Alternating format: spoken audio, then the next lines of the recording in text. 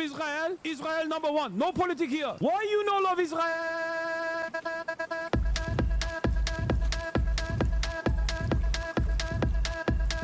Oh, you hate it?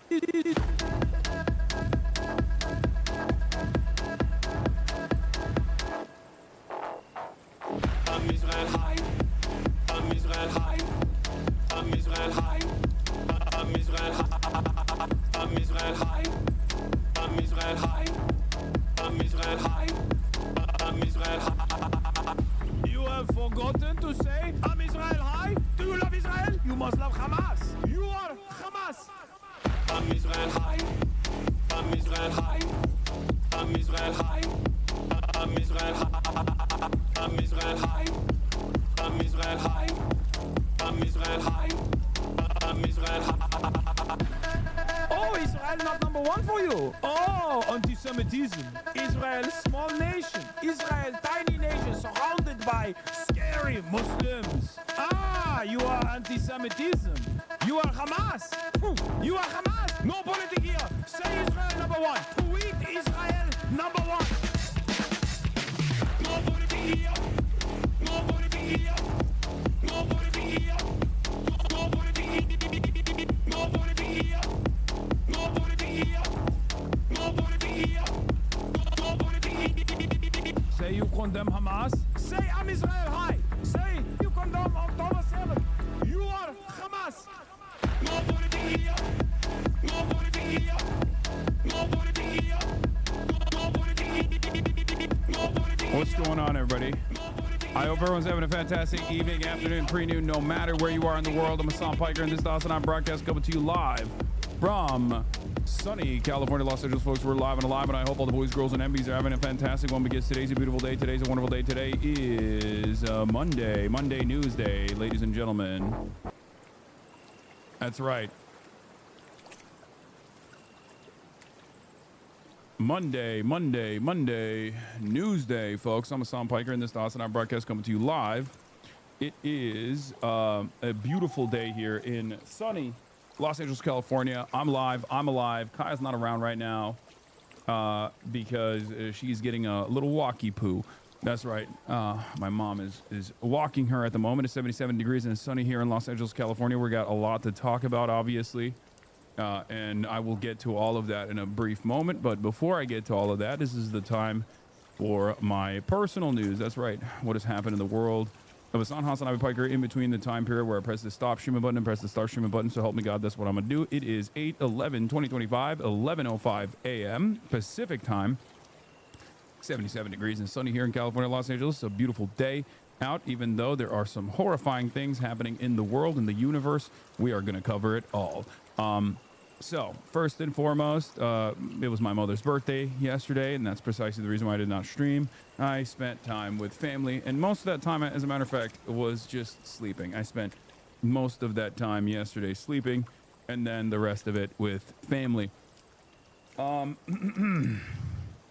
But I will get to that in a second.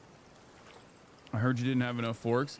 Yeah, I sent a text message to Cutie. I was like, this is the reason why you got to bring my forks back, you demon. But in any case, folks, where was I? Personal news wise, I was in Chicago. I came back. I licked the bean in Chicago. Did I get COVID-25 from the bean? I don't think so. I think I survived it. Allah korusun. Okay. You know, I think God has protected me, even though I licked the bean. I tempted fate, but hopefully I'm fine.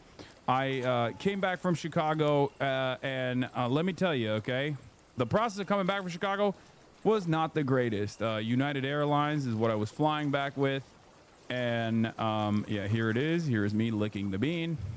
For those of you who don't believe it, this is something you have to do in order to become a Chicagoan, okay? But basically, after that, we ended the broadcast, and one of the things that March and I came to the conclusion of is that I got hella motion in Chi City, in Chirac. Like, I would say almost as much motion in Chicago as I do in Los Angeles, perhaps even more motion in Chi City, in Chirac, than I do in New York. It's crazy. Like the amount of times I get stopped randomly off stream, on stream, it is crazy, dude. You do it in more places than you think, man. Thought you said you weren't streaming today. I didn't say that. But lots of Hasanabi heads in Chicago.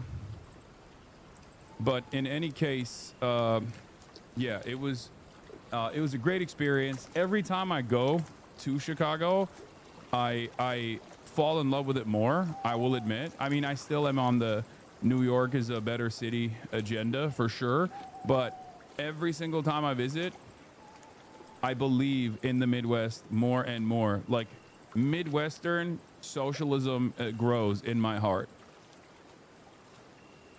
It's the same as LA, except people can actually travel in the city less than 5 hours to see you. No, I'm talking about like randomly. I'm walking down the street and there's like people that go crazy. But what was I going to say? Oh, so lick the bean, get on the plane, pack our stuff, get on the plane. Plane is, of course, delayed. Expected. Plane is delayed by like 2 hours. So we just sit around. We find the lounge. We have to pay for it. We just like sit around in the lounge, eat some of the worst food of all time. Finally get on the plane. The plane doesn't even have in-flight entertainment. I basically half raw dog the flight. Plane doesn't have in-flight entertainment. I don't have anything downloaded. I'm raw dogging it. I was like, all right, I guess I gotta raw dog it. That, or I have to read the books that people gave me at the DSA convention. And let me tell you, I was not starting the zines or zines or whatever you call it. So bro, why do you never get pics on these trips? L influencer. I know. So I had nothing locked down on my phone with the exception of K-pop Demon Hunter, and it was amazing. For the record, I watched K-pop Demon Hunter, and let me tell you, that movie is fantastic. I'm not even a big K-pop guy, but it was awesome. It made me tear up. At times. The plane was so old, it did not have in-flight entertainment. Like, it didn't have a TV screen, and it also had outlets that weren't working. Like I had to basically hold it up. I had to hold up the outlet on the side so I could keep charging the phone so I could watch K-pop Demon Hunter. And it was awesome. What is this? Your idol, Saja Boys, K-pop Demon Hunters? What?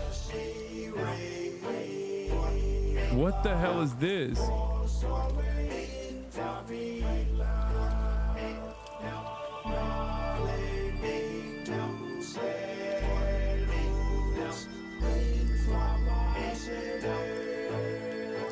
be your idol, keeping you in check, keeping you obsessed. Play me on repeat, cause I'll see in your head. Anytime it hurts, play another verse. I can be your sanctuary. No, I'm the only one right now. I will love you more when it all burns down. More than power, more than gold. Yeah, you gave me your heart, now I'm here for your soul. I'm the only one who loves yourself. I think Soda Pop is better, by the way. For the Saja Boys, Soda Pop is a better song than this. Listen, cause I'm reaching to the choir. Can I get the mic a little higher? Give me your desire. I can be the star you rely on. There's heat and you can't look away. Don't you know I'm here to save you? Now we running wild. Yeah, all you need, I would be your idol. Please, this man is deploying the National Guard in DC. I know. I mean, what are we supposed to do? You know what I mean? It's just like every now and again, you got to make fun of the fascists while they're doing the fascism. You know what I mean? Like, what are we supposed to do? Just not have fun at all? No fun allowed? It's just, it's over, you know? You can have a little bit of gallows humor if you're experiencing it currently. Anyway, so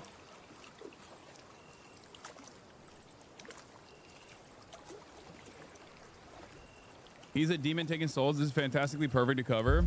Oh, shit. Not a thank you, super talk your idol. Thank you for the pain, cause it got me going viral. Okay, so in any case, yeah, watch Demon Hunter. It was great. Definitely liked it. Then yesterday I spent most of the day just sleeping. Didn't do anything else. I get what you're saying, and I hate feeling so lived up, but it's hard having fun when the country is disintegrating in front of our eyes. Okay, but you're on Twitch, okay?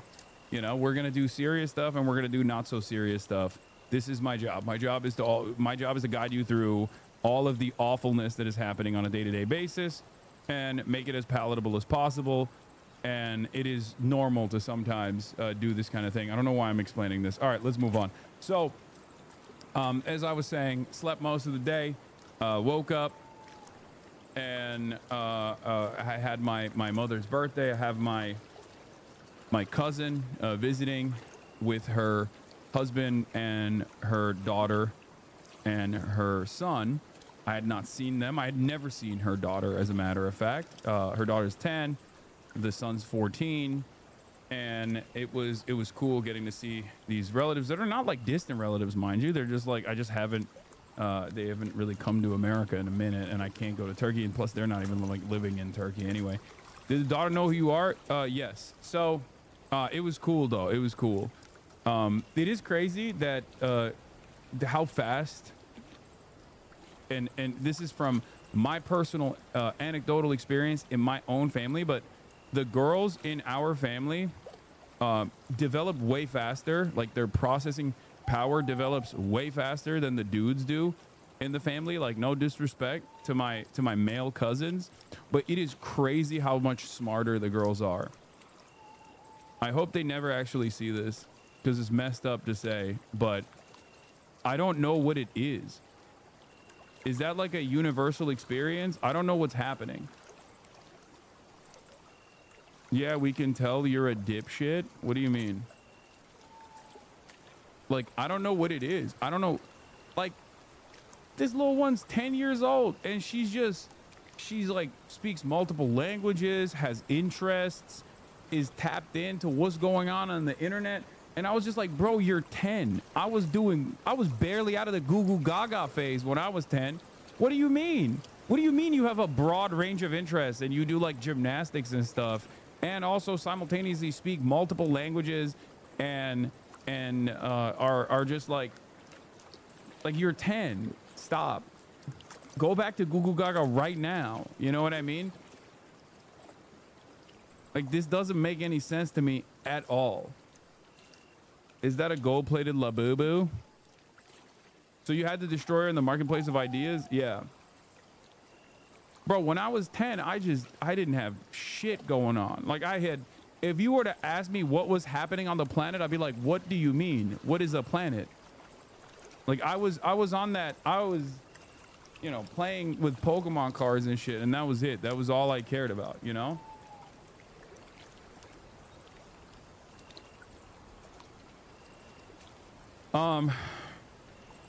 Teach her Marxism right now, bro. She's gonna teach me Marxism in a couple of years. What are you talking about? It is pretty crazy though, because like I kind of saw a version of this. I guess there is a universality to this, because like there were literally like 10 and 12-year-old girls that came up to me at the school supply drive that we were doing, that we attended in the South Side, and it was like they were fans, which blew my mind. Like, I feel like 10, 12-year-old boys are just like straight up beaming Andrew Tate into their fucking prefrontal cortex before it develops. Meanwhile, you got 10 and 12-year-old girls just like watching the Hasanabi broadcast. Children know too much nowadays is correct though. They need to know less. They need to know less. They learn less now, okay? Everybody, stop learning. You're 10.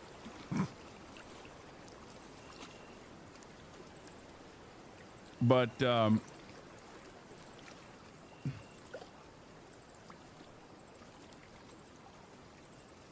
my 10-year-old's interested in hockey, Roblox, yeah. We're always on Nazi watch and Pokemon cards, yeah. Now you have to stop spamming the F word every broadcast? No, for sure. So, right-wing Hasanabi, everyone stop learning and listen to Donald J. Trump. Yes. That drive was at the high school I went to. It was crazy to see you in the hood, and we really appreciate the positive spotlight. Bro, I'm of two minds on this, okay? On the one hand, it was shocking how different it is than the way people perceive it and the way people promote, like, south side of Chicago. But on the other hand, I kind of want to maintain the appearances that it's, like, a terrifying place to be at, because I don't want people to gentrify it, because seemingly there is a sense of community there. And also on top of that, there's, like, affordable housing there. You know what I mean? You don't want... On the one hand, I want to be like, you guys are so dumb for thinking that, like, the South Side is this, like, terrifying place. I mean, sure, there's problems, but like, very clearly, there is a community there. Very clearly, there is, like, a social fabric that is in a state of there's a permanent social fabric that is, like, repaired by the people that live there. But then also at the same time, like, if white people and capital owners in general caught wind of that, I feel like they would just go in there and start building fucking Whole Foods down the block, and the private equity would just chop down what remains of, like, these affordable houses that exist there, and it would turn into yet another playground for speculative for traders and VCs and BlackRock. And, you know, that's why I'm saying you have to, like, sometimes take out your gun and just shoot it in the air a couple times, and that's like rent control, you know? Like, it makes sense. It makes sense to do that every now and then, you know what I mean? Like, that's literally just like doing a little bit of that is like community defense almost, where you're just like, hey, don't come here. Yeah, it's just that's basically rent control and avoiding gentrification. We'll do the I fell in love with my psychiatrist part 2 later today.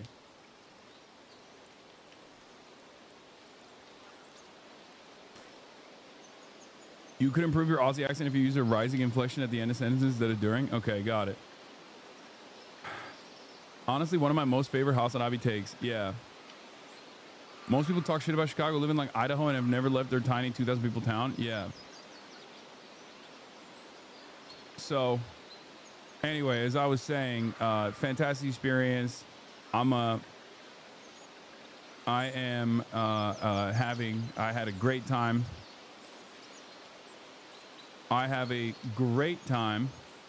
I had a great time in Chicago, and that's it. That's all I got. Philly is way worse than Chicago. Like, you would get killed if you went to Philly. Bro, people say this, but, like, that's not the case, okay? Please stop saying Chirac, please, bro. That's how you lose that motion in Chicago. Okay, I'm memeing when I say that. I'm, like, making a joke about people saying that.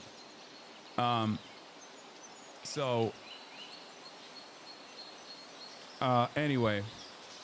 Also, I've been to Philly many times. Did you see what happened in Diamond Street in Philly? No.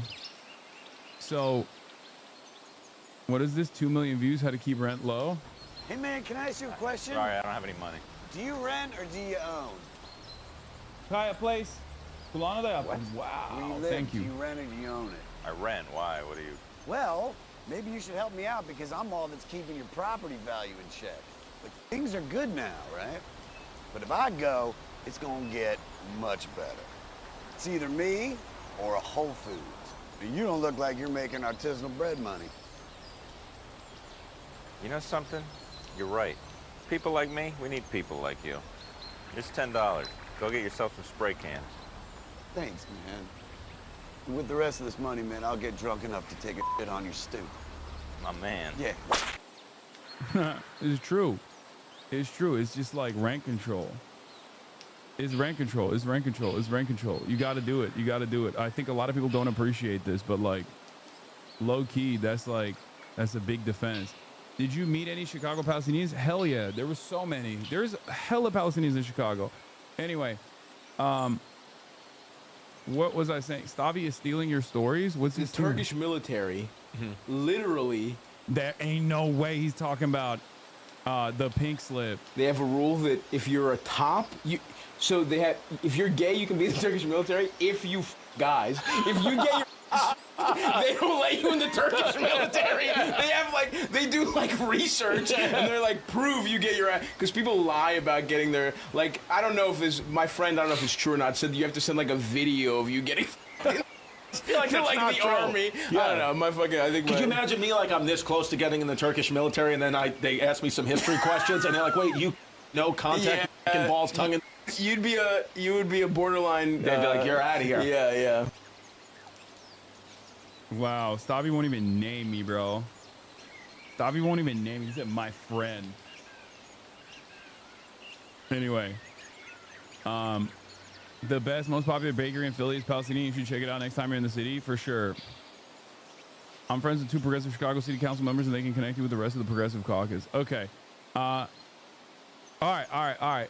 Anyway, Chicago was wonderful, and then yesterday, I did the family thing. It was great, and I'm glad I took one day off. Yeah, Chris DiStefano knows who I am. Of course, I've been on his podcast before, but.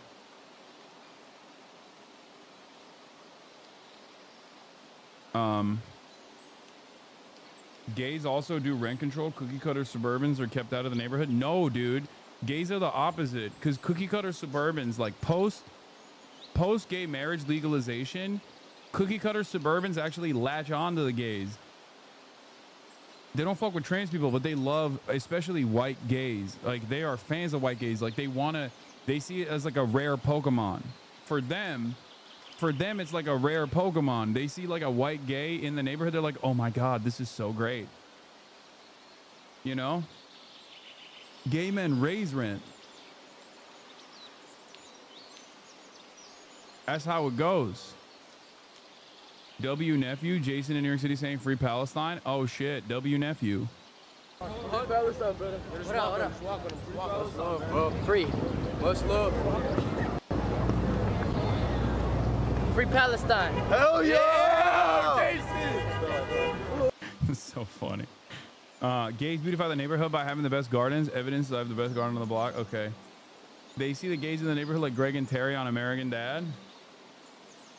Finish the TikTok about the psychiatrist. Okay, calm down. I'm gonna do that later. Okay, I'm not gonna do that right now. It's Monday News Day. I didn't stream yesterday. There's a lot happening in the world. Obviously, we're gonna be talking about all that stuff, and then we'll get to the TikTok lady.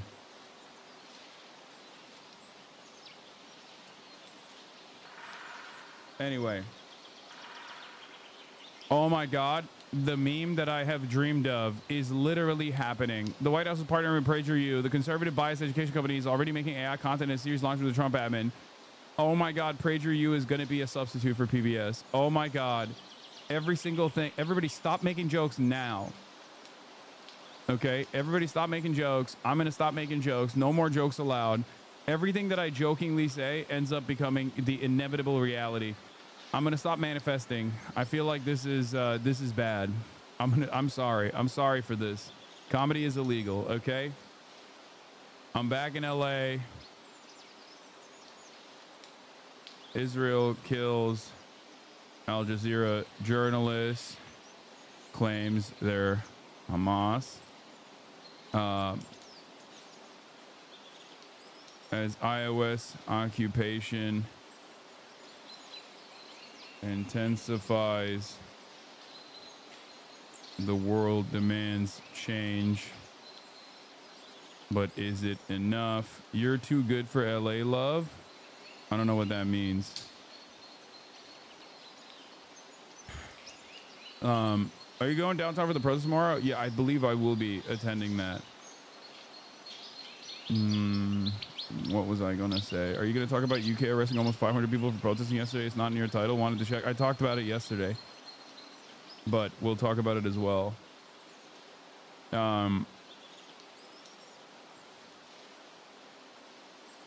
TRUMPxPUTIN summit.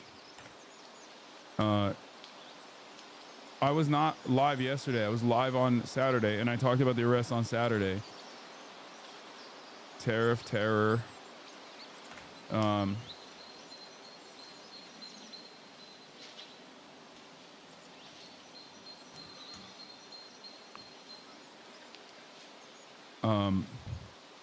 Dem answers on On the side. Falls short. Tariff terror. TrueAnon on the broadcast to talk Epstein. TV slide house.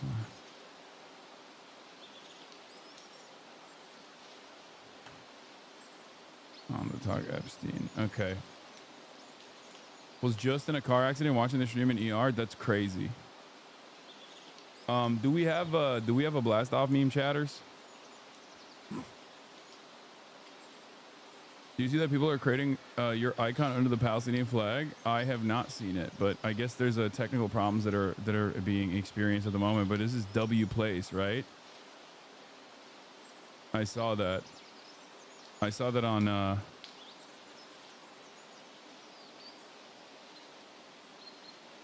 I saw this on Twitter.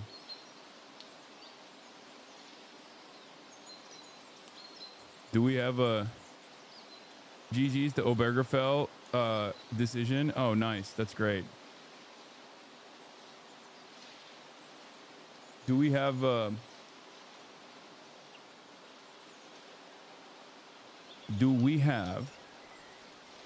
blast off meme? Because I feel like we should. And everyone is just like sending me whatever they want me to cover rather than sending me a blast off meme. What's going on? I posted a blast off meme in Orc City. Okay. No. Use this for blast off. What is this? Okay. I'll use that one. All right. Let's do it. Make your own meme, bucko. Every day of my life is a meme. All right, let's do it. We're blasting off, ladies and gentlemen. Let the people know. Let the people know. Are you going to cover Trump in D.C.? Yes. Yes. Trump trying to push for the federal, for the National Guard to federalize the police force of D.C. and Trump trying to use like the Department of Homeland Security agents to do like regular crime prevention in the streets of DC is something that I'm going to talk about. I have talked about it already. I briefly covered it, but I will continue talking about it. First Reply being Aiden owns you is crazy. That's not that crazy. He has many botters that actively, I mean, this is the most they can do.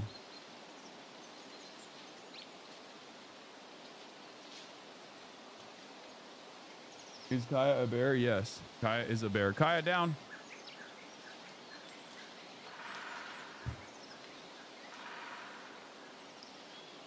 Thieves target Tennessee National Guard facility, stealing night vision goggles and more. Seems like an inside job per article. Oh, this morning I also did the Thomas Bilio podcast, and he's like a big like entrepreneur guy.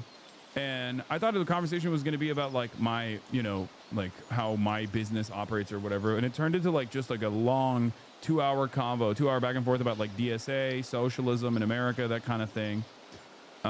So it was interesting. Minus 20K. Yeah. Yeah, exactly. Also, there's Hasanabi heads everywhere, including the editing team of institutions such as that.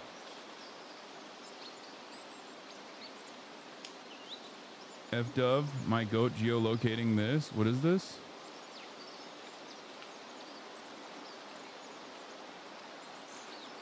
The Israeli-Ukrainian terrorist tauntingly shared footage from his location in Gaza, inviting internet geoguessers to identify the spot in an area they have recently flattened. That's crazy. Genuine question. Why are we not going to watch the new Jubilee? I don't even know what the new Jubilee is, but we have a blanket ban on Jubilee in general.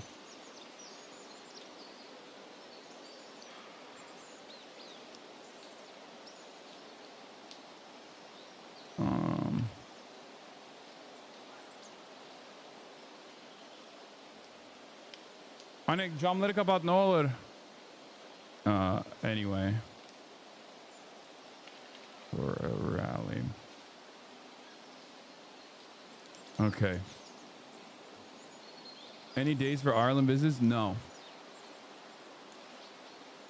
Hassan, why do you propagate hate? You fucking... I think this is the F slur. Mug slime.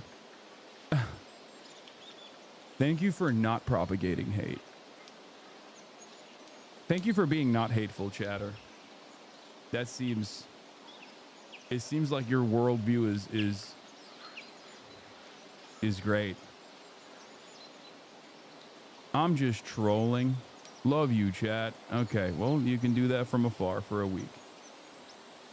All right, woke of the day, not even an hour in. That's not woke of the day. That is probably the hate of the day, hater of the day. My sister says she sees supporting Trump as a red flag. That's a good red flag, among many others. I heard you got a Chicago handshake. How'd you like it? How did you like it, Law? Nice welcome from my city. It's horrible, and I do personally think that that it's like Chicago people that personally present that as like a Chicago thing. Like they are doing an own goal there. Like there should be, in my opinion, if I'm a dude from Chicago, born and raised, I'm trying to stay away from Malort and any associations that Malort might have with my city. Okay, I'm actively telling people like, nah, I don't know what you're talking about. That Malort stuff, that's not us. Like that's like Michigan. Michigan lied and said Chicago made Malort its like national drink or whatever. It's like city drink. That's what I'm doing. You know, it grows on you. No, like a fungus, maybe like a parasite.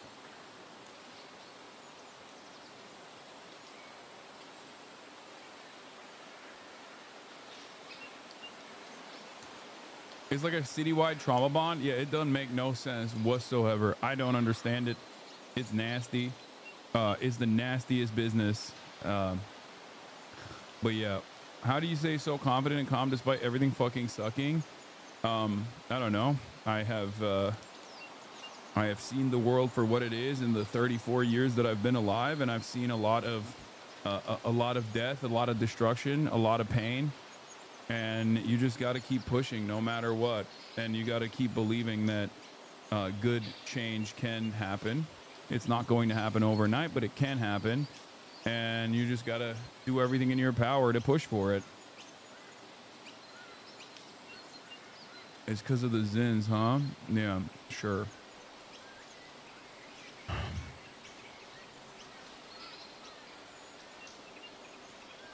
He says in the most monotone voice ever. I mean, it is what it is. That's just my voice. Anyway, let's continue. So, Trump pauses the China tariffs again. It's so cool that he's just destroying China. He's destroying and then saving China over and over again. But it's very clearly a technique to dominate China in the marketplace of tariffs, in the marketplace of ideas in general. You know, it's clear. Excellent 5D chess move, sir. Sir, it seems like it seems like you're really destroying China by basically tariffing everybody else but China.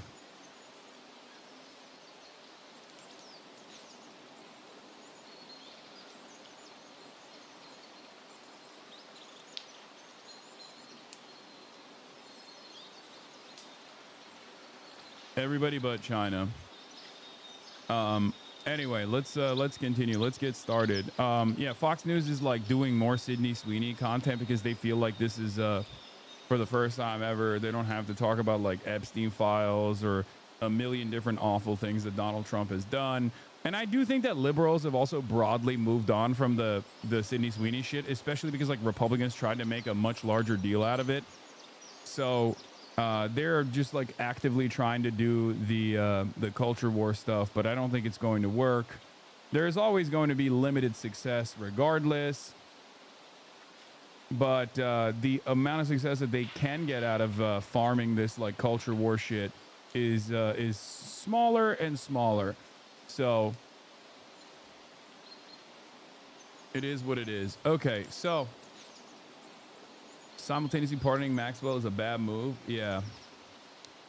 I did cover Mo Salah. All right, so Trump is deploying National Guard to D.C. and also placing the police under federal control. All of this started because of Big Balls. Big Balls was beaten up by a group of rowdy teenagers, according to the police.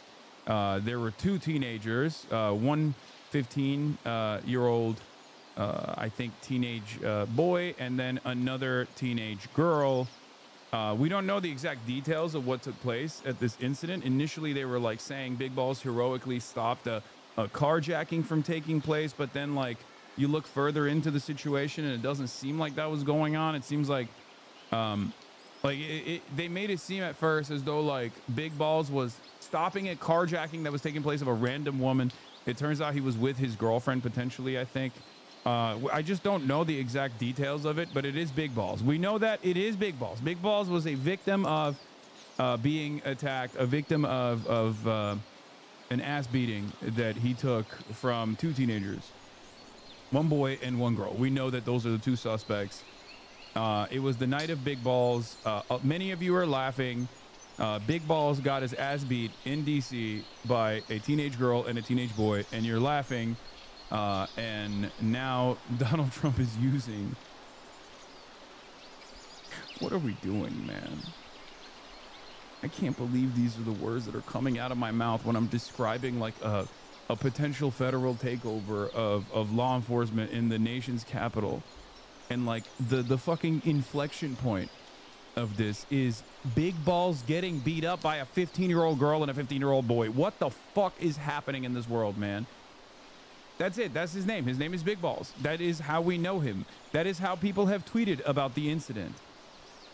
None of this makes sense.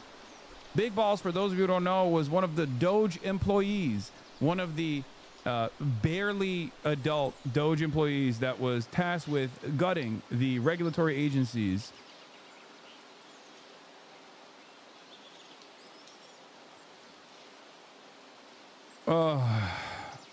God damn. Anyway, here is Donald Trump taking the initiative. Trump walking up to the podium. Let's listen. I've been up here a lot. I've never seen a crowd like this. I think we need a ballroom, and that's happening. It's going to be a beautiful ballroom. This is really a lot of people, most I've ever seen in this room. And we're here for a very serious purpose. Very serious. Big Balls was beaten up. Very serious purpose. That's the very serious purpose we have here. We will never allow Big Balls to be beaten up ever again. He got beat up, but we won't let it happen again. This purpose, something's out of control, but we're going to put it in control very quickly like we did on the southern border. I'm announcing a historic action to rescue our nation's capital from crime, bloodshed, bedlam. Yeah, by the way, D.C. and many other American cities, of course, are experiencing the lowest level of crime. D.C. specifically, I think in like 3 decades, lowest level of crime. So, like Donald Trump saying that this is like crime is out of control is just a relitigation of shit that is not happening. Once again, invent a problem that doesn't actually exist or a trend that is going in the positive direction, act as though it's actually in the negative direction, lie about it. No one is going to check you anyway. And then what do? You have to fix this problem that you keep claiming is going on. Okay? This is virtually everything that this administration has done. Literally every time this administration identifies an issue that's taking place, it is basically a direct reversal of the reality. Okay, reality on the ground, immigrants are not actually contributing to crime in meaningful ways. As a matter of fact, undocumented migrants are responsible for much lower rates of crime per capita than natural-born U.S. citizens are. Donald Trump keeps claiming consistently that migrants are actually rapists, drug dealer, murderers, and they're doing tremendous amounts of crime. They're beheading people, hundreds of thousands of Americans a day or whatever the fuck. No one actually checks them. And then when he comes into power, he's like, well, we got to do some sort of immigration enforcement. Lo and behold, it turns out we're not actually apprehending these rapist, drug dealer beheaders. We're just apprehending regular-ass people that have been fucking working at the goddamn fields to make a fucking penny to give back to their families. That's why they're doing these Home Depot raids, as a matter of fact. Is that where the MS-13 decapitators are at? That's what they're waiting at? They're waiting at the Home Depots in Hollywood. There's a Home Depot. There's a bunch of day laborers that are undocumented migrants that are waiting there. You think they're fucking waiting for, what kind of day labor are they waiting for? A decapitation and an assassination contract? Is that why? They're waiting outside a Home Depot for someone to roll up and be like, hey man, can you please decapitate my enemies? Is that what's going on?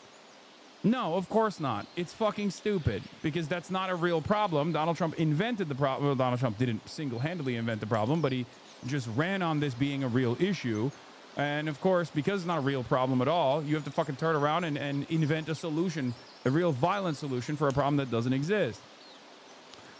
Same goes for crime in DC. Is there crime in DC? Certainly. DC is also a majority black. I mean, it's a very black city, okay? This is part of the reason why Donald Trump wants to do tremendous enforcement in DC. There's also obviously a housing crisis in DC as there is everywhere else. So there's homelessness there too. And he wants to just like do violent seizures and violent apprehensions in DC. And in an effort to make sure that this kind of attitude sticks, you got to just like point to one instance of crime to say this is out of control. We got to fucking stop it. And it turns out it's 2 teenagers that jumped big balls. That is the reason. Yeah, of course, violent crime is at a 30-year low in DC, but don't let real information get in the way of creating a comfortable narrative, right? A violent, reactionary, right-wing narrative. Of course, too many newsrooms are just parroting the Trump admin's claims about crime and reporting on what's happening in D.C. as the National Guard is deployed into a crime crackdown. Violent crime in D.C. is 30-year low. Total violent crime for 2024 in the District of Columbia is down 35% from 2023 and is at its lowest as it's been in over 30 years, according to data collected by the Metropolitan Police Department and announced by the United States Attorney Matthew M. Graves. A breakdown of data is available here. In addition to overall violent crime reduction, homicides are down 32%, robberies are down 39%, armed carjackings are down 53%, assaults with a dangerous weapon are down 27% when compared to 2023 levels, with the district reporting the fewest assaults with dangerous weapons and burglaries in over 30 years. That's where we're at. It's like, crime is out of control. Look at how many black people are around. That's basically what it is. You know, do not let actual information, the truth, empirical evidence, and all the other gay woke shit like that get in the way of crafting a fucking right-wing narrative that justifies the military coming in and I guess like doing violent seizures and violent crime tackling. Okay, fake stats are woke, they're gay, it's made up. That's basically what it is. Okay, it's also, we're in a permanent state of like, what are you gonna fucking do about it with this administration? So, you know, they don't even care. They don't even care about this. And squalor and worse. This is Liberation Day in DC, and we're going to take our capital back. We're taking it back. Under the authorities vested in me as the President of the United States, I'm officially invoking Section... What changed reduced crime so substantially? Crime rates increased dramatically due to COVID instability, and then it's normalizing once again. That's what's the major factor here. That's it. That's all it is. Crime has been on a consistent downtrend for decades at this point. What these guys mean when they talk about crime, what they mean is visible poverty, okay, homelessness, and you know, storefronts closing down, shit like that, which is a direct product of bad policy. And the only way to tackle that issue is by doing good policy that actually improves the material circumstances of working class Americans. But obviously they won't do that because that's fucking extra woke and extra gay, extra socialist, right? So they have to do like violent apprehension, which is fascist. It's on the exact opposite front.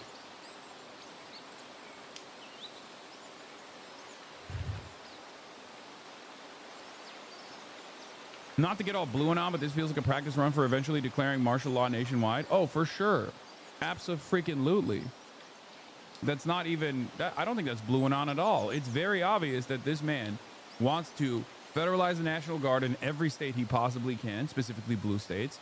Red states will obviously implement the National Guard at the Trump's behest regardless. and he wants to violently and forcibly go through this process and take control over every single fucking country. It's interesting because like there is no sophisticated false flag operation or a psyop that they're implementing. They're basically just saying there's no need for it anymore. You can just have Donald Trump say there's a lot of crime happening in this area, so we have to literally use the military to stop it. And people will go, okay, I guess we do. Like, there's no need for any sort of, there's no false flag operation. There's no like, CIA comes in and like it does some kind of like intervention or whatever. The president just says it. There's no pushback from the media ecosystem. So obviously, whatever he says goes. And before you know it, you're like, I guess we just have military on the streets. Great. 740 of the District of Columbia Home Rule Act. You know what that is? And placing the D.C. Metropolitan Police Department under direct federal control, and you'll be meeting the people that will be directly involved with that. Very good people, but they're tough, and they know what's happening, and they've done it before. In addition, yeah, the fact that the victim was big balls, it makes it even crazier. Like maybe that's the fucking false flag. Who knows, right? I don't think so though. But it does make for an insane story. It makes for quite a stupid story. You know, our big beautiful balls was attacked in a carjacking by teenagers. We will put an end to teenage crime by force. We will make the military shoot the teens. Deploying the National Guard to help reestablish law, order, and public safety in Washington, D.C., and they're going to be allowed to do their job properly. And you people are victims of it, too. You know, you're reporters, and I understand a lot of you tend to be on the liberal side, but you don't want to get mugged and raped and shot and killed. And you all know people and friends of yours that happened.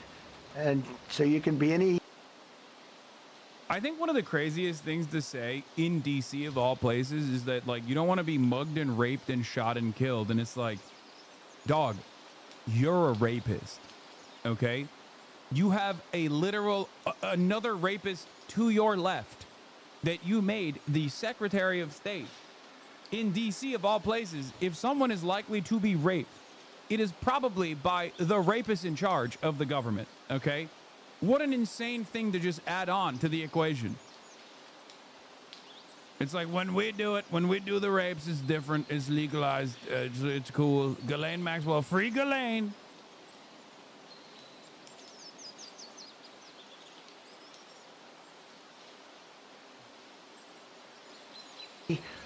Anything you want, but you want to have safety in the streets. You want to be able to leave your apartment or your house where you live and feel safe and go into a store to buy a newspaper or buy something. And you don't have that now. The murder rate in Washington... D.C. Violent crime in D.C. 2024 to 2025 year-to-date comparison. They just slam it right next to him saying this. Homicide down 12%. Sexual abuse down 49%. Assault with a dangerous weapon down 20%. Robbery down 28%. That's the woke D.C. Met Police. D.C. Met Police is lying because they're woke. Believe me, folks, they're lying. They're lying to the American public about how the crime is down. It's up. It's up. Why do I know it's up? Because I said so. We are going to fire the statistics guy at DC Metropolitan Police, and we're going to put whatever numbers we say is happening.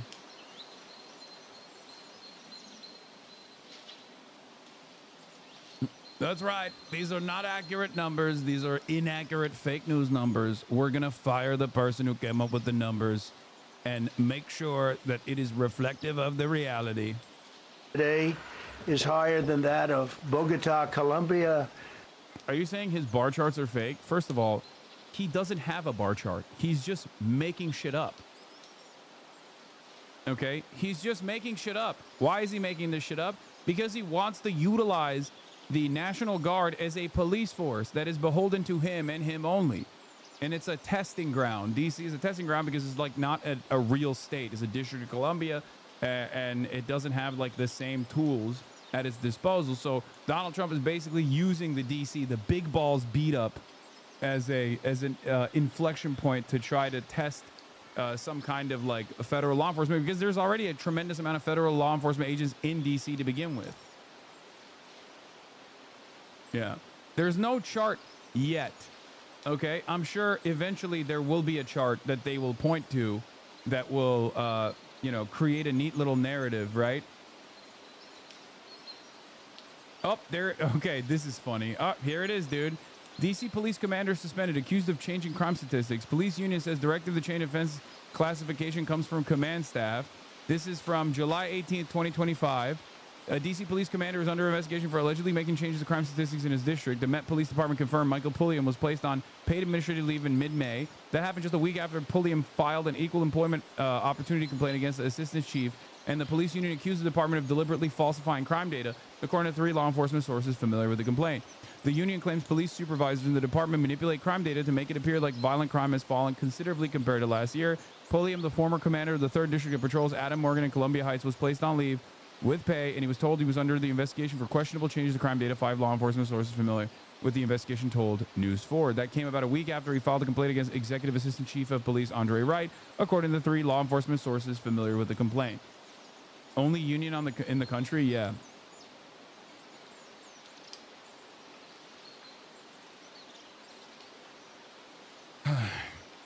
Yeah, they have a dispute. They have like a separate dispute, and I guess like this is what they're saying. Union officials said there's a larger trend of manipulating crime statistics.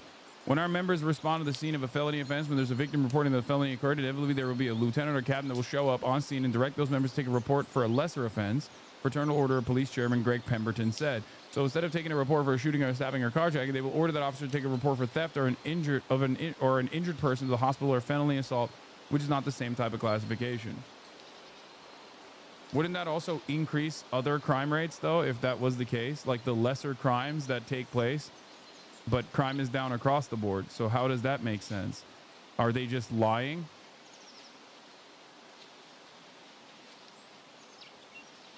If that was the case, then certain types of crimes that are lower offenses than, like, aggravated assault with a violent firearm as opposed to like a misdemeanor, that would increase. But they're all decreasing. Because this is different than like, massaging the numbers. The police department's command staff is focusing on 2 categories in order to get the numbers to fall, Pemberton said. Armed with a dangerous weapon and injured person to the hospital. When management officials are directing officers to take reports of felony assault, if they're going back to the police databases and changing offenses to felony assault is not a category of crime that's listed in the department's daily crime stats. It's also not something that's a requirement of the FBI's Uniform Crime Reporting Program. So by changing criminal offenses, for example, ADW bat or ADW assault with a deadly weapon gun to a felony assault, that would avoid both the MPD and FBI reporting as a part of the felony offense.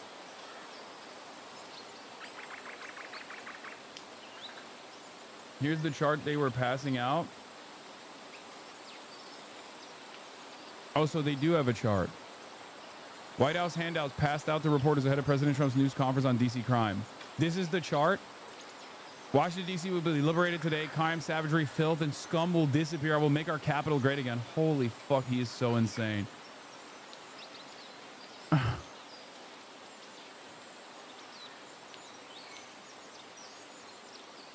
The days of ruthlessly killing or hurting innocent people are over. I quickly fixed the border. 0 illegals in the last 3 months. D.C. is next. Thank you for your attention to this matter. Criminals removed from D.C. streets this weekend. And then it's just like photos of 3 guys. Arrested for possession of controlled substance, oxycodone, and hashish. Arrested for carrying a pistol without a license. The firearm was recovered. Charged with possession of a firearm, possession of unregistered ammunition, possession with intent to distribute narcotics, and carrying a pistol without a license. Arrested for DUI. Arrested on a warrant out of Georgia.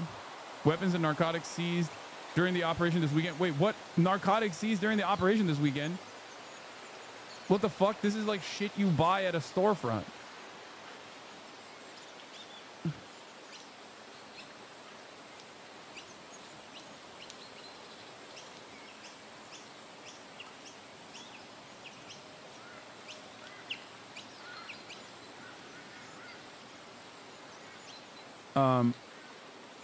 Bro, this is a 10th grader made in Microsoft Word. I mean, yeah. Yeah, from immigrant crime to black crime, the conversation quickly shifted to a more comfortable territory that Americans know and Americans love talking about. One could even say that immigrant crime was an extension of like black and brown crime. You know, POCs, they're doing crimes, and now we're back to the age-old hits. These violent black criminals must be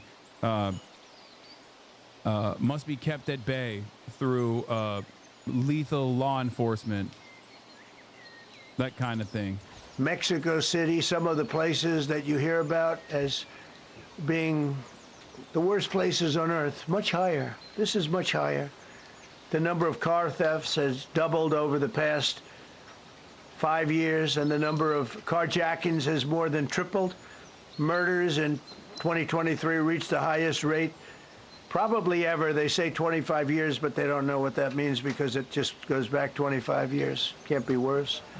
Our capital city has been overtaken by violent gangs and bloodthirsty criminals, roving mobs of wild youth, drugged out maniacs and homeless people. And we're not going to let it happen anymore. We're not going to take it. Just like we did on our southern border. Nobody comes through our southern border anymore. 3 months in a row, we had zero. I don't know if that's right, but the people that do the work, it's a very liberal group of people, actually, and they actually said zero for the last 3 months. Nobody thought a thing like that was possible. And, you know, when you say take a look at numbers, I just saw some... Don't get me wrong, like America's rooted in racism, but isn't this like incompetent fascism? If people are mad at ICE, I feel like target black people radicalize most Americans more. No, this is incompetent fascism. There's no other way that these guys can actually implement fascism. They're incompetent. This is just, I mean, American fascism also doesn't have any sort of like significant institutional hurdles. American fascism does not have any sort of like serious left-wing pushback. So in the absence of like serious left-wing pushback, you can be incompetent and fascist in this way, in broad daylight.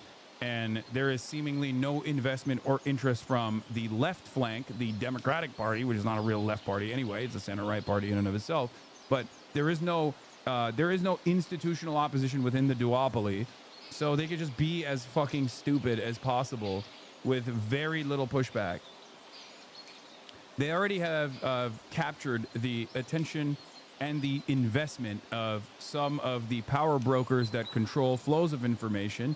On the one hand, you have the Fourth Estate, mainstream news and mainstream press owned by billionaires. Donald Trump goes to them and says, hey, play ball and I will help you. Some of them actually do play ball. Others that actually have any sort of like ideological opposition, because there's no real investment in like covering things truthfully, but there are, I guess, like different interests that some billionaires might have over others. And the ones that actually do cover things that make Trump look bad, for example, Donald Trump will go and sue in the court system. He's been doing it nonstop. And guess what? Lo and behold, there are a fuck ton of law firms that actually offered pro bono legal counsel, free of charge legal counsel to this administration early on. And then beyond that, there's mainstream or non-mainstream resources of information like independent media. Independent media is obviously a little bit trickier to deal with, but you can have a lot of these also incredibly powerful, wealthy billionaires basically tweak the algorithm to the best of their ability to create an unlimited flow of right-wing reactionary propaganda, as you've seen in the ways that it unfolded on Twitter, and the secondary impact that that had on all of these other platforms as well. That's why there's so much neo-Nazi sentiment flying wild. And here we are. This is it. This is where we're at. We're getting value-tained. Some charts. These are different cities throughout the world. Red is, okay, the red is a place called Washington, D.C. Look at these. Baghdad is, we doubled up on Baghdad. Panama City, Brasilia, San Jose, Costa Rica, Bogota, Colombia, heavy drugs. Mexico City, I mentioned, Lima, Peru, all double and triple what they are. So do you want to live in places like that? I don't think so. I don't think so. And I think the people in this room, if you wrote correctly, you'd see, look at the kind of numbers we have. D.C., 41 per 100,000, number one that we can find anywhere in the world. Other cities are pretty bad, but they're not as bad as that. That where you want to live? The reporters of the world? Juvenile offenders and crimes against persons, as they say. It's getting worse. Not getting better, it's getting worse. And we had a recent indication. There was a story about a man who was just left. He quit because he was asked to do phony numbers on crime. And we're going to look into that. I think Pam is going to be looking into that. But he was asked by the city, I guess, that we don't want to show the real numbers. Let me do numbers so it looks like it's going down. Not going down. And under Biden, it was a disaster. And nobody did anything about it. We're going to do things about it like you wouldn't believe. It's time for dramatic action. We're going to do the same thing over here. It's going to be a very safe city very soon. We're not looking to just take years, because a lot of people die in years. And we've got incredible people in this country, except we have to allow them to do their job. And that we will deliver like nobody's ever delivered before. I actually think it's easy. You know, if you're competent, it's easy. If you're incompetent, it's impossible. But I'm very competent. Last week, my administration surged 500 federal agents into the district, including from the FBI, ATF, DEA, Park Police, the U.S. Marshal Service, the Secret Service, and the Department of Homeland Security. You know, a lot of nations, they don't have anything like that. They got some police, and they're rough police. They don't have DEA, ATF, FBI, Park Police, the U.S. Marshal Service, Secret Service, Department of Homeland Security. They got some police, but they're rough police, and they do their job. They don't have crime. We're not going to have crime either. They made dozens of arrests, and that's what starts to happen. Again, cashless bail. Watch what we do with that. Today, we're formally declaring a public safety emergency. This is an emergency. This is a tragic emergency. And it's embarrassing for me to be up here. You know, I'm going to see Putin. I'm going to Russia on Friday. I don't like being up here talking about how unsafe and how dirty and disgusting this once beautiful capital was, with graffiti all over the walls. It's another part of it, by the way, because we're talking about safety, but we're also talking about beautification. We're the most beautiful, potentially, capital in the world. We always had. But people come from Iowa, they come from Indiana, they come and then they get... This is a great question. Where is it? Someone said, after the second time, how can people still believe what he's saying? Where did it go? I can't find it. After he got elected the second time, it's actually hard for me to listen to him talk. All the confidence and charisma is gone. How are still people falling for this? It's because of what he's saying. If you noticed, what he's saying is something that many right-wing politicians have said since the inception of the American state. The notion that, like, black and brown people are scary and they're ruining our big, beautiful cities.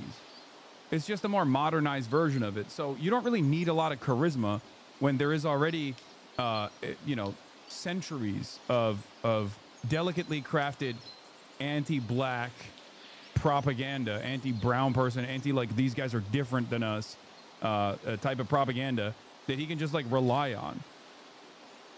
It's not just Fox News. This is far before Fox News. That's why I say, like, anti-blackness is fundamental. It's foundational to American societal development.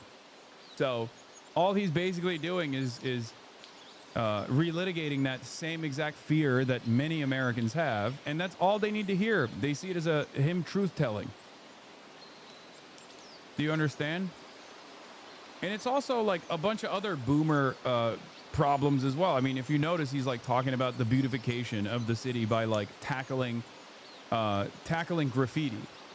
Like, No one under the age of 35 is going to look at that and be like, wow, I'm glad that they're tackling it. Like, that's not a significant problem facing any American, not even 35, under the age of 45. Who gives a fuck if there's graffiti everywhere? Are you kidding me? Make affordable housing happen, okay? People can't live in homes, and you're talking about like people vandalizing the beautiful city with graffiti. No one cares. I don't care. It's graffiti is so not an issue that I would say that like in the millennial generation and onward, people literally commission graffiti artists to do like murals and shit. It's over. Like that's not a real point of contention at all for many people. The reason why he's doing that is because he's an old dipshit, and he is commanding the attention of other old dipshits who do care about that sort of thing and think like, oh my God, it's riddled with crime.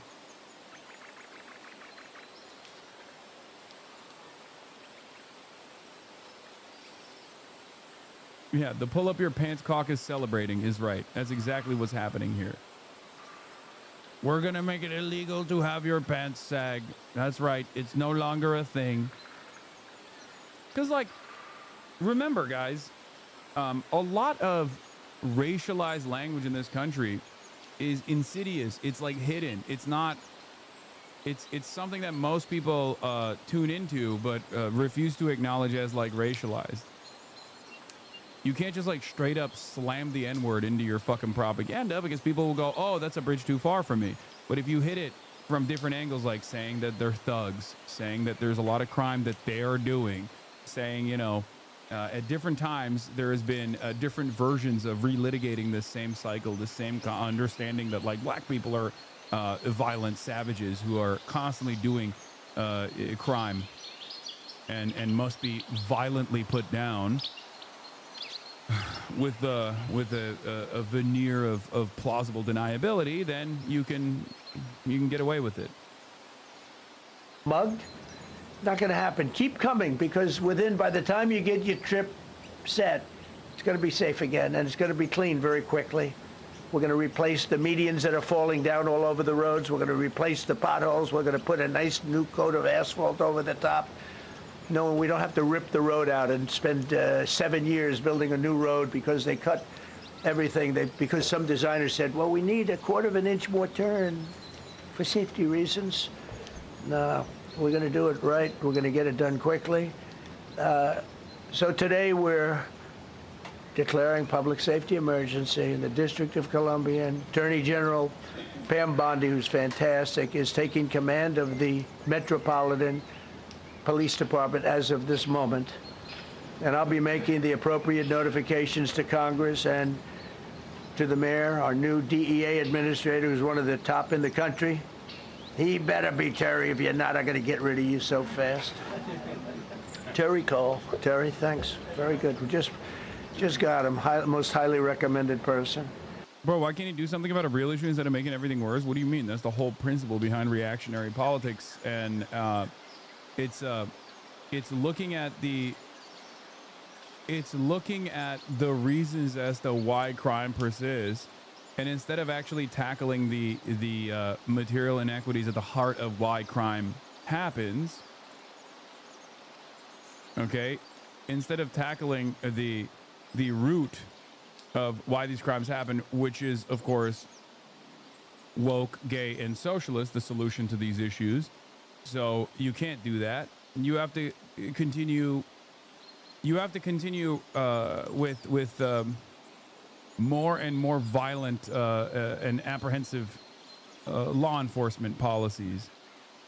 It's just law and order. That's what you got to do. More law and order. More law and order. Which of course exacerbates the inequalities anyway. It doesn't actually solve the problem at all. It maybe like sweeps it away from the public eye for a little bit.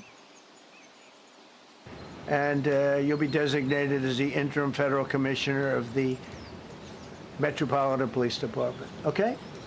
And you run them tough. They're good. You have a lot of good people. You have people that shouldn't be there. You also have people that shouldn't be there. They got in there because of woke. But you have a lot of great police, and those people are the ones that want to help you. Pamela, it was more than an hour. You got people in there because of woke. Incredible, man. Incredible. You got people in there because of woke that shouldn't be in there. I mean, what do you say to that? What do you say to that? That's the president, man.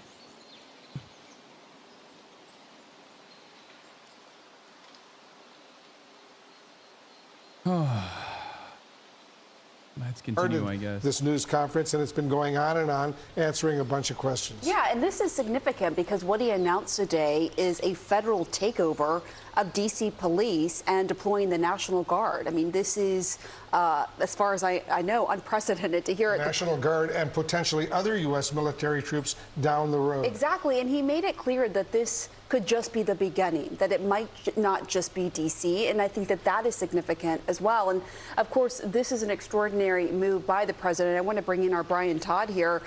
Brian, we're already getting reaction from D.C. council members. We are, Pamela and Wolf. This coming into CNN from Council Member Charles Allen of the 6th Ward in D.C. His post is, quote, the president taking over local control of MPD and putting the U.S. military onto the streets of D.C. under the guise of public safety is wrong. It's an extreme, outrageous, and dangerous move for our city and the safety of all of our residents. He's the first city council member to react to this whole thing. None of them had reacted really last week to this in any real measure. This is the first time a city council member has reacted. Is it blue and on to think this is another Epstein distraction? No, I think this isn't an Epstein distraction necessarily. I think this is just like another part of the broader plan. I don't think it's even blue and on to suggest that this is like the ultimate goal, which is to violently take over any sort of crime enforcement and give it directly to the hands of a much more servile federal law enforcement that is beholden to Donald Trump first and foremost.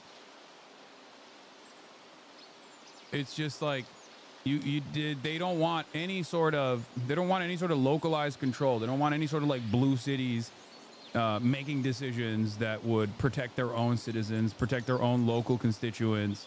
They want basically all control to be in the hands of the administrative state, and they want to engage in a fascist takeover of cities. I think that's what it is. Like, they see the kind of language coming from Zohran Mamdani, for example. And it's like, oh, you do this to DC first, and you have a successful strategy that you've implemented in terms of like a brown shirt fascist takeover over the Capitol, then you can do it in New York City too. It's I mean, it started not with DC, but it started with like Los Angeles. Los Angeles was the blueprint. Act as though crime is completely out of control and forcibly federalize the National Guard against the demands or the interests of the state governance itself, and use that as a threatening military presence to violently stop any sort of pushback from the local citizens. Portland is another example as well. Portland and Trump 1 was a perfect example of this. And I think like it's DC, LA, it will be New York tomorrow. I think that's what I think is going on. And if there's no pushback whatsoever, if there's no mobilization against this sort of thing, and if there's no like institutional setbacks presented by the party that is supposed to be at odds with this sort of thing, then we'll just have a complete fascist takeover with very little hurdles implemented in the direction of making sure that America remains a democracy.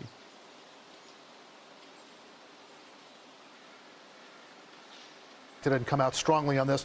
We're also reaching out to Mayor Muriel Bowser's office and the office of the Metropolitan Washington Police Department for their response. We started to reach out to them while this news conference was going on. What's interesting is like there were reasonable grounds for something similar to have been done under the Democratic leadership of Joe Biden with states like Texas, where Governor Greg Abbott was literally going against the interests of the federal government, going against the interests of the administrative state, going against the demands being made at the federal level for how to deal with migration into the country. And yet no such incident took place when there was actually a reason for Biden to do this. You understand? Like, Biden should have done this. This is something that I said Biden should have done. And of course, at the time, many people were like, well, don't you think that that would be a dangerous precedent to set? No, because if a fucking, if a state is deciding that they're just going to violate the aspects of the federal government that have full control over, like, immigration, for example, and they're just going to seemingly decide on their own what to do, and then they're going to do human trafficking, which is what Greg Abbott and Ron DeSantis famously did when Biden was president, then you have to punish them. Otherwise, if you don't fucking punish them, they're just going to continue doing it. And what I was demanding at that point was was actually doing law and order, not like a fake made up crime, or not like a normal part of existing in a city that already has like local forms of policing to deal with these sorts of things like carjackings and the like, but instead like a state directly violating orders from the federal government. And Biden didn't do it, and Republicans still ended up doing it anyway.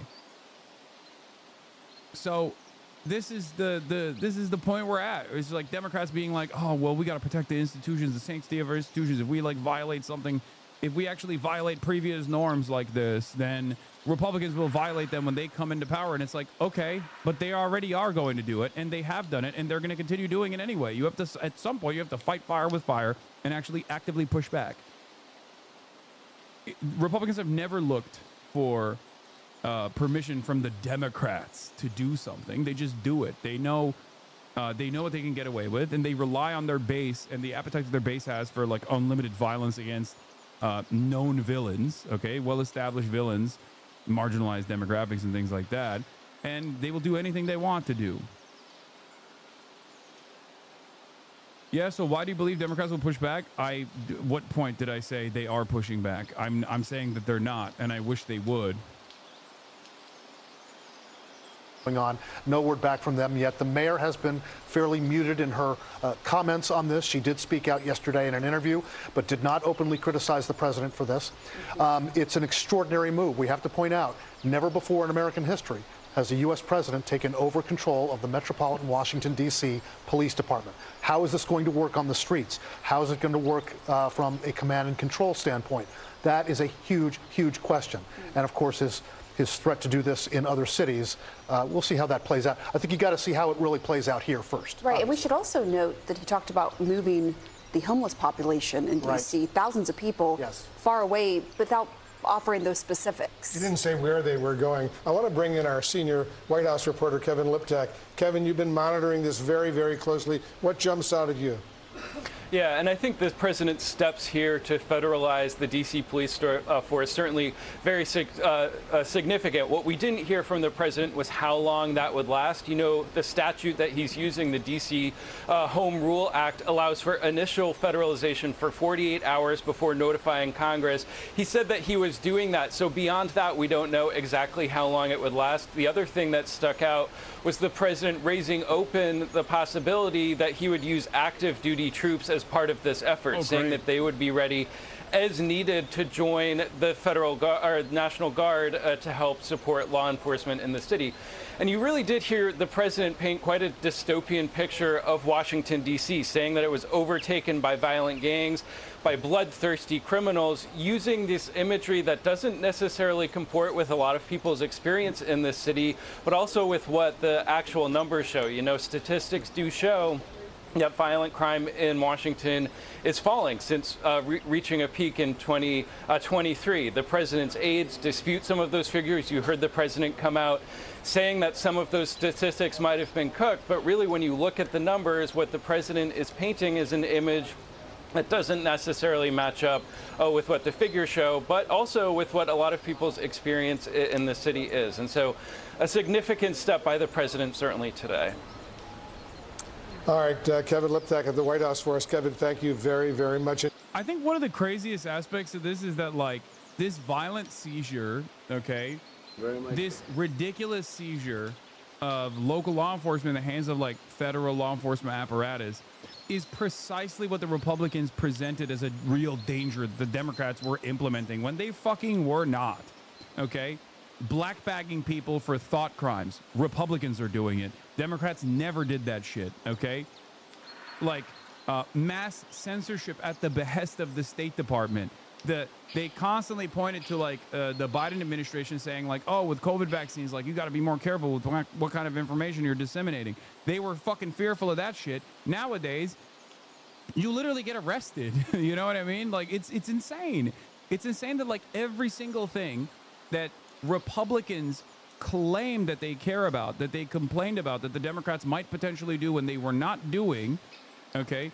When a Republican president is doing it, they're all fucking celebrating it, okay? Black bagging people for thought crimes, literally happening in this goddamn fucking administration. No issues whatsoever. The idea that, like, the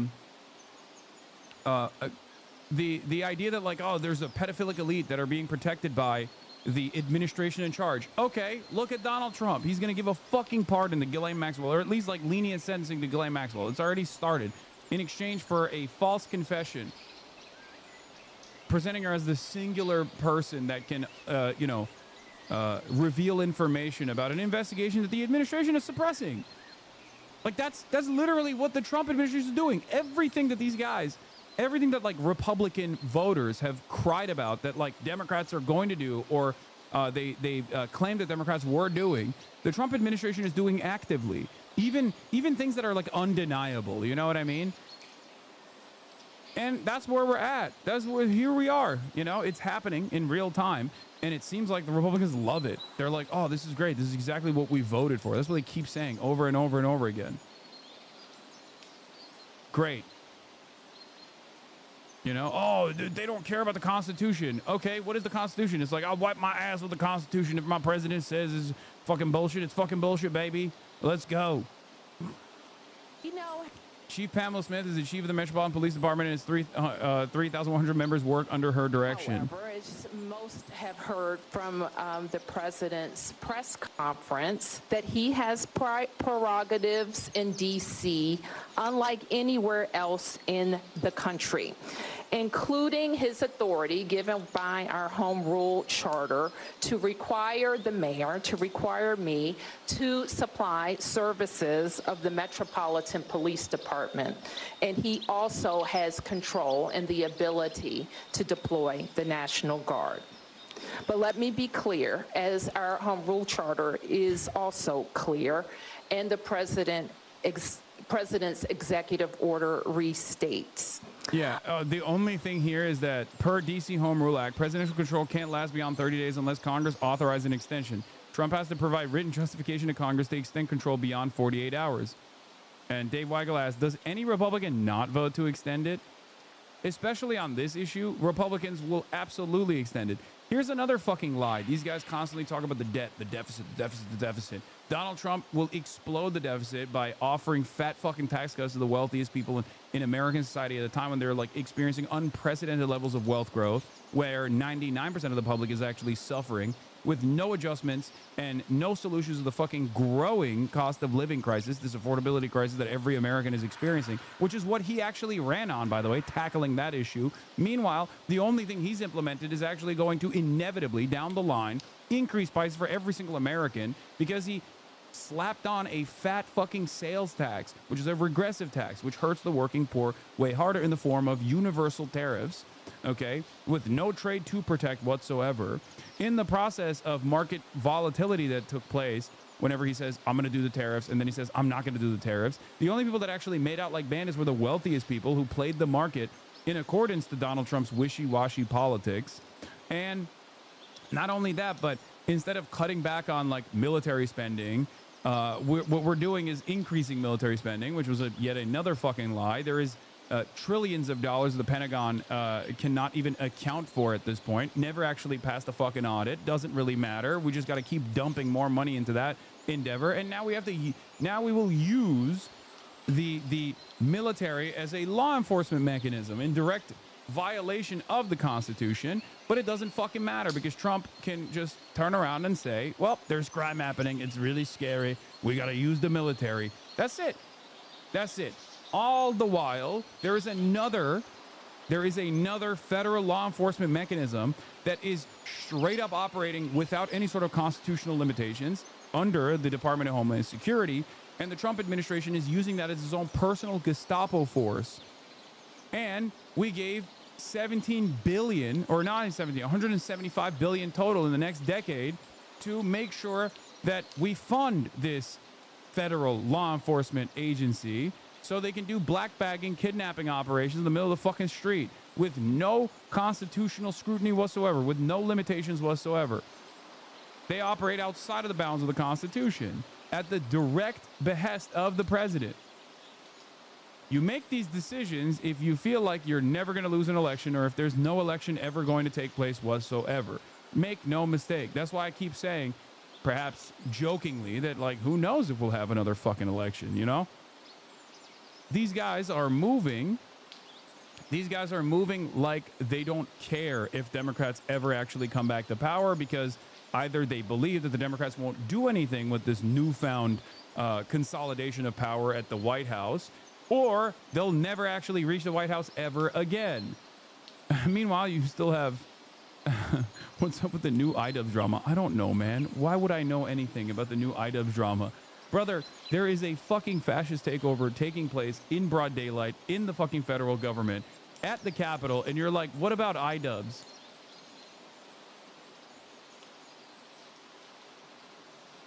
That's amazing. Chief Pamela Smith is the chief of the Metropolitan Police Department, and its 3,100 members work under her direction. The Home Rule Charter requires the mayor to provide the services of MPD during special conditions of an emergency, and we will follow the law. Though there's a question about... It's your fault you cover YouTuber drama so much? Yeah, you're right. Here, I'll get people to forcibly lock in. The subjectivity of that declaration. In fact, the chief has already provided a high-level liaison. Anyway, let's continue. Breaking. Hegseth announces mobilization of the National Guard in Trump-ordered crackdown on D.C. crime. Pete, could you say something about the military, if you would? Well, Mr. President, it's an honor to be here. And at your direction this morning, we've mobilized the D.C. National Guard. It'll be operationalized by the Secretary of the Army, Dan Driscoll, through the D.C. Guard. You will see them flowing into the streets of Washington in the coming week. At your direction as well, sir, there are other units we are prepared to bring in. Other National Guard units, other specialized units. They will be strong, they will be tough, and they will stand with their law enforcement partners. This is nothing new for DOD. As the president noted, at the border, we've got 10,000 troops down there who've been operating in defense cooperation areas, defense zones, where there's zero illegal crossings because of troops on strikers scanning the border. We've been protecting other people's borders for 20 years. It's about time we protect our own, and we're working with ICE and CBP. In Los Angeles, we did the same thing, working with the California National Guard, working with ICE officers. ICE officers deserve to do their job and not be attacked. We will work alongside all D.C. police and federal law enforcement to ensure this city is safe, this city is beautiful, and as I always say about President Trump to the troops, he has their back. And my message to the National Guard and federal law enforcement in Washington is, we have your back as well. Be tough, be strong, we're right behind you. Thank you, Mr. President. I'm going to ask Pam, if we could keep the first questions perhaps to this subject, and then we'll go on to a few others. Please. Mr. President, thank you so much. Can you talk about... Remember when Hegseth was told to stay home during J6 because he has Nazi tattoos, and even his command knew they were a red flag? Certainly nothing of concern now that he's doing martial law in the same city we are in hell. Yeah, I mean, that was like a big part of the reason why he became the Secretary of Defense. Because Donald Trump heard that story and was like, that's exactly the kind of guy that we need to have running the military. That's real, by the way. That's a real story. Pete Hegseth is a part of the National Guard, okay, at the time. And because he has like a Templar tattoos and like Crusader tattoos and shit, they're like, hey, you can't be a part of the security detail. You have Templar tattoos. That's insane. So He takes that personally, and he wrote an entire fucking book about it. And now, you know, now he's at the now he's at the tippy top. It's just tattoos, Hasan. Yeah, exactly. No, it's just us. Yeah, when people have like fucking swastikas and shit, it's just a tattoo, bro. It's not like the actual tattoo. It's what the tattoo is, the meaning behind it, you know?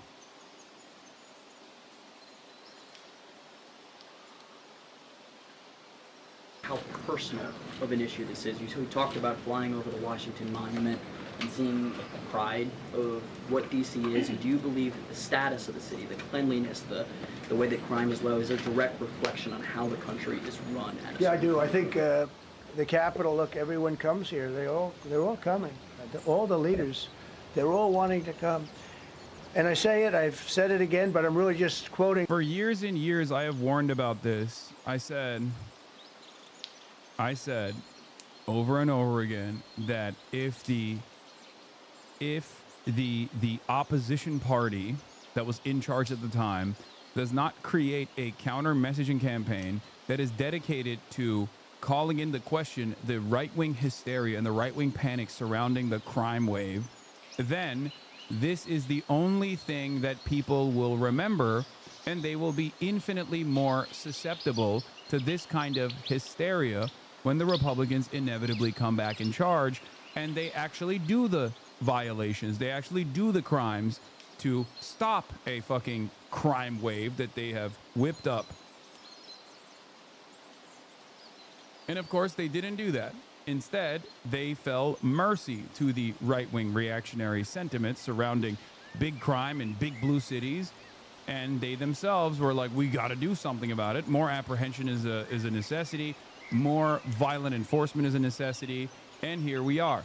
You can trace this with even the pro-Palestinian student encampments and the pro-Palestinian movement that took place after October 7, and the ways in which the Democrat-run government actively tried to suppress these movements and fell mercy to the media hysteria that was whipped around the notion that these fucking insanely peaceful student protests that were on the right side of history were actually barbaric, monstrous anti-Semites. Even though it was a lot of these protest movements are also led by Jewish students themselves.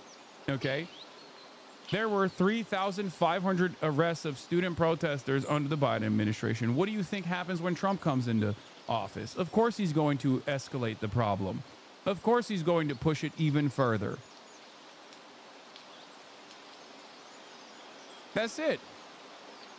Part of that is because the Democrats also don't mind this kind of fascist takeover. That is the reality, okay, for a lot of these issues, especially when it comes to Israel. Democrats would rather have Americans shut the fuck up than to actually listen to the reasonable voices coming from their own constituencies, the reasonable voices demanding positive change in this direction, because it is a utterly immoral circumstance that they've created. A genocide that is unfolding with American weapons, with American protection, and with American legal cover. But this is simply one issue that is a glaringly obvious issue, okay, that I'm using to show that this is an emblematic problem within the Democratic Party's infrastructure as well. Okay? The idea that like they bear no responsibility for the shit that Trump administration is doing when they literally set up the grounds, they set up the environment that the Trump administration is taking advantage of, it's important to address. It is important to address. Other leaders from NATO, from the Middle East, King of Saudi Arabia, Qatar, UAE. I was over there. We brought back $5.1 trillion of investment into our country. But a month and a half ago, I was at NATO. We had a great thing. They agreed to put up 5% instead of 2%. 2% they didn't pay, 5% is already paid. We had a great meeting, and they all said the same thing. They said our country was dead. They thought our country was gone. 1 year ago, they said your country was dead. And now you have the hottest country anywhere in the world. We do. We're the hottest country in the world right now. Still the hottest. The tariffs have helped. It's given us not only the money, it's billions, trillions of dollars of money, but it gives us great power. It's also crazy because it's like so, like the promotion of this is so objectively stupid, like dumber than ever before. Even previous Republican administrations would probably try to massage the narrative a little bit. Like they wouldn't just be like, it's woke, it's gay, we are so hot, we're hot, hot, hot. We're doing the crimes, we're stopping the crimes because crime is woke. You know, there is no, like, discourse is unwinding as well.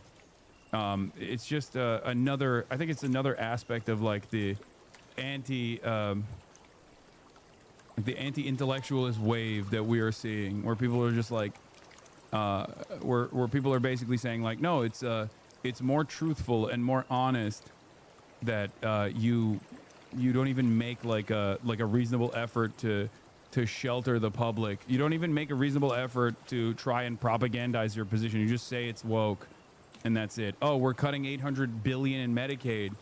Why? Because Mexicans are getting that Medicaid. It's not true, but it doesn't matter. As long as people fucking believe it, who cares, right?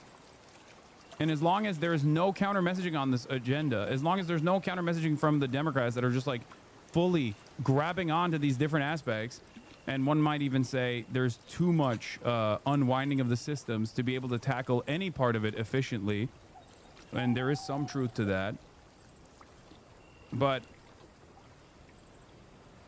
there is no, you know, there is no decent pushback against any of this stuff either. Power over enemies. We solved 5 wars with Pakistan and India. We just solved one. Azerbaijan and, as you know, in Armenia.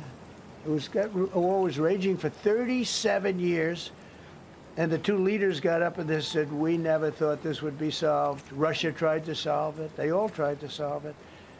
It was a very tough situation, but we got it done and got it done. And I said to the 2 men, I said, are you guys friends? And they had a hard time. You know, they've been killing each other for 37 years, right?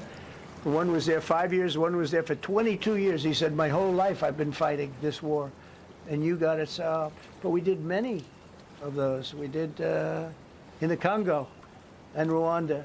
That's been going on for 30 years. 8 to 9 million people killed that they know of, but it was raging, and we got that solved. We got a lot of it done. It's a great honor.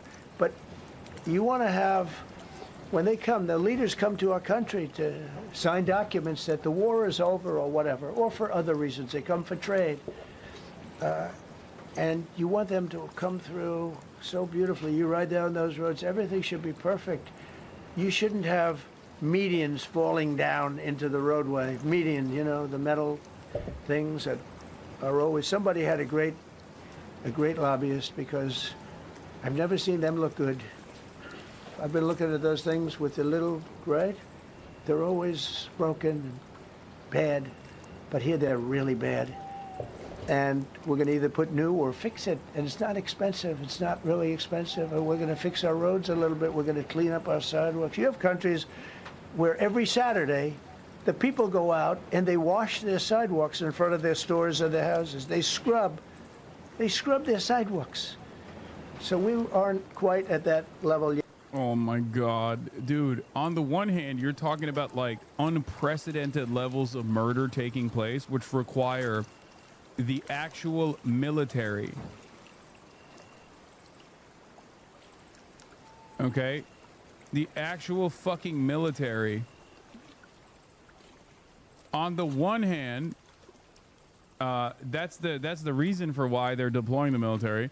On the other hand, he's like, well, they're scrubbing the sidewalks. We got to use it. Like, really? You think we need to use the fucking National Guard to stop people from doing graffiti on the sidewalks? Like how is that in the same fucking, how is that in the same zip code?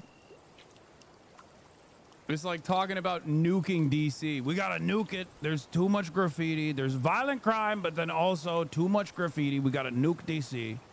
Yet I don't think, Gaddy, we're not quite there yet, but maybe we will. They go out and they scrub. I think it's so beautiful to hear that and to see those stories. But yeah, what are we going to do? Are we going to get the National Guard to scrub the sidewalks? Because I'm in favor of that. for the record. I think that's a great idea. It's just, I don't think that that's the purpose of the military. I don't think he's going to use the military to do that. We're going to make it clean. But just to finish with your question, it's a very, very strong reflection of our country. And when they see a bad city, you know, my father always used to tell me, I had a wonderful father, very smart, and he used to say, son, when you walk into a restaurant and you see a dirty front door, don't go in, because if the front door is dirty, the kitchen's dirty also. Same thing with the Capitol. If our Capitol's dirty, our whole country is dirty, and they don't respect us. So it's a very good question, actually. Okay. Okay. This is yet another instance where the Republican administration is pointing to like a real issue, right? But their solution is fucking insane. City beautification is a good initiative. I am in support of that. Our cities are fucking dirty. But the solution to that is increasing public sanitation jobs, good paying unionized jobs. That's what you're supposed to do. That is what every single capital and every single big city has done throughout history. Okay? You look at Japan, you look at any country where there is a major city where there's issues with sanitation, you have, or no issues with sanitation, where the cities are actually cleaner. Look at China. China is a great example of this. Chinese cities are packed with motherfuckers that are constantly keeping the city clean. Okay? That's not what he wants to do. Like, it's a reasonable, it's a problem for sure, but his solution has nothing to do. His solution has nothing to do with the actual issue that he's presenting. It's so fucking dumb.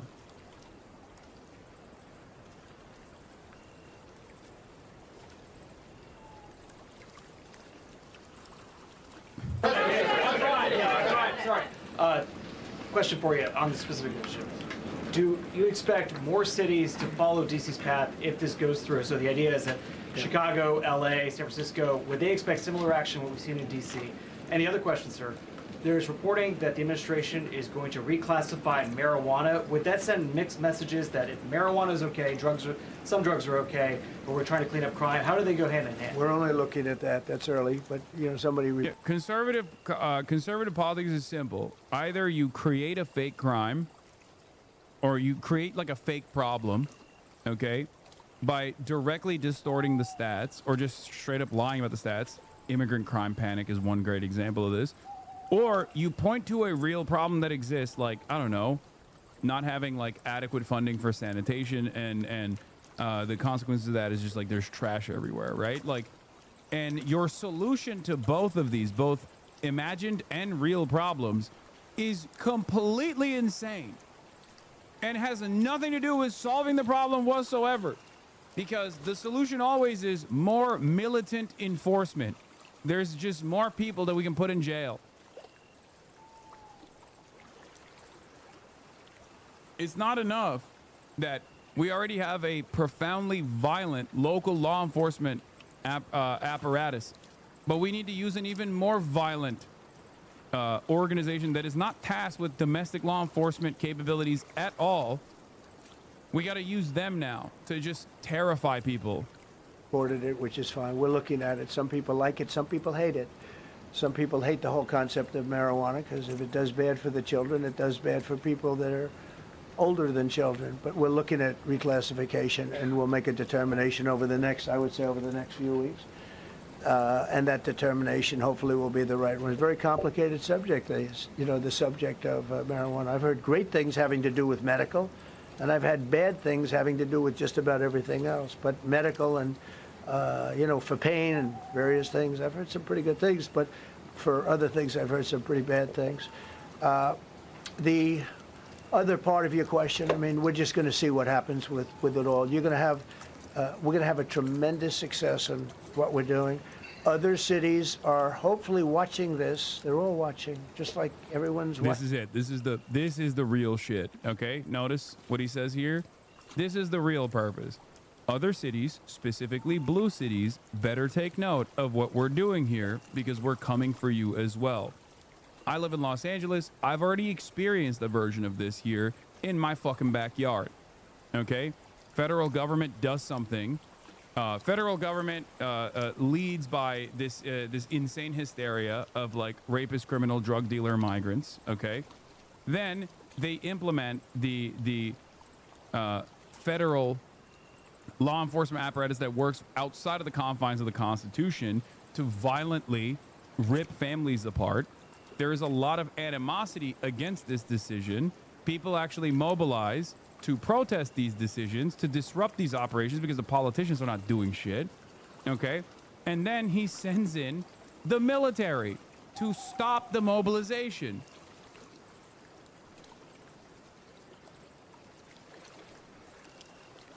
There is, I will say this. There is a reason why he doesn't do this kind of stuff in red states to the same degree that he does in blue states. Because obviously, his base lives there for the most part, and they would get incredibly fucking resentful and incredibly angry at Trump if he were to do these exact same operations. That's why he's like focusing all of his efforts on California and New York. There are plenty of undocumented migrants that live in Texas. There are plenty of undocumented migrants in Florida. The reason why, are people in LA not protesting anymore? No, they are. They have never stopped protesting. And even though I'm an LA resident myself, I was oblivious. I was unfamiliar. There has been an ongoing protest happening outside of the ICE detainment centers, literally nonstop. It's just, it doesn't get any media attention. And not only does it not get any media attention, it doesn't even get social media attention. That's the reason why, like, on TikTok, there's a hashtag LA Music Festival where people constantly talk about, like, how there's a 24/7 music festival happening in Los Angeles. It turns out that is not a music festival at all. They're just talking about ICE protests that have never stopped going on. In here, they're all watching, and maybe they'll self clean up, and maybe they'll self do this and get rid of the cashless bail thing and all of the things that caused the problem. I mean, if you go back, this whole thing with cashless bail is a disaster. So many problems came that we never had before. So they're watching us today, and if they don't learn their lesson, if they haven't studied us properly, because we're going to be very successful. I have zero doubt about that. It's going to be. It's a question of will it be really fast, like the border. You know, everyone said, they used to say, Biden used to say, I need legislation. I didn't get any legislation. I called up our people, and we did a great job. Yeah, look, he's not wrong. Biden said, I need legislation. I didn't need legislation. He's right. He's right. It turns out you don't actually need it. You just need you just need to just kind of do it. That's why I kept saying over and over again throughout the Brandon regime that he should behave in the way that like Republicans do, but for good rather than for evil, in the simplest terms. Democrats are too afraid of shaking things up.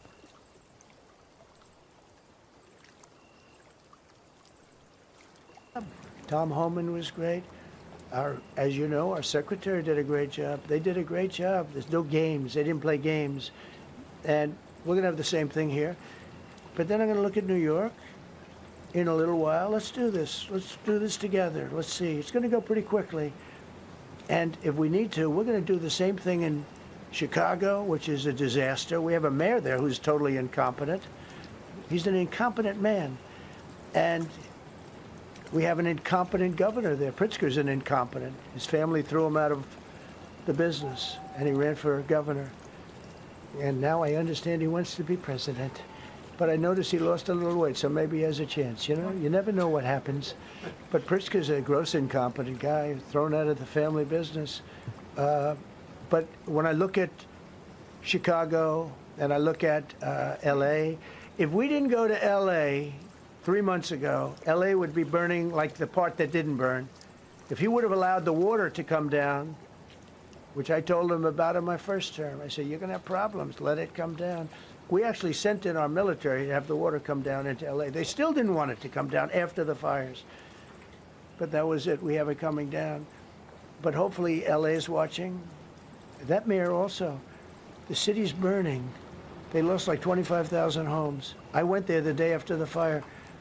You were there, and I saw people standing in front of a burned down home. It was, their homes were incinerated. They weren't like, even the steel was literally, it was all warped and literally disintegrated because of the winds and the flame and the whole thing, like a blowtorch.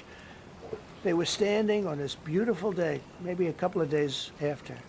We gave it a little time because what they had suffered. Almost 25,000 homes. And you see what's happening now. They didn't give their permits. I went to a town hall meeting. I said, we're going to get you the federal permits, which are much harder. Almost immediately, Lee Zeldin is a star. He did an incredible job. They have all their federal permits. They don't have their city permits. And the mayor said to me, we think we could have them in 2 years. I was walking down the street, and I met with firemen and police. And I was saying hello to many people that were standing in front of their homes with yellow tape. You can't go in. You can't go onto the lot. And those people wanted to start rebuilding their homes then and there.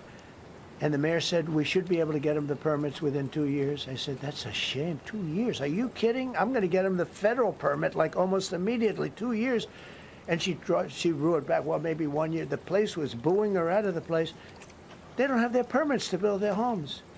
And now they're talking about putting, this is among the most beautiful areas was in the country. Now they're talking about putting low-income housing there.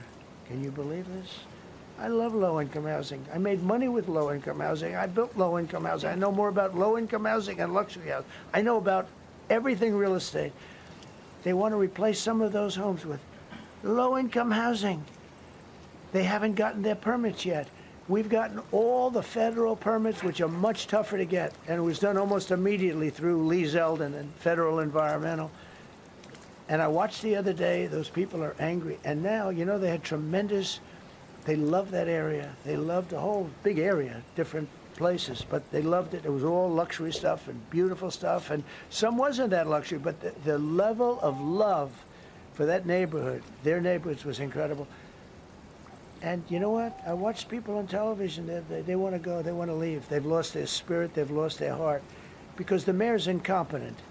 And Gavin Newsom is incompetent. He's got a good line of bullshit, but that's about it. He's incompetent. And you have Los Angeles is, you know, it's amazing. You know, I called, the first thing I did, I got the Olympics to go there. I was the one that got it. And by a rare thing that happened, I'll be the president. I was very upset because I got the Olympics there, and I said I won't be president when it comes. But bad things happened, and illegal things happened, really illegal things happened. Do I remember the question? Fuck no. Neither does Trump. Neither does anyone in the room. I don't remember the question. When has Trump ever answered a question that was directed? Turns out one good thing was I'm going to be the president for the Olympics. For 2050, for 250, which is going to be fantastic, and also for the World Cup. So we have a lot of good things, and I hope 250 is going to be, the 250th anniversary is going to be the best. But when I looked at those people, and I saw last night on television that they still don't have their permits, it's a disgrace what's happened in Los Angeles. Thank you. It's a sad state of affairs, but the only thing that we can rely on is the consistent ways in which this administration fucks up everything that they're trying to do because they're so incompetent, because Trump has designed it on the virtues of loyalty rather than the virtues of competence. So they just keep inevitably failing on things that they try to implement.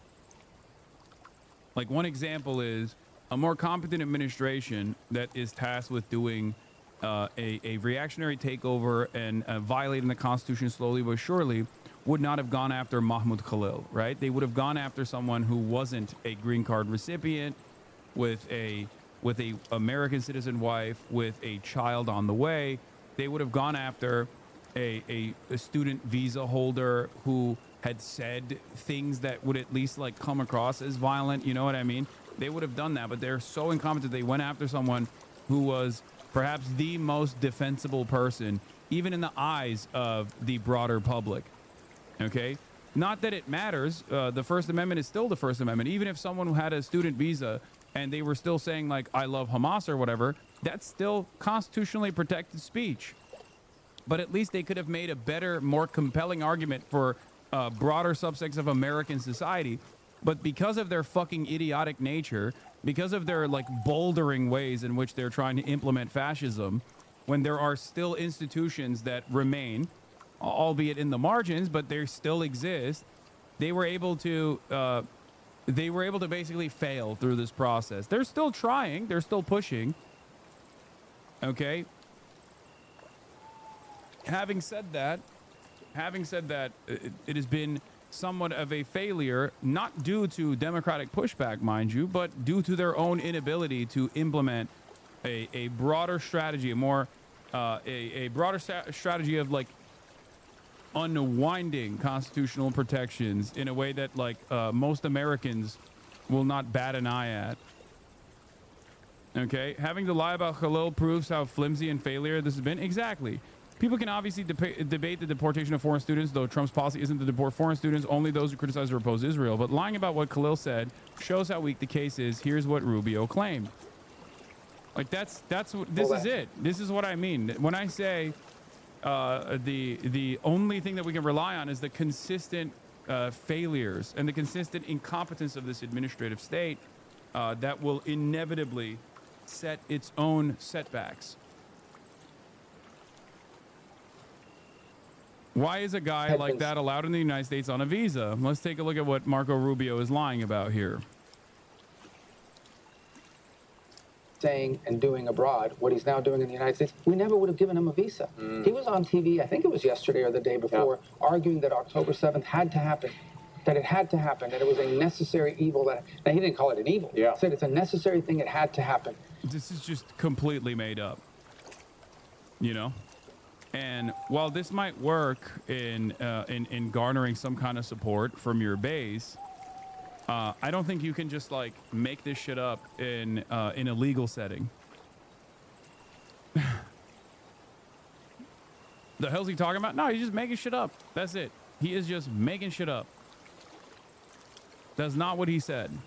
Not only is that not what he said, but even if that was what he said, it still would not be reasonable grounds for deportation, for the record. Make no mistake. Okay. But that's not what he said either. Why is a guy like that allowed into the United States on a visa? He's not entitled to a visa. So it has nothing to do with what they're saying. It has to do with what they're doing and its implications on the U.S. Student visas are a privilege. They are not a right. If that He's not on a student visa. He's a green card holder who was one step removed from full-blown citizenship, for the record. So even that part is wrong. But he has to make it seem like that's the case. It's so stupid. Trump has just announced Attorney General Pamela Bondi is now in charge of the D.C. Metropolitan Police Department. This is what the Nazis did. I mean, yeah, straight up. Trump ordering the National Guard of Washington, D.C. is a good reminder of what democratic failure looks like. Democratic administrations had years to change the law, so D.C. as a city wasn't a prisoner of Congress and the feds. But it is. But now it is, and you're seeing the outcome. Biden also bragged about how he overturned D.C.'s local criminal justice laws, which earned him zero new support, but did help pave the way for federalization. This was another problem, too. The China tariff deadline is tonight, but do you plan to extend that?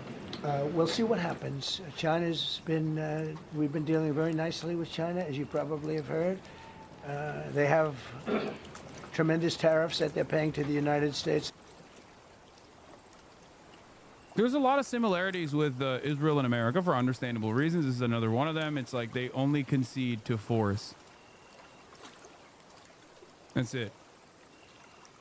Israel only concedes to force. Israel only backs away when there is a forcible retaliation. America only backs away when there is some semblance of forcible retaliation.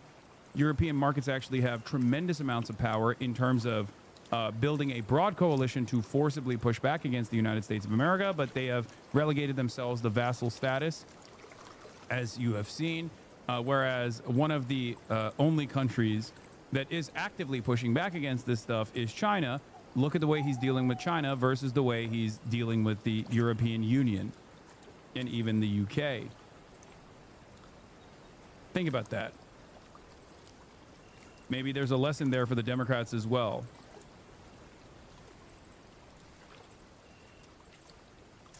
Of America, and we'll see what happens. They've been dealing quite nicely. The relationship is very good with President Xi and myself. President, you mentioned your upcoming meeting with President Putin.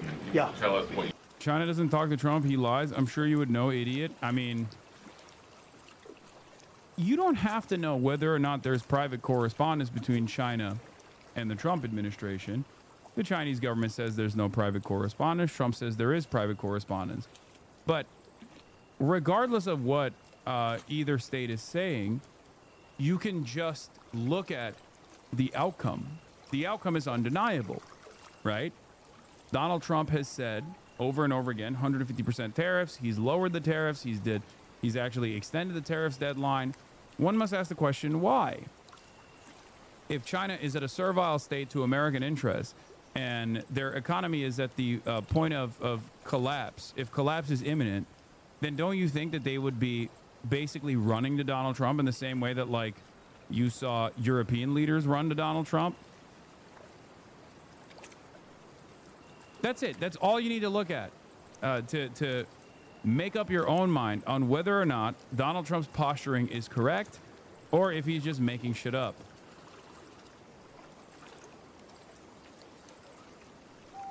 In the process of this conversation, Donald Trump also literally turned around and extended the China tariff truce for another 90 days as of 11:30 this morning.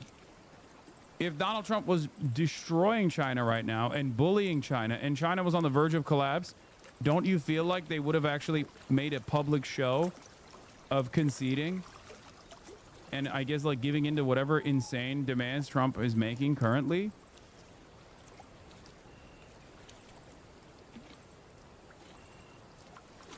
you hope to get out of that, and whether you'll consider inviting President Zelensky to join? So you have to understand, this is a war that should have never happened. This is a war that wouldn't have happened if I were president. It would have never happened. It was the apple of his eye. I got along very well with President Putin. But if you look, under President Bush, they took a lot of territory. Under President Obama, they took a lot of territory. Under Biden, they essentially took the whole thing. You know, it's just a question of time. Under Trump, you know what they took? Nothing. Nothing. I was the one that said, you can't build your pipeline. That was half built. I came in, I stopped the pipeline. It's called Nord Stream 2. Nobody knows that, you know? Nobody ever heard of Nord Stream 2. You might have not even heard it. Biggest pipeline in the world. I stopped it.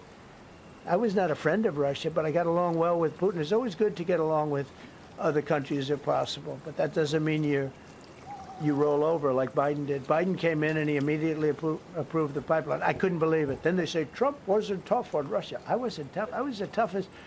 Putin said, if you're not tough, I would hate like hell to see you. I stopped the biggest economic development job, the biggest job that Russia had ever built. I stopped it. It was dead.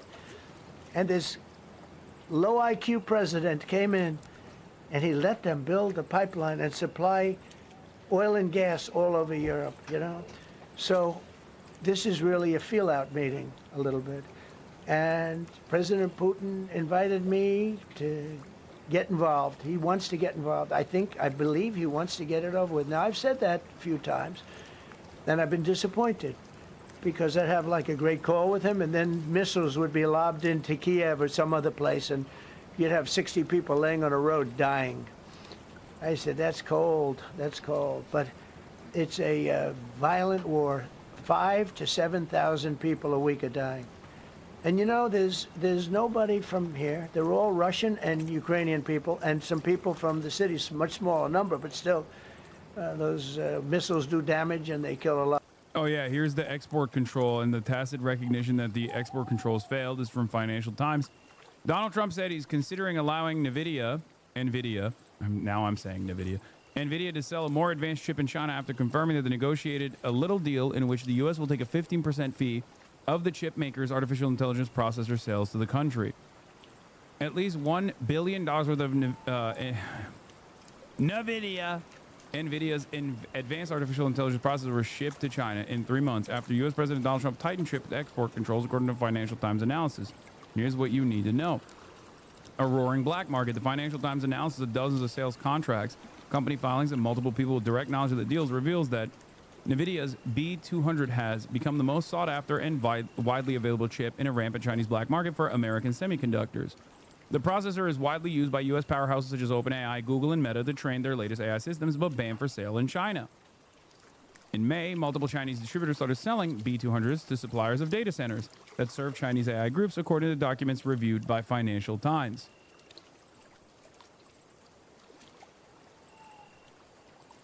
NVIDIA and AMD have reportedly agreed to give the U.S. government 15% of their revenues from chip sales in China. This is being described as an unusual agreement with Trump in order to obtain export licenses for the chips. This was just reported by the Financial Times and will come as a major surprise to investors. Previously announced export control rollbacks came without any incremental tariffs. Chip stocks won't like this tomorrow.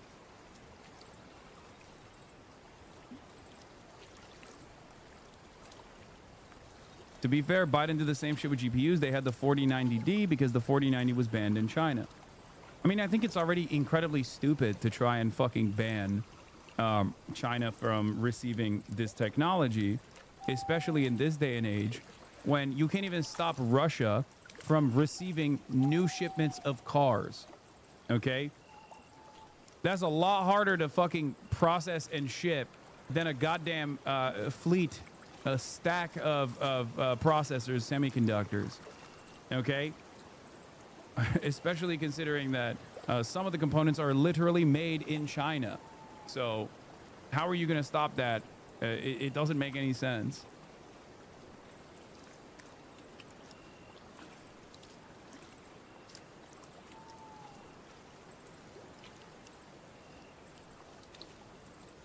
China has innovated past the block before. There's no reason they won't do it again. That as well, but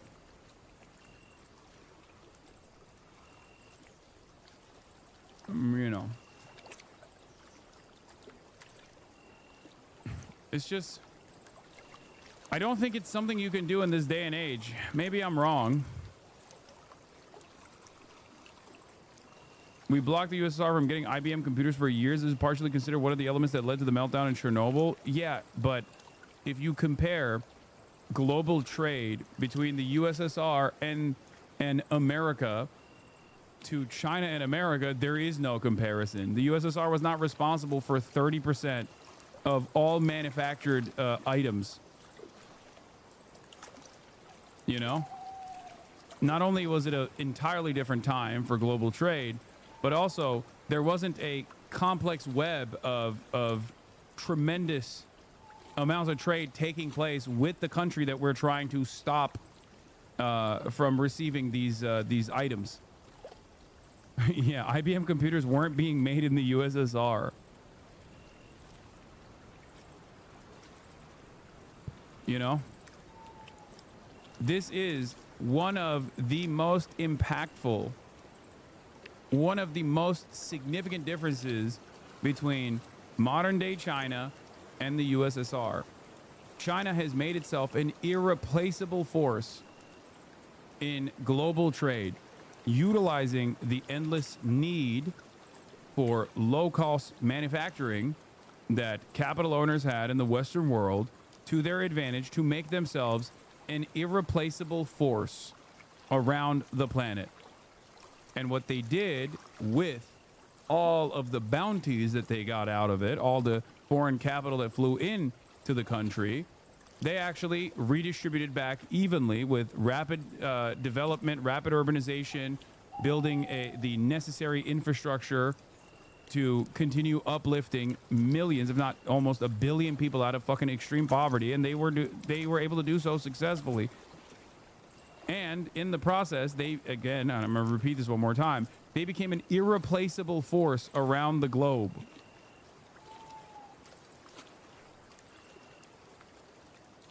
They did not choose to isolate themselves from the rest of the planet for any reason, whether it's ideological or not. And as a matter of fact, they became a force that you just simply cannot push aside. That is part of the reason why Trump's tariffs regime has been somewhat of a spectacular failure. Because if you were to try and decouple trade with some of our most significant partners surrounding China, it's just not going to fucking happen, because they're like, well, they are more important as a trade partner to us than America is.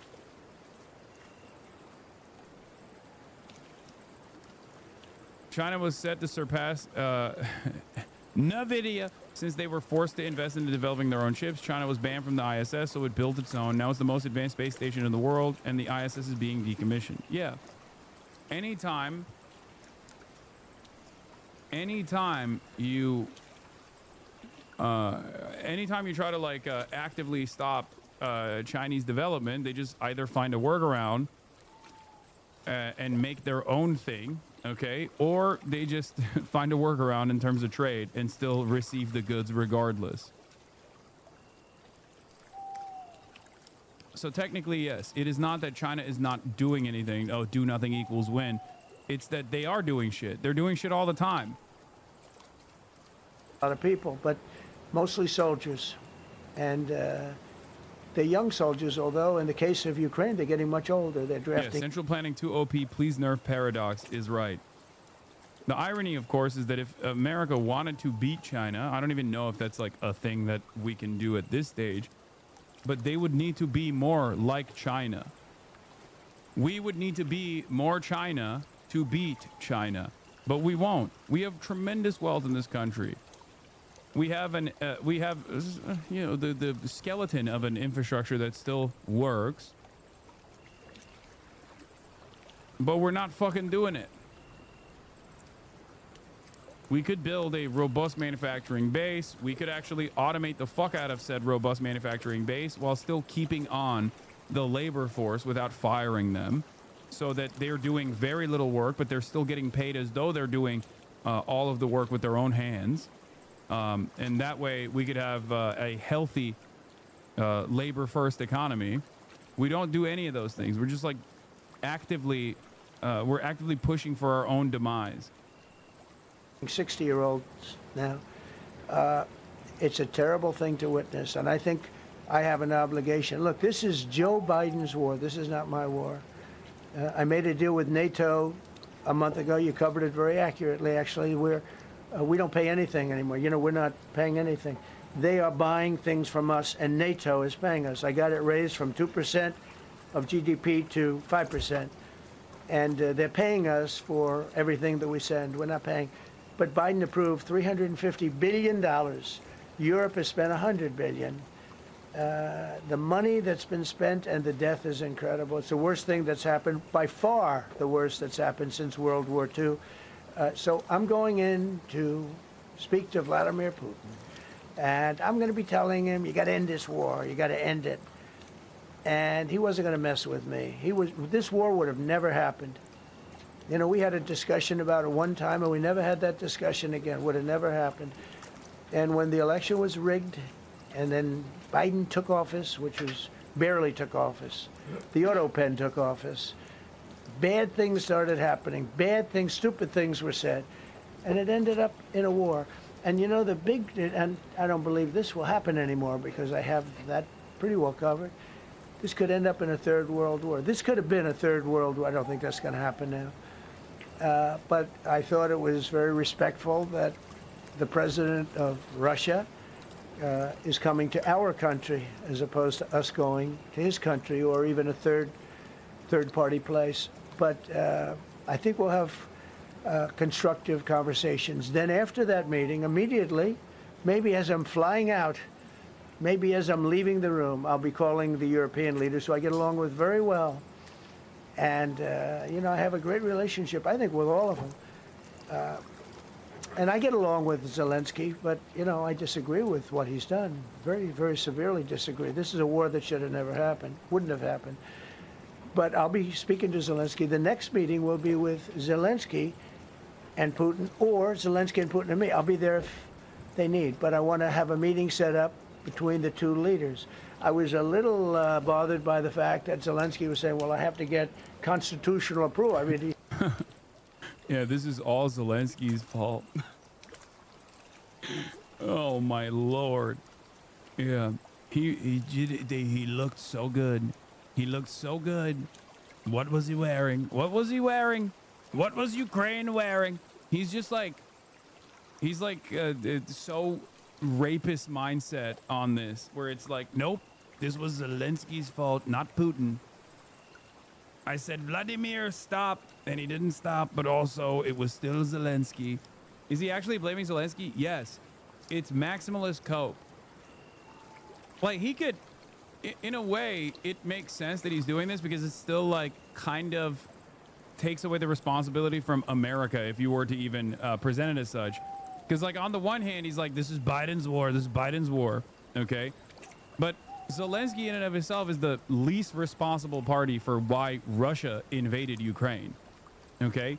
Obviously, the #1 party responsible here is Vladimir Putin, which Trump actively refuses to call out. Let's say that's partially because he wants to come to a negotiated settlement and stop the bloodshed, like he claims he does want to stop the bloodshed. Okay. And he's having a hard time with these negotiations because Vladimir Putin seemingly is actively dangling negotiations in front of Donald Trump like a fucking carrot, and he just keeps biting onto that carrot. And a part of that continuation of negotiations is to say, you know, keep shitting on Zelensky, keep shitting on Zelensky, and that's what he keeps doing over and over again. But like, none of this, in my opinion, is reaching closer to a reasonable settlement whatsoever. And ultimately, there is one party that is still more responsible than Zelensky, and that is the previous American administration. If you want to fucking call them out, you can call them out if you want to. You know? Out of all the parties involved, I would say Ukraine is the least responsible for its own invasion. I know that there are Z-pushers in here who get mad at me for saying this and say that I've like sold out and I'm actually a NATO, I'm a Brandonist NATOist or whatever. But that is the reality.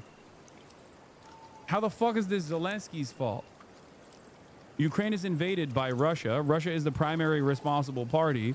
But even as far as like a continuation and a refusal to push for a ceasefire negotiation when, you know, Ukraine had maximum leverage, I would say Western powers were more responsible in feeding lies to both the Ukrainian public and specifically Zelensky than even Zelensky himself.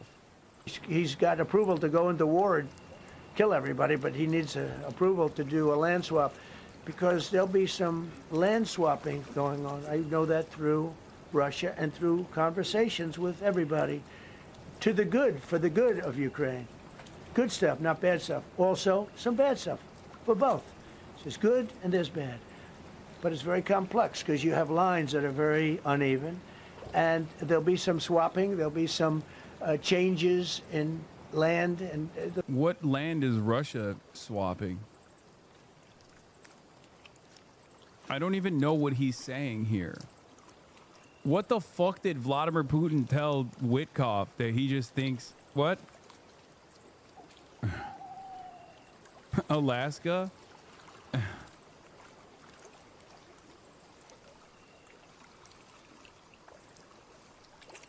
Is it cope to think this country will change a ton since everyone in their 70 plus dies? No, it is cope.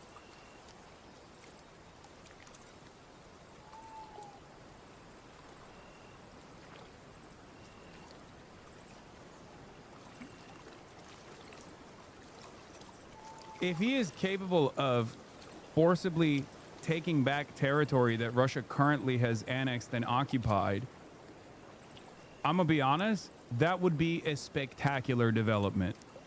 Do I believe that even for a moment? Fuck no. Because Vladimir Putin's starting point in the negotiations process in this last round of quote-unquote ceasefires was not only the legal annexation, like the legal recognition from the United States for annexing the territories that Russia currently occupies, which is deep into eastern Ukraine, but then also on top of that, additional territories that he was demanding that he hadn't even reached out, that he hadn't even like implemented any sort of like military annexation on. So they had maximalist goals here, which was to say, oh, we'll just keep pushing if you don't give us the additional Ukrainian territory that we demand. So I don't really know where he's getting this information from.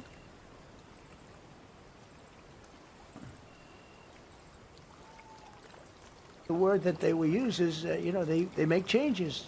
We're going to change the lines, the battle lines. Russia's occupied a big portion of Ukraine. They've occupied some very prime territory. We're going to try and get some of that territory back for Ukraine.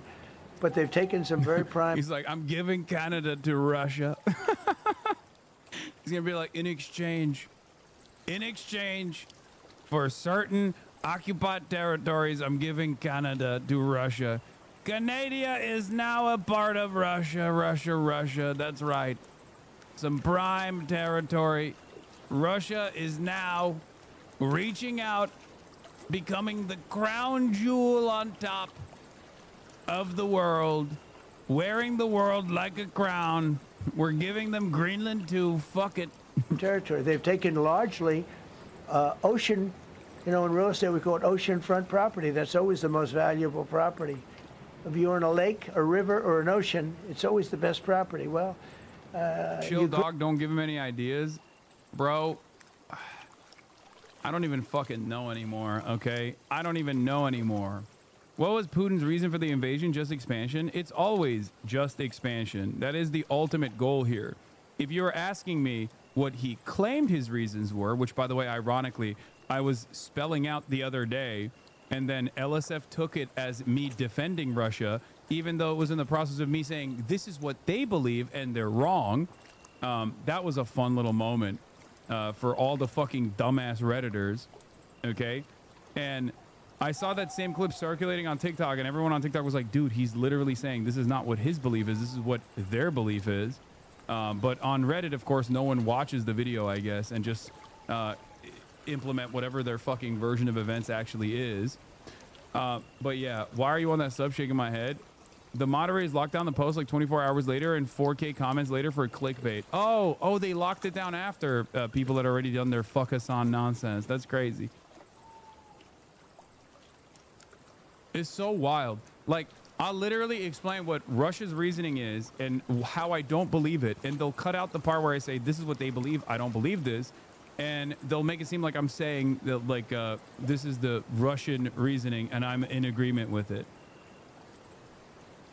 Oh, God, it's so fucking stupid.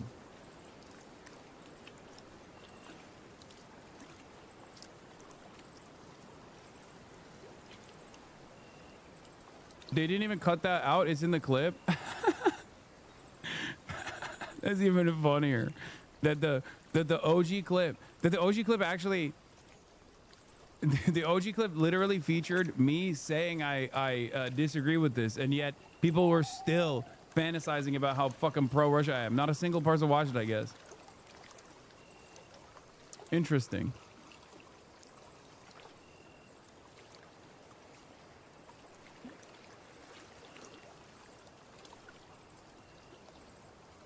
The clipping in your past takes is the reason I didn't look to follow you earlier. Yeah, no, that definitely is a thing that many people do, because many people are busy, so they are like, why the fuck would I go and like check out what this guy is actually saying? You just kind of go along with the whims. People have said you were pro-Russia. Are you kidding me? There's an entire like pro-Ukraine network of content creators who literally just keep going along with this narrative over and over and over again. It's kind of crazy. They've literally never corrected the record whatsoever. They just still push it. And it's hilarious because the Russian fucking state has literally directly made fun of me and called me gay. There was straight up an ad by the Russian state. There was like an ad that they made about like, which side do you want to be on, like the masculine side or the gay side? And then they literally put a version of me with like painted nails and like jewelry and shit standing in front of like a luxury car and saying like, oh, don't be like a gay anti-Russia streamer like this guy.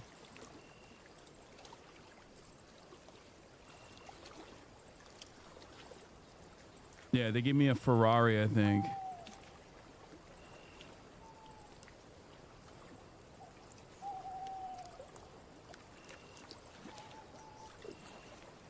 Can you explain the NAFO thing? No, I don't want to even get into that. It's just brain rot.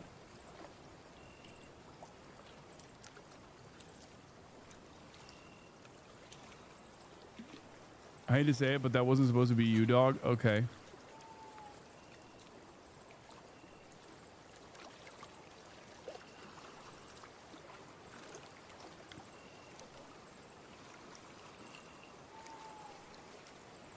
Yeah. Made me looking like Bam Margera, Temu. Смузи сделаны наши мужчины из мейнстримов.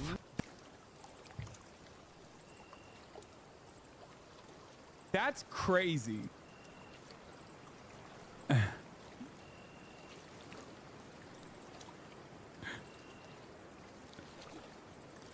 I wonder who the fuck they were presenting like this.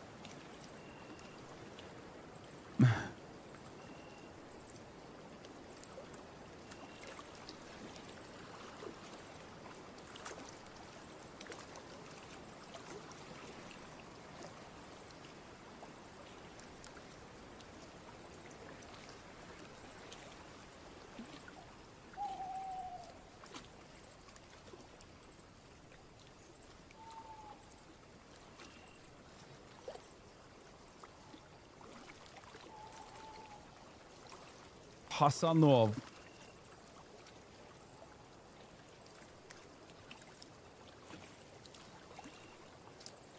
Anyway, yeah, with the painted nails and everything. Okay, how the did I make the goddamn Russian government my op? That's in.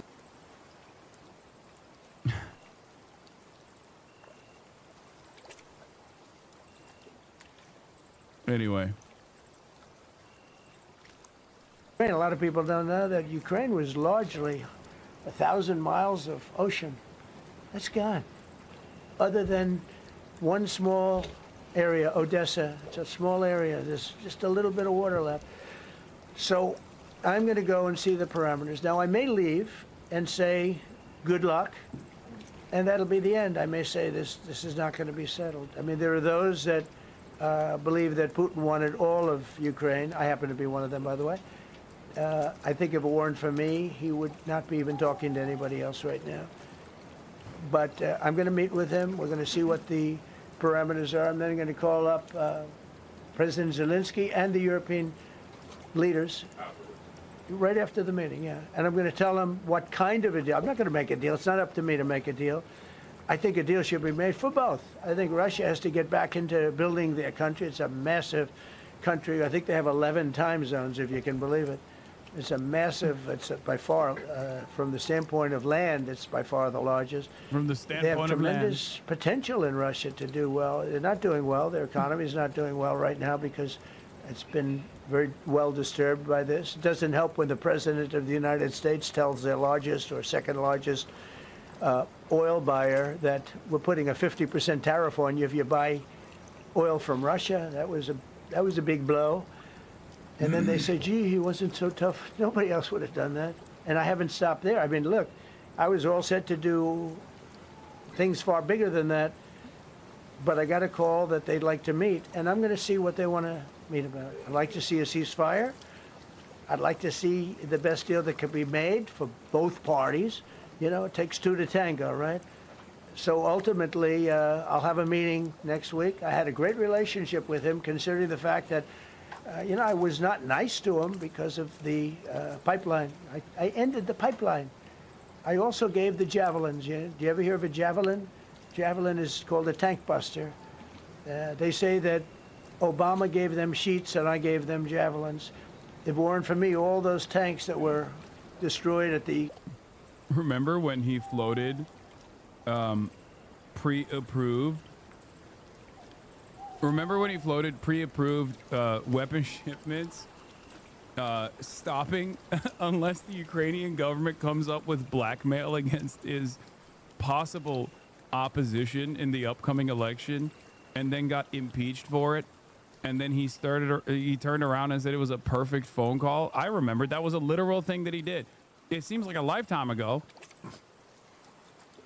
That was one of his impeachments where he just straight up was like, I'll keep giving you these weapons. Okay, I'll keep giving you these weapons. You just got to find some blackmail. If you don't fucking find some blackmail against the Biden administration, I will literally stop giving you these weapons that Congress had approved. And that's the one thing you can't do as president. You can't stop the flow of weapons to any country whatsoever. And of course, that was part of the reason why he got fucking impeached. I completely forgot he's being impeached twice. Perfect phone call.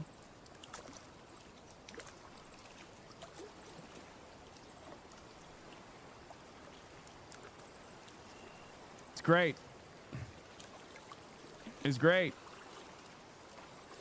There is no floating of an impeachment nowadays. It's fucking meaningless because he bouldered his way through it. He fucking bouldered his way through it. Teflon Don, no shame whatsoever. I mean, he did fucking January 6th, and he's the president now. You know, your YouTube is down. Wait, what? Really? Doesn't seem like it. Seems to me like it's right there. First days of the war, because the tanks got stuck in the mud, some commander made a better. You know, they would have been in Kiev in 4 hours, going down the highway. But a Russian general made a brilliant decision to go through the farmland instead. And they just had torrential rains, and the rains were so bad, and it was mud, and those tanks got stuck in the mud. I don't know who that general is, but knowing Vladimir, he's probably not around any longer because all those tanks. Dude, he still speaks so fondly of Vladimir Putin as opposed to Zelensky, which is, again, it's weird. It's just weird. You know? It's just weird. Tanks were stuck in the mud, and they went along with the javelins. I gave them the javelins. You know that, right? I gave them javelins. They gave them sheets. But I'm going to meet with President Putin, and we're going to see what he has in mind. And if it's a fair deal, I'll reveal it to the European Union leaders and to the NATO. It's not weird. Love finds a way. It's just you that doesn't know true love like Donnie and Vlad. Fair.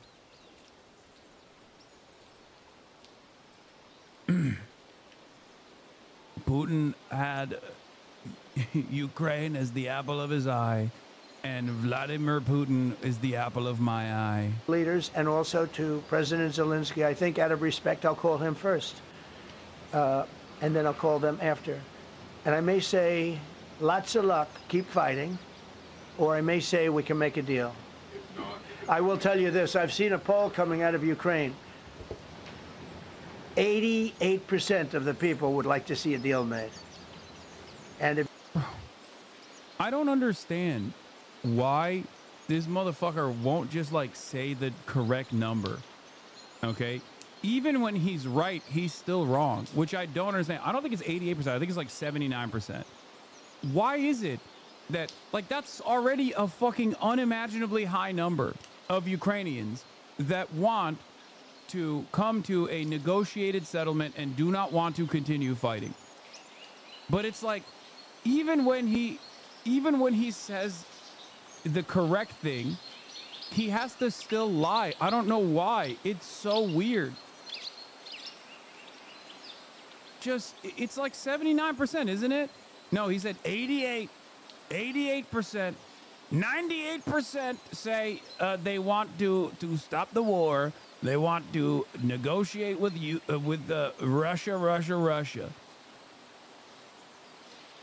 If you go back 3 years, everybody was gung-ho for war. You know, everybody's gung-ho for war until you have it. It's an amazing thing. I had it with a couple of countries where I couldn't get a deal done with one particular country. And I just couldn't. The guy's great. He's a friend of mine. Yeah, this is what he's talking about. Good leader, tough as hell. 73%. I couldn't get the deal done. Sorry. And then he went into war for a short period of time. You know where I'm talking about. Where is it? Where's the number? Oh, it's 69%. And sorry, it it's not even was nasty. 79%. Guys It's 69%. being killed all over the place. That's a sexy number. He could have just said 70%. Only 24% of Ukrainians inside Ukraine want to keep fighting until the war until victory, whereas nearly 100% of Ukrainians given major platforms of Western media and politics, i.e. useful Ukrainians favor continuing the war until victory. Listen to Ukrainian voices except when they don't want you to keep dying en masse. For Brussels and Washington, says Mark Ames exiled. It's 69%. 69% of Ukrainians don't want the continuation of the war, even though they think it will still continue. They do not believe that Vladimir Putin is going to come to a negotiated settlement to the end of this war. Instead, they think that it will continue. Does that include giving up parts of Ukraine? I think, yeah. I mean, that's basically what it is. And he went through 1 week of war, and I was able to get the deal done. He said, "This is nasty." Yes, please. Claims to be not pro-Russian, but then follows Mark Ames. I mean, I know Mark Ames as well. And not only that, but also, one, I don't have to agree with every single thing that every single person that I follow or every single person that I agree with on other issues. Okay? It's important to have a balanced media diet regardless. And as far as analysis goes, I think Mark Ames is on the ball. Yeah, I follow Charlie Kirk too. Just to follow up on what you were saying there. First of all, Volodymyr Zelensky is not invited on Friday? He wasn't a part of it. I would say he could go, but he's gone to a lot of meetings. You know, he's been there for three. I'm literally watching Donald Trump currently. It's 3.5 years, nothing happened. And what is the definition? I mean, do you want somebody that's been doing this for 3.5 years? What's the definition of a good deal? I'll tell you after I hear what the deal is. Because there could be many definitions. You know, you're talking about a very large and complex situation. Now, I tell you, the war that I just settled with Azerbaijan and with, as you know, and Armenia was almost as complex as this one, having to do with routes, trade. Meeting on Friday with Vladimir Putin. Well, we're going to have a meeting with Vladimir Putin, and at the end of that meeting, probably in the first 2 minutes, I'll know exactly whether or not a deal can be. Dude, I'm gonna be honest. Look, this is like, I'm getting a little Blueanon here, but everything that I have seen thus far from Donald Trump, specifically on this issue, okay, leads me to believe that he absolutely is incapable of figuring out what Vladimir Putin wants. As a matter of fact, his instincts are so bad that if he were to fire off the hip and then immediately turn around and do the exact opposite of what he thinks Vladimir Putin wants to do, that would probably be more successful in terms of like setting, I don't know, setting hard lines or whatever. I mean, he has all but admitted that. He admitted it himself. He just kept saying, like, we have wonderful calls. We have wonderful phone calls where we're talking about this and that. But then Melania comes in and says, did you see Vladimir hit Kiev again? I say, why? Why, Vladimir, why? And he's done this 4 times, 5 times, not any longer. And it's like, dude, after the second time, you got to realize that this motherfucker is, you got to try something different, you know?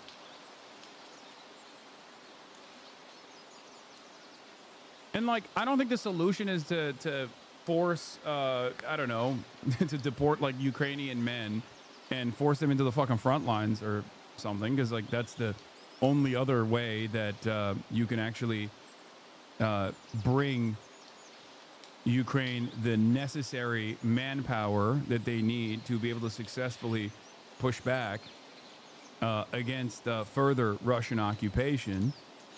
Okay. A steady flow of arms is probably not going to solve this problem. And I've said this already, because the reality of the matter is that this conflict is going to end on the conditions set forth by the battle lines. And right now, that heavily favors Russia. That's the reason why Vladimir Putin is consistently saying, oh, I'll negotiate, but except I won't negotiate at all.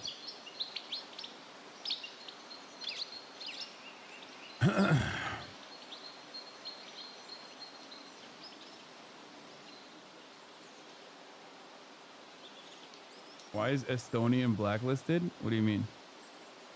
You liberals couldn't do it, but then criticized the opposition for not being able to. Wait, what? First of all, assuming that we're liberals in this community is very funny. That's number one. Number two, I criticize Biden so much for this, specifically this.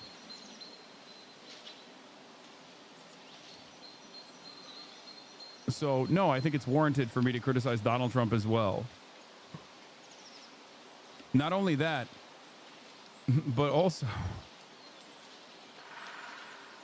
somehow Donald Trump has taken the situation and overpromised and is famously under-delivering, as he always does, and in a way that is, like, also optically speaking, ridiculous, like undermining our proxy in this situation consistently, while simultaneously getting washed by Vladimir Putin over and over again, only to turn back and like kiss the ring is so stupid. Russia's economy might be in some trouble shortly, so it's possible that forces them to the negotiating table for sanctions relief. I doubt it, though. Ukrainian media confirmed a breakthrough by Russia through Ukrainian lines in Donetsk Oblast. Ukraine may be forced into a deal sooner than they planned. Russians breached near Pokrovsk, cut highway towards Dobropilia in the Donetsk Oblast. The OSINT project warns the wedge could endanger Pokrovsk, Mirnohrad, and Kostianivka,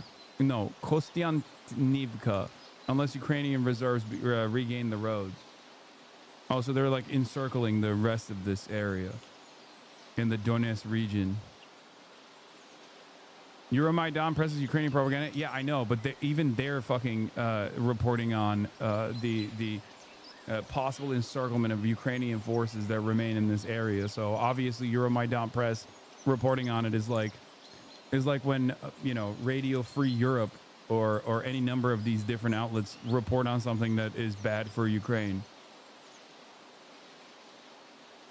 How do you know that? Because that's what I do. I make deals.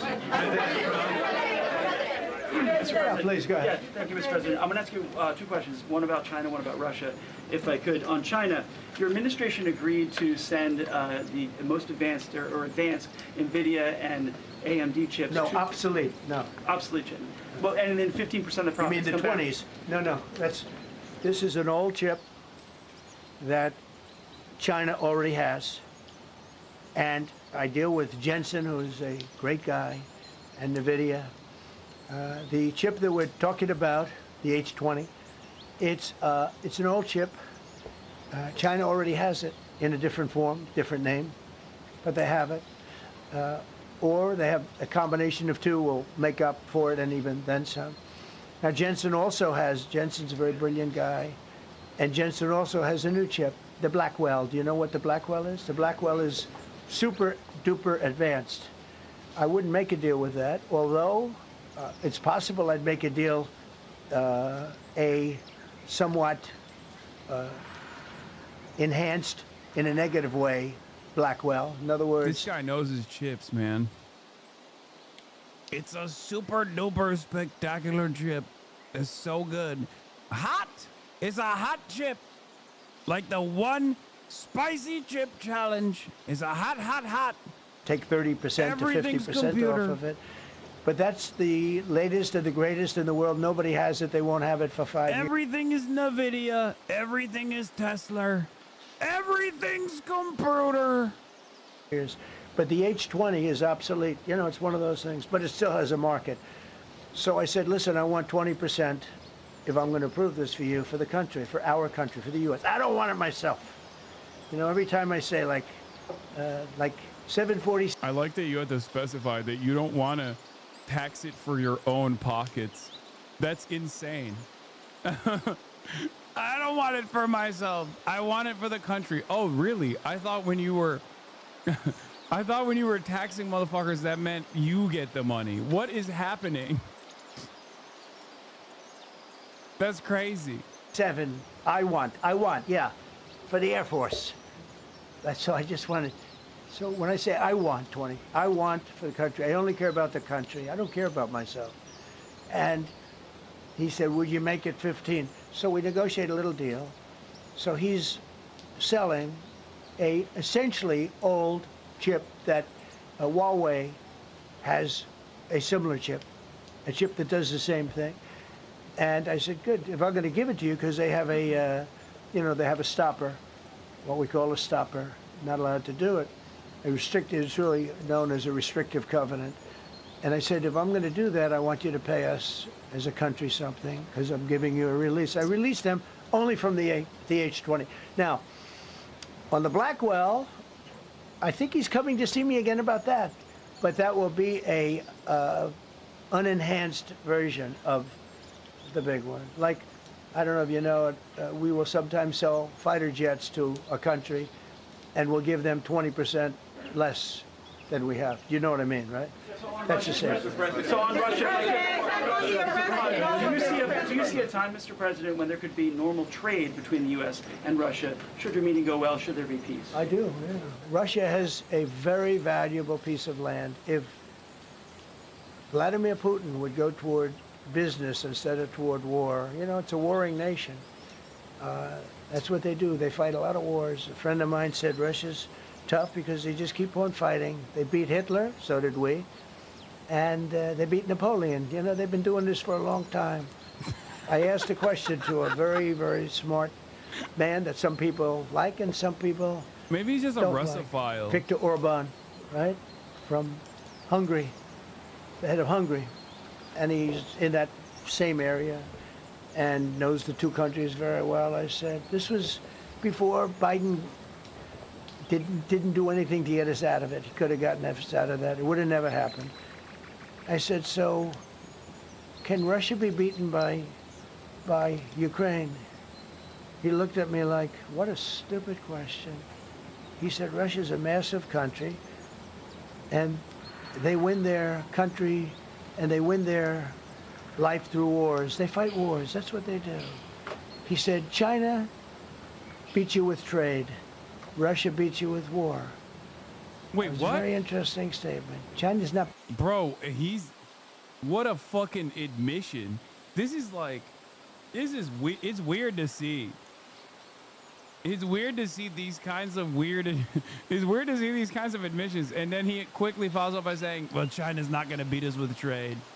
Also, I've put another truce, another pause on the tariffs to China.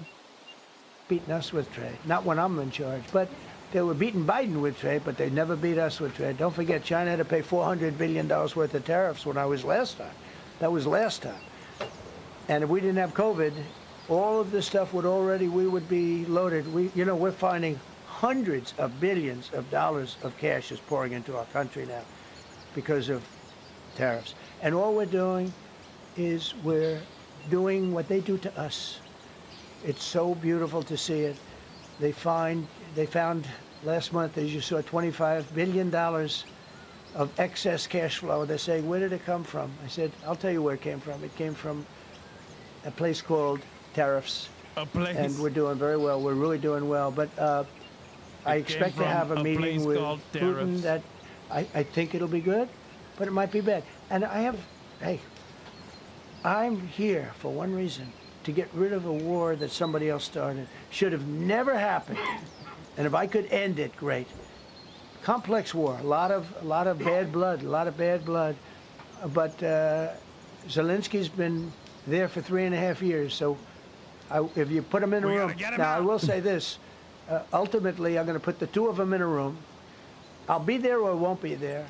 And I think it'll get solved. Yeah, please be happy. Thank you, Mr. President. Excuse me, I'm going to suggest, because do you have any other questions on DC? Because I don't want them to be, wait. These are incredible people. I don't want them to be standing up here on subjects. Does anybody have a question of them? Wait, that's crazy. This is the first time Donald Trump has acknowledged that he's making people sit through a fucking press conference about irrelevant shit, for the record. That's strange. That's not like him at all. Normally he loves rambling. Bro, he did this with Tim Apple. He did this with Kid Rock, Tim Apple, Triple H, every single person that fucking comes through. He's like, this is the first time he's like, why don't you ask relevant questions? You got great people standing next to me. Character growth. Yeah. No, it's just he's doing this because he's done answering those questions. He's bored of answering these questions. And then you guys can leave. Okay, a question, Brian, go ahead. Thank you, Mr. President. All right. And by the way, this is only on DC, and then they're going to leave because it's unfair to have them stand up here all day long. Brian. I've got two questions for you. First, about DC. This is personal for me as well. Last year, I was robbed on the streets by one of these teenage thugs. Had a gun, got away with it. Let's talk about the effort that between law... That's so stupid. Bro, this is fucked up. It's fucked up. That shouldn't happen, okay? It shouldn't happen.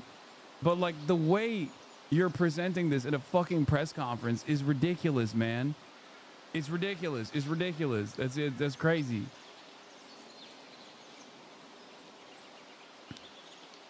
It's just...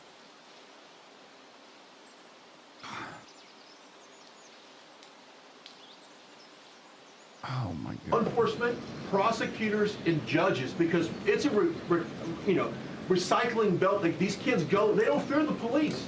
They know it. If you talk about how we've got to get these judges and put these kids behind bars, right. Adult crimes deserve adult penalties. And my second question, that's not a question. You didn't ask a question. You just recounted your experience with what you called was a teenage thug with a hard T. What's the question? Mr. President, will you start killing these teenagers that they're robbing me? You want me to answer it? Whoever wants to take it. Okay, it's real. Do you want me to answer it? Here's the problem. Assuming that they're 17 years, older than 17 years old, I can get the case. If they're under 18 years of age, I can only get the case if it's murder, rob one, rape, even if they shoot a gun but don't kill you, I can't get it. So the law has to be changed. As the president said, cashless bail. That has to be changed. All right, then, even assuming I get the case, I get jurisdiction, I get a conviction, the D.C. Council has given the judges the ability to give probation on shootings. And so then it's up to them. All of these things, the Youth Rehabilitation Incarceration Reduction Act, and now they really want to change the way minors are treated as minors, I think, for more reasons than one, if you know what I mean. Like, they are big into this whole, like, well, you know, what is a minor after all type shit. They really want 14-year-olds to be treated as adults, it seems. They want to seal records. So if we work hard and we get a conviction, they want to wipe it out. So that needs all to be changed. Okay, Mr. President. Pam, would you answer that also? Yeah, and just back to that topic. Let's be clear, though. We're going to charge. Dude, what's crazy is, like, Trump lawyer, okay, Fox News personality. Jeanine Pirro is also a Fox News personality. Quote-unquote independent media Rumble personality. That's his top-level officials in this admin. How do you not look at this situation and go, okay, I expect them to fuck up over and over again? Like, it is seemingly designed for it's a string of fuck-ups that are waiting to happen. Charge them, and we're going to track every single thing they do throughout every step of the court process and report back to you and let all of you know what's happening to them. Because the people who are prosecuting them, the judges who are trying them, they also need to be held accountable. Mr. President, you also made a comment. This is the most people we've ever seen in this briefing. I've never seen ever, right? Yeah. I've never seen any. Where's Caroline? Where's my superstar? Caroline. Is Caroline in the back? Where's Caroline? Come here, Caroline. Come here, Caroline. Come here. Is she doing a good job, by the way? Come here. Is this the largest crowd that you've ever seen? This is definitely the most packed briefing, and I think all of you would agree. I think it's why we need to build a ballroom. Mr. President, I have a better idea. All right, Brian, go ahead. My question is this. You're building the big, beautiful ballroom. Yeah. Could we build a big, beautiful... Okay, these questions are fucking insane. Oh my God. Oh my God. Oh my God. Okay, let's see. Let's see what Janine Perot's saying here. I see too much violent crime being committed by young punks who think that they can get together in gangs and crews and beat the hell out of you or anyone else. They don't care where they are. They can be in DuPont Circle, but they know that we can't touch them. Why? Because the laws are weak. We are gonna touch you. If you're young, we will touch you. And you will say nothing about it. We want to touch the youth. Crazy. I can't touch you if you're 14, 15, 16, 17 years old and you have a gun. I convict someone of shooting another person with an illegal gun on a public bus in the chest. Intent to kill? I convict him. And you know what the judge gives him?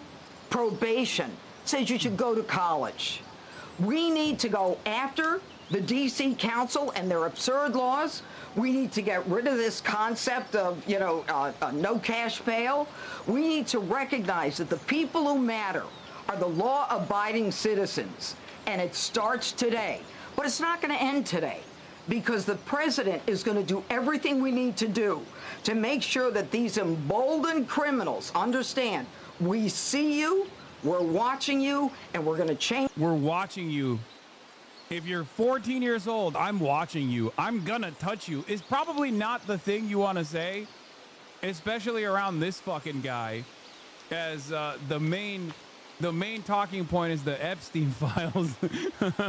Minors. We are actively following you home. It's the law to catch you.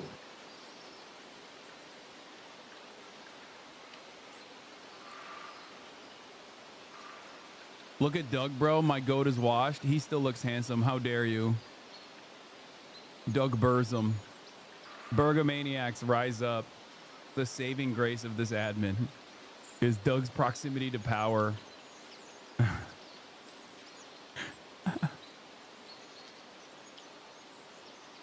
Ay, ay, ay. All right, the rest of this is just like stupid shit. Briefing room, updated technology, more seats. I don't want to do that. I don't want you to be comfortable.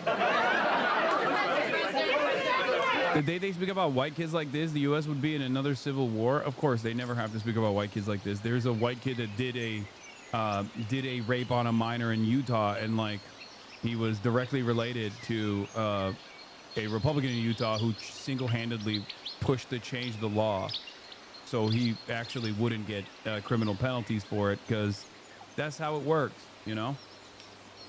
So no, I don't want to make life comfortable. So look. Let's just do this. Let's do this. It's going to be a big thing. We're going to Russia. That's going to be a big deal. What happens, happens. I'll let you know. Yeah, what it wasn't happens. even a kid. The kid in this situation, the white teenager I'm talking about, was 18 years old. You'll be the first to know. I'll be calling the European leaders. I'm going with totally. I mean, we have a. All right, we're moving on from this. We're going to talk about some serious stuff. Israel. As you guys may be aware of, I've been covering this on my own personal social media profiles, but Israel, of course, is still on an unlimited rampage, unlimited genocide. And as a part of its unlimited genocide, Israel assassinated numerous Al Jazeera journalists, very famous ones, as a matter of fact, yesterday. And then basically said that they were the journalists that they assassinated were Hamas. Okay. Hey, Haas, went into the archive last night and watched your broadcast from October 8th. It was heartbreaking watching that, knowing what has been happening since. Yes, the journalist I'm talking about, of course, is Anas al-Sharif, a very famous Al Jazeera journalist. from Al Jazeera Arabic. He was assassinated last night. And he was targeted and killed for doing journalism. We're obviously going to be talking about this. It is insane. Of course, Israel has not stopped. They're still bombing. Israel bombed the home of the Dalul family in Gaza, killing more than 10 people according to reports and wounding others. Among the residents is prominent journalist Motasem Dalul. Reports say that when neighbors rushed in to pull the victims from the rubble, Israel struck again, a double-tap strike, hitting the rescuers. This comes less than 24 hours after an Israeli attack killed 6 journalists in Gaza City, including Anas al-Sharif. They are actively trying to kill the remaining journalists in Gaza. They are openly and deliberately targeting journalists and then claiming, well, this journalist was Hamas. Okay? And the guilt by association, Mohammed El-Kurd also talked about this as well. I tweeted about this as well. Here, I'll show you. Because I retweeted that fucking scumbag Eyal Yacobi oh, well, they took photos with Hamas officials, including Yahya Sinwar. So obviously they're Hamas. They did this in the past as well. There is no justification for killing a non-combatant, especially a journalist, regardless of who they have taken photos with, for the record. Just so you understand, especially because, as I've said over and over again, if the world operated by Israel standards for combat, then you could literally nuke Tel Aviv and claim that it's totally justifiable. Of course, it is not a justifiable act, but just understand that the only reason why they can get away with saying this is because of fucking unlimited, unadulterated racism. Eyal Yacobi says, innocent journalist, okay?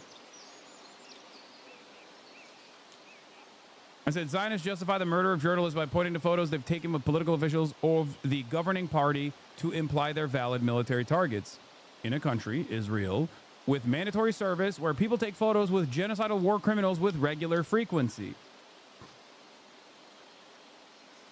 Yeah. Of course, there's obviously Trey Yingst as well, who has also taken photos with Hamas militants, like literally.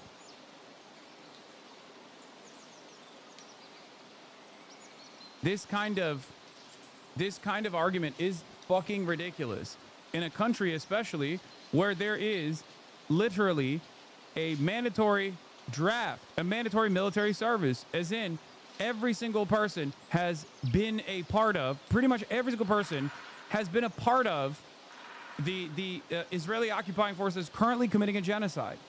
Okay? If the rules of war were to be implemented in the way that Israel is conducting itself, then it would be justified to nuke Tel Aviv, considering that every single person in Tel Aviv, every single adult in Tel Aviv has either served in the Israeli occupying force that's currently committing a genocide or have served in the Israeli occupying force in the past. Okay? Not only that, but also every single person responsible for the internal governance and civil society organizations within the Israeli structure, within the Israeli state, would also be active military targets. This is by Israel's own estimation of what is considered a valid military target. Okay? It's fucking ridiculous. They kill entire families. They take down entire city blocks because they say, well, this person was like in charge of, I don't know, keeping the streets clean in the Hamas Politburo. Okay? It is insane. It is completely insane. But of course, they do not do this. This is not a standard that is applied to Israel. It's not a standard applied to anyone but Palestinians, because people do not consider Palestinians to be human beings. That's it. Okay? The instinct of many defenders of the Palestinians is to dispel the connection between the slain Palestinian media workers and their supposed political leanings, as if anywhere in the world these exist in isolation. While it is demanded of us to distance ourselves from the guerrilla fighters struggling against colonialism and occupation, Zionist soldiers, the colonizers and occupiers, can work without much irony or scrutiny in newsrooms and in media watchdog organizations. And it's crazy, because one of the guys that does this is the IDF veteran, the Israeli occupying force veteran, who is the embed reporter for the Israeli occupying force for Times of Israel. I forget his name now. His name escapes me. But he routinely will post about Yeah, Emmanuel Fabian. Thank you, chatter. Emmanuel Fabian is an Israeli occupying force veteran. He also is the Times of Israel Israeli occupying force correspondent. He routinely is embedded with IDF troops in Gaza. Okay? And Emmanuel Fabian will, without even a fucking shred of irony, routinely post Israel's fucking defenses of murdering technically his colleagues on the other side that are being genocided. Okay? Like Emmanuel Fabian, as a direct consequence of like being embedded with the IOF, is way more of a fucking valid military target than like any of these guys are. What the fuck? And he doesn't even recognize that irony. He does not even recognize that irony. He's like an active combatant. He has been an active combatant, and he's currently a part of the military wing doing propaganda for the army that is currently doing a genocide.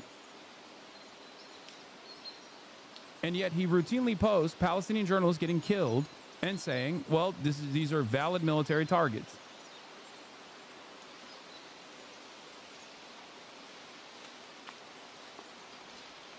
Take, for example, Axios' political reporting covering Israeli affairs. Barak Ravid, who was, until March 2023, a reservist in the Israeli occupation forces while working for an international media outlet. Or the editor-in-chief of The Atlantic, Jeffrey Goldberg, who dropped out of his American university to volunteer in the Israeli occupying force during the first Intifada. Then, during the course of his job, a so-called prison counselor at the notorious Ketziot camp lied to cover up for a friend whom he witnessed beating a prisoner. Correspondents entangled with the Israeli army are not challenged on the basis of proximity to the conflict, let alone condemned to die because of their participation in or fondness of the Israeli military apparatus. They do not need to be humanized.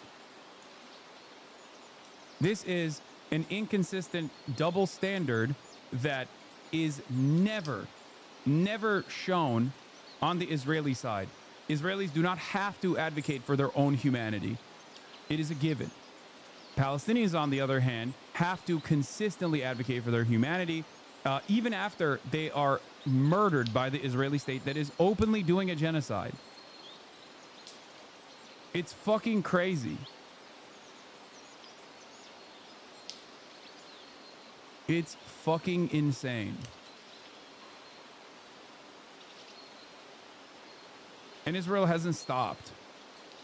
And we're going to continue talking about it. And I'll read you his final message as well. For the first time, Israel is taking responsibility for a deadly attack on journalists in Gaza, but claiming that one of the Al Jazeera Arabic journalists worked for Hamas. Like, the Israeli state claims should be a non-starter. I don't give a fuck. I don't give a fuck what the Israeli state claims. They are lying. They're lying. They lie all the time. They have never been truthful. Why do you still, after 22 months of genocide, when the Israeli state is openly saying they are going to permanently occupy the Gaza Strip militarily, why are you still going, well, the genocider army has claimed that the another victim of their genocide is actually not a journalist, but instead a Hamas militant. Okay, if the Israeli state says it, then it's, then I guess it's fine. I guess then it's a legal kill. It's so fucking insane. I don't give a fuck what the Israeli state says, okay? The only time I care about what the Israeli state is saying is to know what the lie is. The only way to understand what the truth is to recognize that the opposite of what the Israeli state is claiming is probably the truth.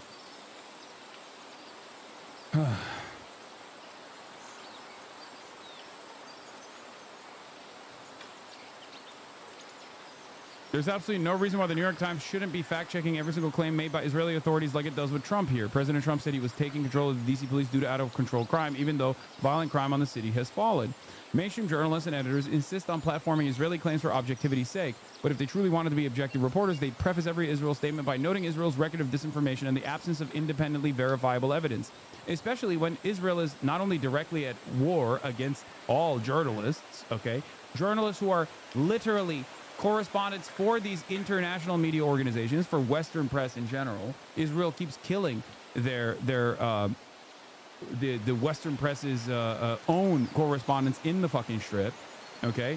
But also, Israel is directly at war with the truth. Israel's not even allowing Western press and Western media to enter the Gaza Strip.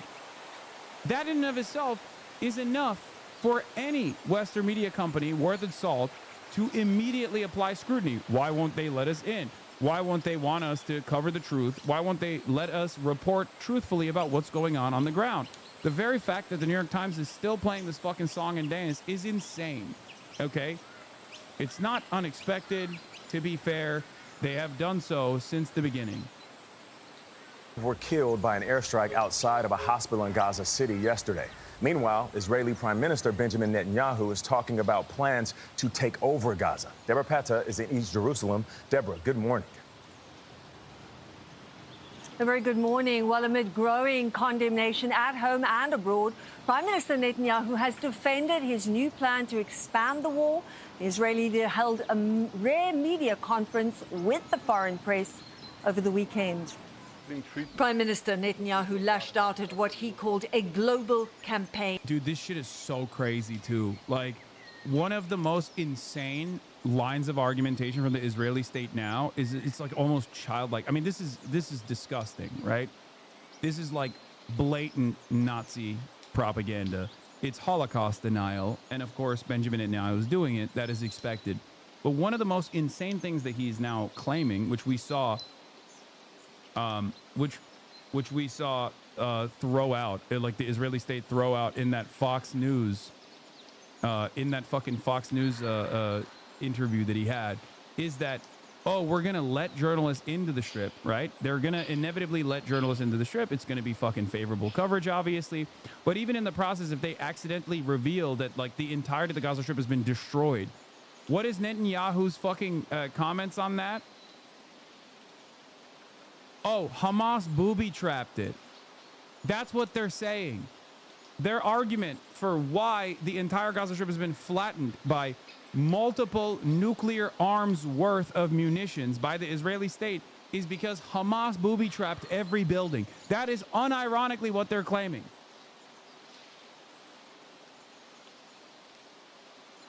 That's what they're saying. They're saying Hamas had 8 atomic bombs worth of explosive ordnance that they put into every single building, and they actually blew up the civilian buildings themselves. I'm sorry. If you believe that, you can't fucking breathe without supervision. You know what I mean? You need like someone to consistently tell you to manually breathe. You have to be the dumbest person on the planet. And I don't think you're that dumb. I don't think any human being is that dumb. I think you just are looking for any reason to continue defending Israel's genocide because you like it, but at least you like read the room and you recognize that maybe people are not on board with it any longer. So you're just like actively trying to grab onto any defensible position in an otherwise completely indefensible sequence of horrifying war crimes and an ethnic cleansing campaign and a genocide, a live-streamed Holocaust. Of lives. And the international press has bought hook, line, and sinker. Hamas statistics, Hamas claims, Hamas forgeries. But Israel has refused foreign media entry into Gaza. We put this to him. Firstly, open your eyes to Hamas's lies. Why is Israel not allowing foreign journalists into Gaza to report independently? I've ordered, directed the military to bring in foreign journalists, more foreign journalists, a lot. It is unclear if this... You sure that is what booby trap means? Don't they mean that they had to destroy the building so their soldiers wouldn't die in a trap? Yeah, no, that's what they're saying. They're saying Hamas booby trapped every building. That's why they had to level every building so that they could blow up the booby traps. That's what they're saying. Or at least like the booby traps themselves actually exploded the buildings. It doesn't matter. It is just a fucking lie. He has said both. Both are insane. What are you talking about? Do you think this is a consequence of booby trapping? Are you fucking nuts? Means the media will still only be allowed in under Israeli military control. For 22 months, the burden of documenting the war has fallen on Palestinian journalists inside Gaza. Over 200 have been killed. Just hours after the media briefing, an Al Jazeera crew, including correspondent Anas al-Sharif, was targeted in an Israeli strike in Gaza City. The IDF claims Sharif was the head of a Hamas cell, but just over 2 weeks ago, the New York-based Committee to Protect Journalists said it was gravely worried for his safety. Who cares what Israel says, man? Just say that they lie all the time. You have to fucking explain that they're lying. What do you mean? This is not journalism. Israel said he was a leader of the Hamas military wing or whatever. Oh, okay. If Israel said so. It's fucking nuts that we still have to play this song and dance. It's been 22 months. They are very open about their genocidal ambition. What is going on? Everyone can fucking see it. It is now officially, I mean, it's been this way for a while, but it's certainly like in broad daylight. It is now more problematic to consistently defend Israel in the eyes of the broader public than it is to run cover for it. Okay? That's it. You are destroying what remains of the limited credibility that you had. You've already actively eroded that confidence that people had in mainstream publications by doing this over and over again. But now you're going to lose the remaining fucking boomers. Okay? You're at that stage where like the fucking 75-year-olds are going to look at this and be like, what the fuck do you mean? They believed Sharif was the target of an Israeli military smear campaign based on unsubstantiated allegations. Well, Sharif had told the CPJ he feared he was being set up for assassination. He left a will in which his final words are, "Do not forget Gaza and do not forget me in your prayers." Nate? Deborah, thank you. في كل ليلة الاحتلال الإسرائيلي يرتكب مجازر من المواطنين Before he was assassinated by Israeli forces along with 4 Al Jazeera colleagues. One of the victims is still clinging on to life. And the rescue teams are trying with the most basic tools to get him out. حسبنا الله ونعم الوكيل.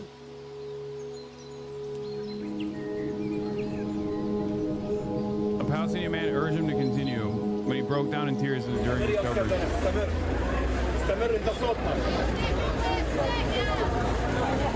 سحب الجثامين من داخل هذه المدرسة. الآن حزام ناري واستهداف عدد من المدارس مدرسة حمامة بحي الشيخ رضوان. غارة إسرائيلية تستهدف أحد المركبات هنا أمام مجمع الشفاء الطبي.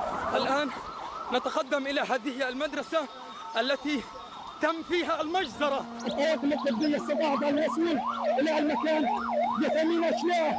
الهدف عن مجزرة كبيرة، عشرات من الشهداء هنا في داخل هذه المدرسة. His own immediate family members were murdered in the process. He hadn't seen his father in 60 days when he was killed in an airstrike.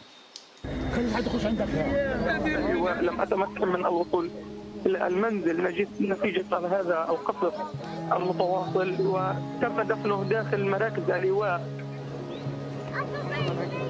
صباح الخير. صباح الخير. صباح النور يا روحي. طبعا اليوم الصباح مختلف شام.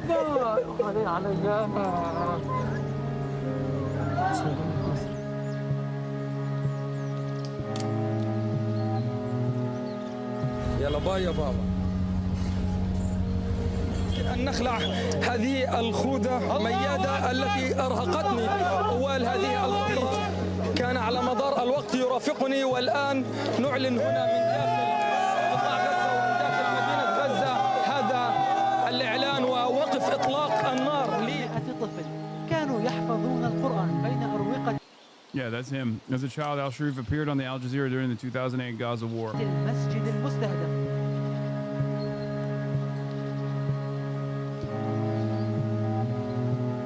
تطورات أن وزارة الصحة الفلسطينية سيما في صفوف الأطفال. ونحن طبعا هذا المشهد هو جزء من المعاناة، جزء من المجاعة التي ما زالت متواصلة ومستمرة في داخل القطاع. نتحدث عن نقص جميع المواد الغذائية في داخل القطاع، نقص حليب الأطفال، أدنى المقومات الصحية. في هذا الوقت جيش الاحتلال الإسرائيلي يرتكب مجزرة بعد استهداف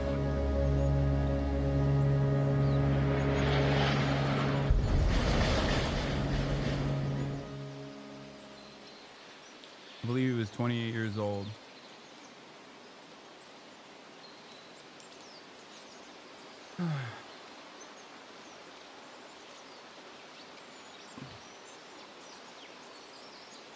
The Israeli military just killed him. Look at the photo caption. This is a committee to protect journalists. CPJ calls for Anas al-Sharif's protection in face of Israeli smears. Al Jazeera Arabic's Gaza correspondent Anas al-Sharif has been called a terrorist multiple times by an Israeli army spokesperson after the journalist cried, reporting on starvation in Gaza.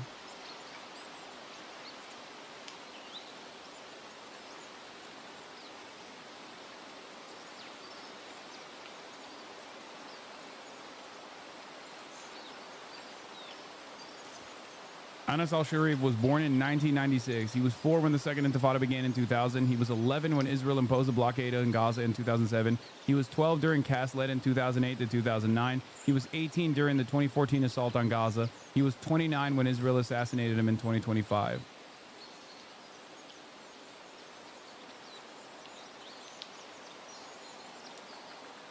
Was he targeted? Yes. He was deliberately targeted in a tent with other Al Jazeera journalists and assassinated by the Israeli state.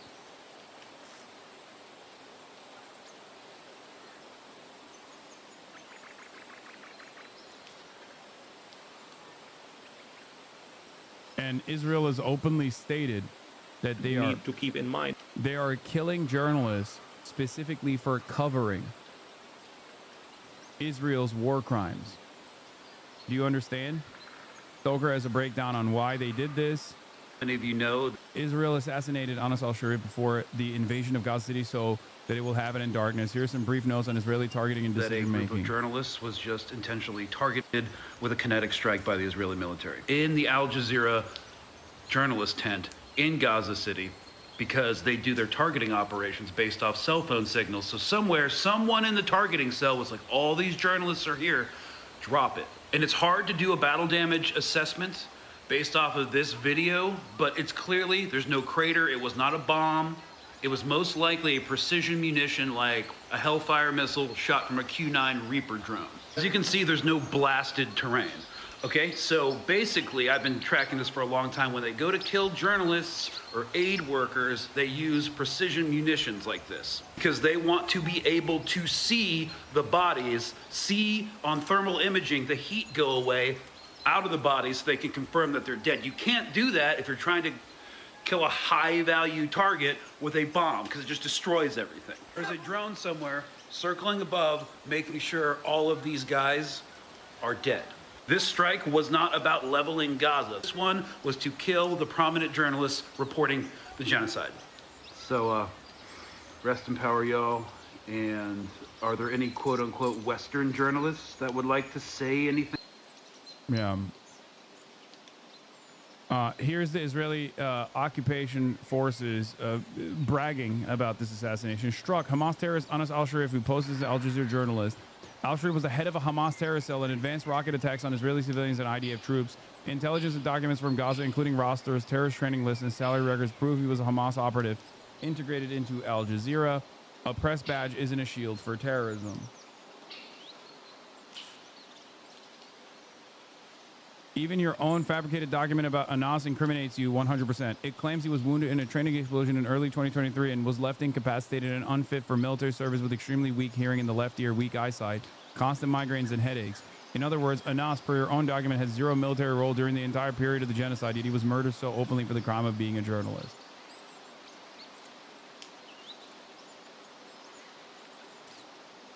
As you guys know, this isn't the first journalist that Israel has assassinated.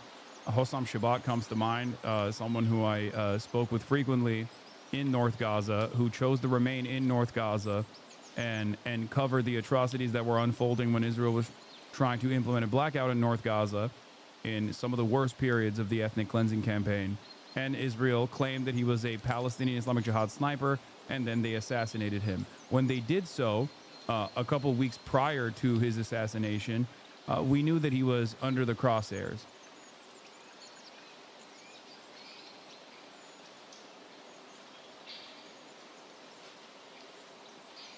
Yeah. Of course, Ahmed Fouad al-Khatib, Ethan Klein's favorite Palestinian collaborator with the Israeli state and the American government, had actively put a target on the backs of numerous journalists, including Anas al-Sharif. It's not, drama adjacent. This is just something that other Palestinian contributors are talking about as well. This is terrible news. Israel pulled the trigger, but I squarely blame Ahmed Fouad al-Khatib for their deaths. He planted false stories about Anas and is directly responsible for his murder. I also blame the Atlantic and Atlantic Council for giving this rat a platform for his lethal smears. Here's what he said on February 10th. Al Jazeera journalist Anas al-Sharif and cameraman attempted to provoke a security incident at the Netzarim corridor at the behest of Hamas. They tried to put up a drone above the Egyptian and American forces after the withdrawal of Israeli troops to capture footage, but were likely gathering intel and scouting the area for Hamas.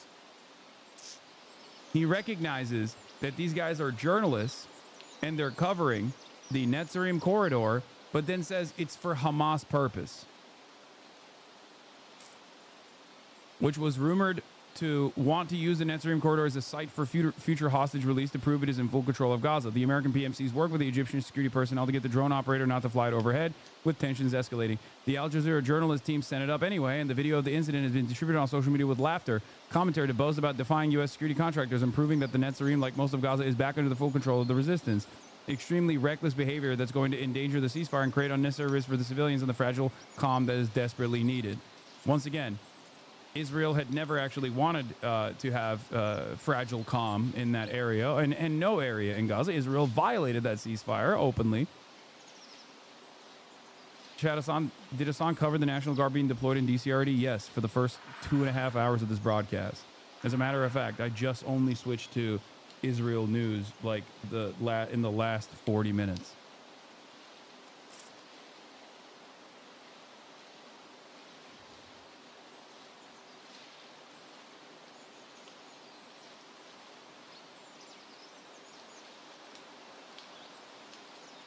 Wait, you knew a journalist who was assassinated? Yes.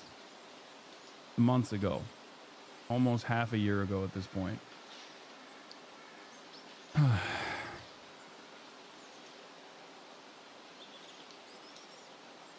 Hossam Shabbat.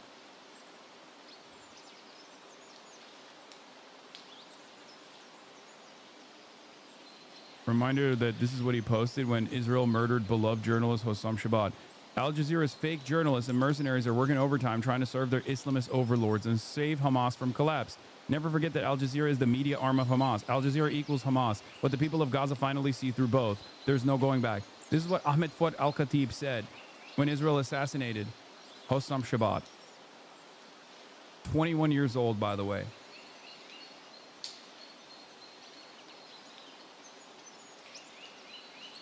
That's who this fucking demon is.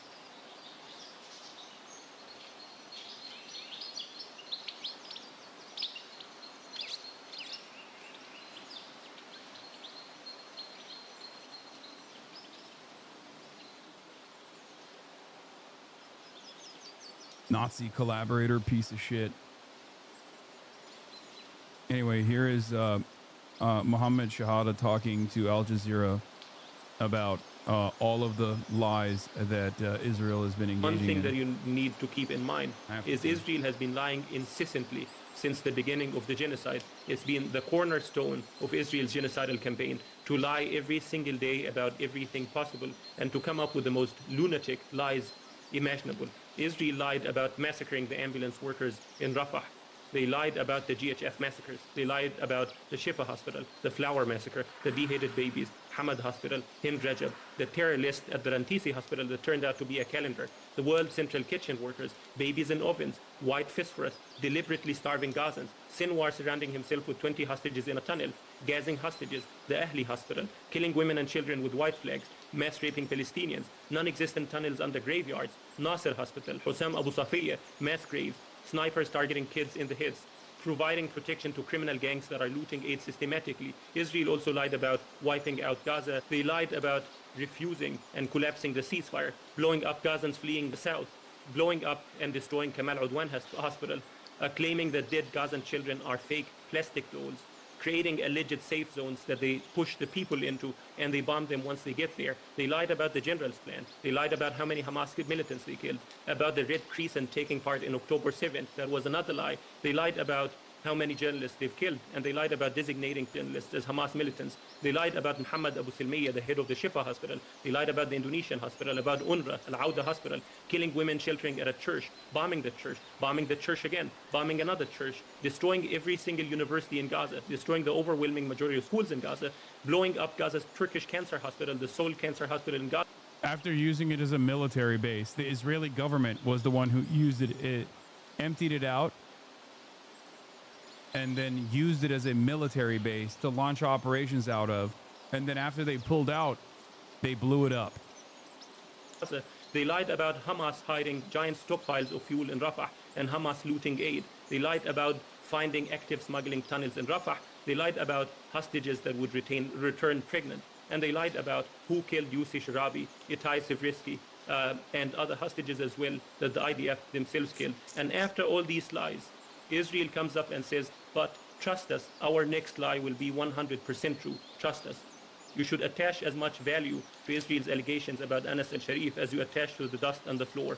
Because without lies at this stage, without lies, Israel's narrative dies completely. It's the only way they can sustain the genocide.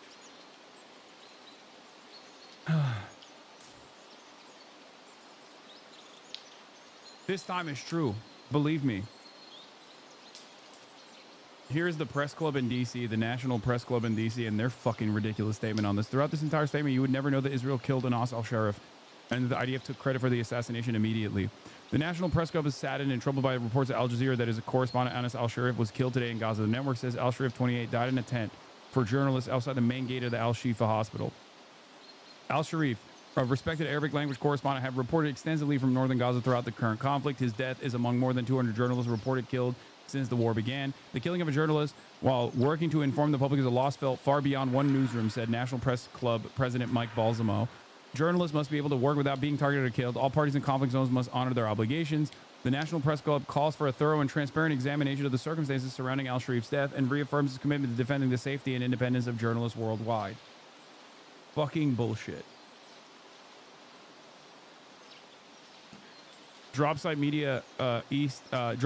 East editor Sharif Abdul Quddus reflected on Western media's response to Israel's killing of Anas al-Sharif and 5 other journalists. He told Breaking Points there's been a progression of brazenness in how Israel kills journalists in Palestine as Western media continues to enable Israel. To Anas's killing, I'm still somehow shocked by it, even though I shouldn't be after so long, by Western media institutions. The National Press Club called for a thorough and transparent examination of the circumstances surrounding Anas's death. What on earth does that mean? They're putting out a boilerplate statement calling for an investigation. Israel openly, publicly... Yeah, what investigation? Israel said they killed him and said he was Hamas. Unless you're saying that, unless you want to lend credence to the Israeli narratives after 22 fucking months of lies, what do you mean? We have to do a thorough and independent investigation. Israel already admitted that. Threatened him for months. They bombed the tent he was in, and then they took credit for it and bragged about it. Yeah. What investigation are you talking about? That's exactly. Reuters, the headline of Reuters is Israel kills Al Jazeera journalist it says was Hamas leader. And then it goes on to quote the Israeli military saying, you know, he was responsible for advancing rocket attacks or some of this, you know, preposterous claims. This is making this, it's enabling Israel to do this. That's right. And if we look, there's been a progression of brazenness of how Israel kills journalists in Palestine. In the beginning, they would deny that they killed them, or they would say it's collateral damage, or that it was some mistake. Then they started claiming that the journalists were in fact militants after they killed them. They did this with Hamza Dahdouh in January 2024. They produced some ridiculous documents claiming he's a Hamas militant or Islamic Jihad, I don't remember. Then they continued to step it up. They created this hit list in October. And they put 6 Al Jazeera journalists and basically saying openly, we're going to kill them. And now they've killed 2 of them. They went even further in April. They targeted one of the most prominent journalists in Gaza. His name was Hassan. They bombed him in a very similar way to the bombing they did yesterday. They bombed a media tent, but this one outside of Nasser Hospital in Khan Yunis. They killed 2 journalists. One was burned alive and the other died. But the journalist they were trying to kill, Hasan, he was wounded. Very bad. Yeah, and then they fucking killed him in the hospital. Badly, he was burned. He lost 2 of his fingers. He was recovering inside the hospital. They bombed the hospital and killed him. They bombed an injured journalist a month later, barely a month later, and killed him. And then openly admitted to it. So they're becoming more brazen about it, openly admitting to it, because they know there will be 0 consequences. Yeah. No, that's what they do. They push the limit. They might get some words of condemnation. Like, saying this post-October 7, in the immediate aftermath of October 7, would cause even the uninitiated, who are just not knowledgeable of Israel's behavior, to look at you like you're some fucking anti-Semitic psychopath, right? What do you mean they? Oh, are you talking about Jews? Oh, you just are saying that about the Jewish state. Now think about the environment when you actively report on the truth about the ways in which Israel conducts itself. And think about how many cries of anti-Semitism actually stick at this stage, okay?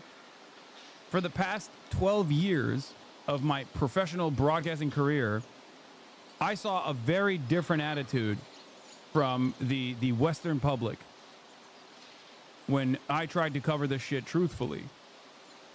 It's done. It's done. So now,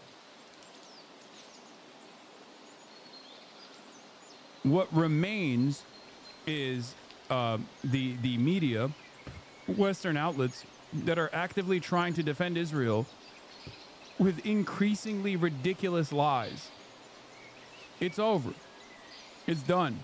But our work is not done because change has not come yet. So you have to keep pushing. You have to keep protesting. You have to increase the stress. You have to increase the pressure. You have to make it so that you are an undeniable force. You have to make it so that this comes with consequences. The unlimited support for Israel has to come with consequences. That's it. It's obvious that the Democrats are not going to do so. It's clear. And when you say it's already gone too far, man, I know. I understand that. But you're not doing this specifically for, you're not doing this for your own feelings. You're doing this for the people that haven't been murdered yet. You're doing this for those who have been murdered, whose deaths are not in vain. Okay? Palestinians do not have the opportunity to just, take a breather, to step away from this. This is their entire existence. Okay? Outraged by the targeted killings of journalists in Gaza. Salah Negim joins me now. He is the director of news for Al Jazeera English. And Salah, can I just begin by saying first that I am very sorry for your loss and that we here at CNN really do stand in solidarity with you and your journalists at this time. This was the targeted killing of, I believe, 5 of your staff, including one of the most prominent journalists and voices during the duration of this war, Al-Sharif. Can I begin by just asking you for your reaction to what has happened? First, thank you very much. And I think this is time that journalists everywhere in the world stand beside each other to defend collecting the truth from the field and protecting themselves against the tyranny and crimes that's committed against them. The reaction is journalists in Gaza are journalists. They have been working for 2 years under very difficult circumstances, risking their lives in order for one thing to happen, is to bring the truth about what's happening in Gaza to the outside world. And our correspondents died doing this after a threat from the Israeli Prime Minister Benjamin Netanyahu yesterday in the evening, few hours before they were killed. A threat, and at the same time, when he was asked, why don't you let international journalists to go into Gaza, he promised to secure them. And this is how he secured journalists, killing 5 of them. And the IDF have come out with this claim that Anas served as the head of a terrorist cell in Hamas. I mean, it's an accusation of Hamas membership that you have heard throughout the duration of the war. What is your response to that? It's not we only have heard that accusation. Anything for this Israeli government, which doesn't go along with its desires and narratives and what it plans to Gaza or other places, is Hamas member. This is the easiest accusation that happens. This is a government that is lying and lying and lying, and its lies are proved by so many organizations, eyewitnesses, countries throughout this war. Anas and your other Al Jazeera journalists had moved, we know, to write their own obituaries before they were killed, which suggests they knew what was coming. Can you tell us what you know of the events of the past week and where the crew were at the time of the strike? The crew was in the vicinity of Al-Shifa hospital in Gaza. This is a location that a lot of journalists go and start giving live interviews with their channels or collect information from. It's very well known, and they were not hiding. They're known to be there. Yes, every journalist in Gaza is writing his own obituary, because if you are in Gaza, you are not safe anywhere, whether you are a journalist or a normal citizen. 60,000 people died. Every morning you have something like between 50 and 100 people killed by Israel bullets or drones or whatever. So yes, they live in danger all the time. Yeah. Salah, Israel have known where your journalists have been for the past 2 years. Can you speak to us about the timing of this and why you think this happened now? The timing of this attack was clear from the Israeli Prime Minister press conferences yesterday. He announced his plans for Gaza. He wants to go and level the city and transfer something like 1 million of its inhabitants to concentration camp in the south, and maybe will accept voluntarily what he calls volunteer evacuation, and in fact it's expelling all of them. That is the plan for Gaza. Now, do they need eyewitnesses? Do they need cameras to monitor that and give the world? In the same press conference yesterday, he denied that there was hunger, shortage of food, but not starvation, which is a lie, as we all know. They suspect the numbers of 60,000 people dead, although it's verified by everyone. So it's killing the messenger and trying to eliminate any eyewitness to atrocities. Yes, and we know what a lot of your journalists have been doing, and us in particular, is bearing witness to the starvation that has been happening in the enclave. The Committee to Protect Journalists last month said it was gravely worried for Al-Sharif's safety. How concerned are you for your remaining staff there now? And are you taking any precautions? Is it even possible? There are protocols to secure journalists internationally, like protective gears, trackers, knowing their whereabouts, the way they use the communications, and all of that. But at the same time, if they are reporting from a besieged place with very little movement they can do, and they are confronted by a complete modern army that's bombing that place every day, there is no place safe. So we pray for God every day for their safety, as well as other people in Gaza, children, women, and men who are under fire for 2 years now. Yeah, and as I said at the top, we stand in solidarity with our eyes and ears on the ground there in Gaza. Salah Negum, thank you so much for being with us. Thank you very much. The Foreign Press Association says it's outraged by the targeted killings of journalists in Gaza. Let's bring in Ian Williams, the president of the association. Ian, welcome to the program. As we've noted, we've seen repeated calls for Western journalists to be allowed into Gaza as the war approaches its 2-year mark. Just talk about, tell our viewers why that is so important to have Western journalists there to observe what is going on the ground throughout the war, and what the reaction has been and the justification when you reach out to the Israeli government demanding as much. Well, one of the points is we should trust Palestinian journalists as well, but there's, profound sort of racism, and the Israeli government has basically said if you're Palestinian, you're not to be trusted, whereas I think the foreign press, the press in general, are now beginning to learn that whatever the Israeli government says has to be taken with a hundredweight of salt. 22 months. I'm sorry. After like the 5th month, you were just, if you still did not actually take what Israel was saying with a grain of salt, like you were just entertaining it on purpose. And I think that is the case. I think that the media is complicit in this, for the record.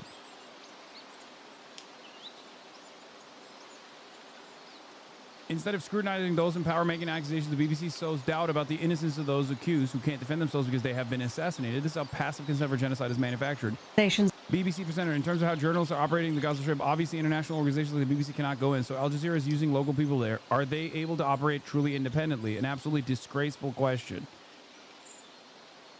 Like they're saying, are they able to operate independently outside of like Hamas control? Maybe what Israel is saying is truthful. Maybe he is actually a part of Hamas. Maybe he's an armed militant, an armed combatant. Look, he's taking photos with members of Hamas and the Politburo and even Yahya Sinwar. It's like they did this with Hassan Eslahi as well.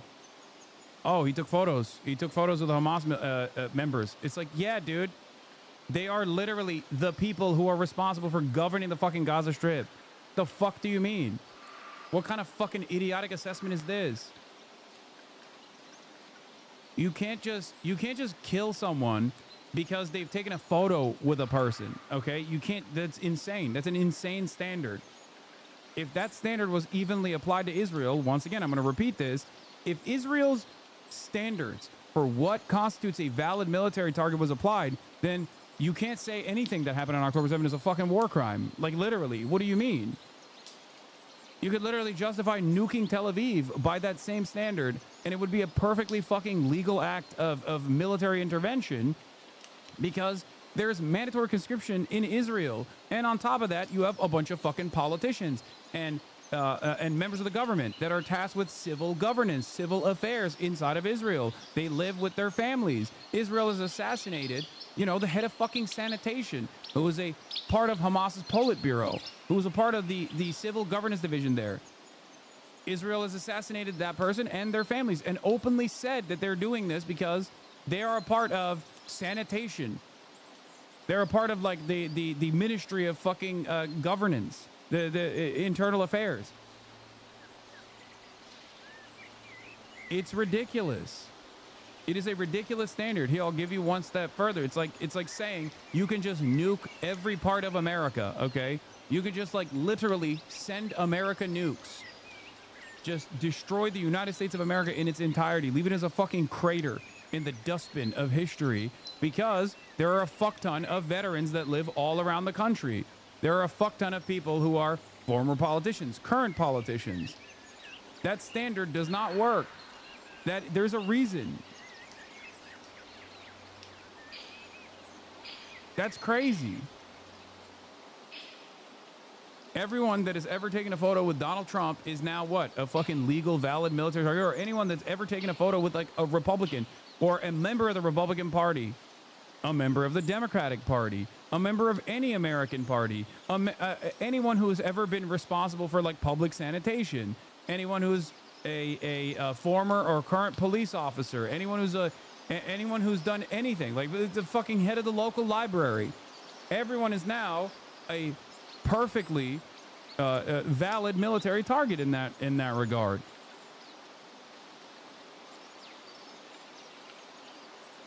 It's fucking ridiculous.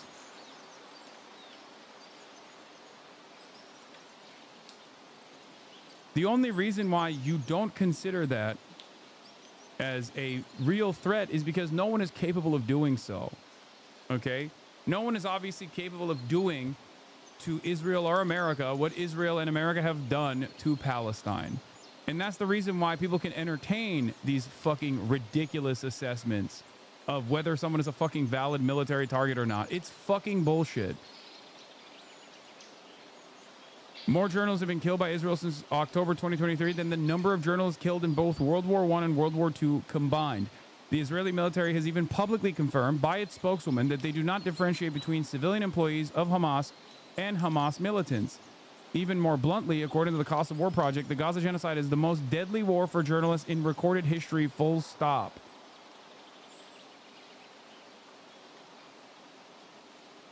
Israel is also, I'll take it one step further, actively said that journalists who are accurately covering what Israel is doing in the Gaza Strip are actually working at the behest of Hamas. They've literally killed journalists and said the reason why we killed this journalist is because he's doing journalism and therefore benefiting Hamas.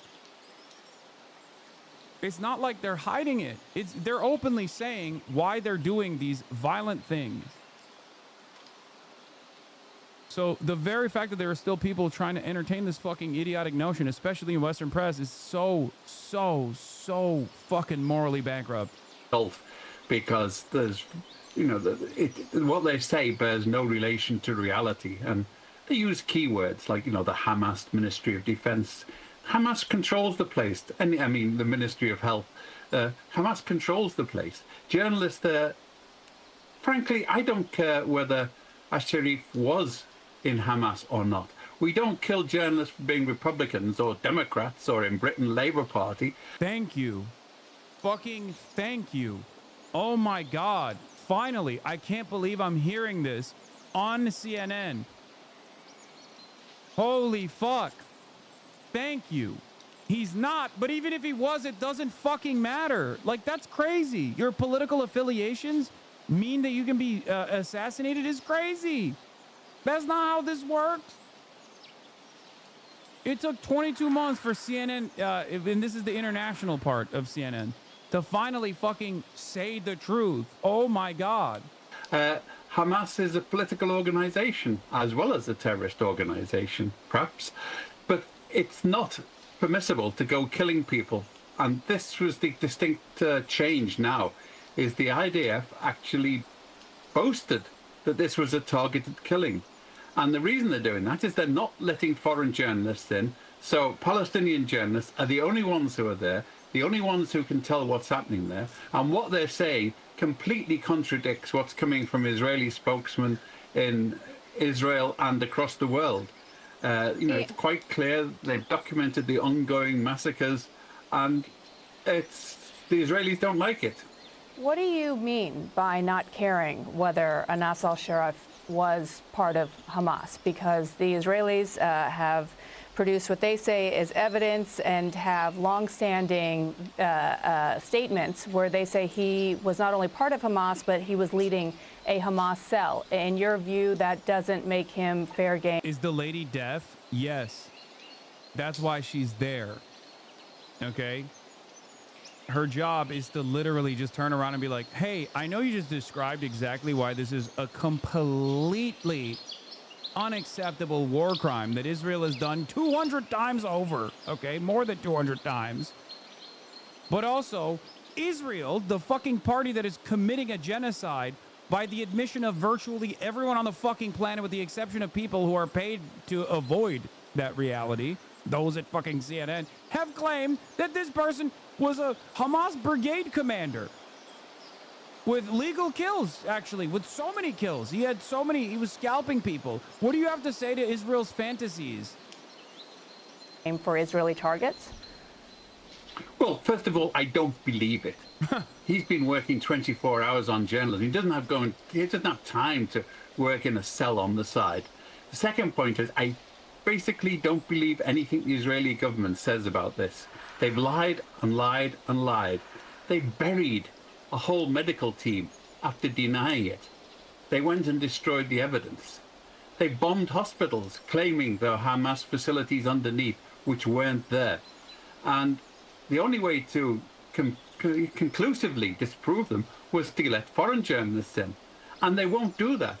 So now they're basically saying, if foreign journalists are allowed in now, I would make sure they compose their wills before they go. These are two separate... the IDF has no compunction. These are two separate what? No, it's not. It's not a two separate statement. It is directly. It is the same. It is the same fucking government. It's the same government that is doing a genocide, that has consistently lied every single time it's taken a fucking breath to say anything. Why the fuck would you ever believe a single word coming out of fucking Israel? Unless you are paid to believe the words coming out of Israel, even if you don't personally believe the words coming out of Israel. These are two separate issues you raise. I think the majority of journalists around the world, and I would imagine a lot of our viewers. It's not a separate issue at all. The reason why Israel does not want Western journalists to enter the fucking Gaza Strip is because when they kill the only journalists that are in the Gaza Strip, who are fucking brown Palestinians, you can turn around and say, well, wait, maybe he was Hamas. That's the only reason. Do you not understand?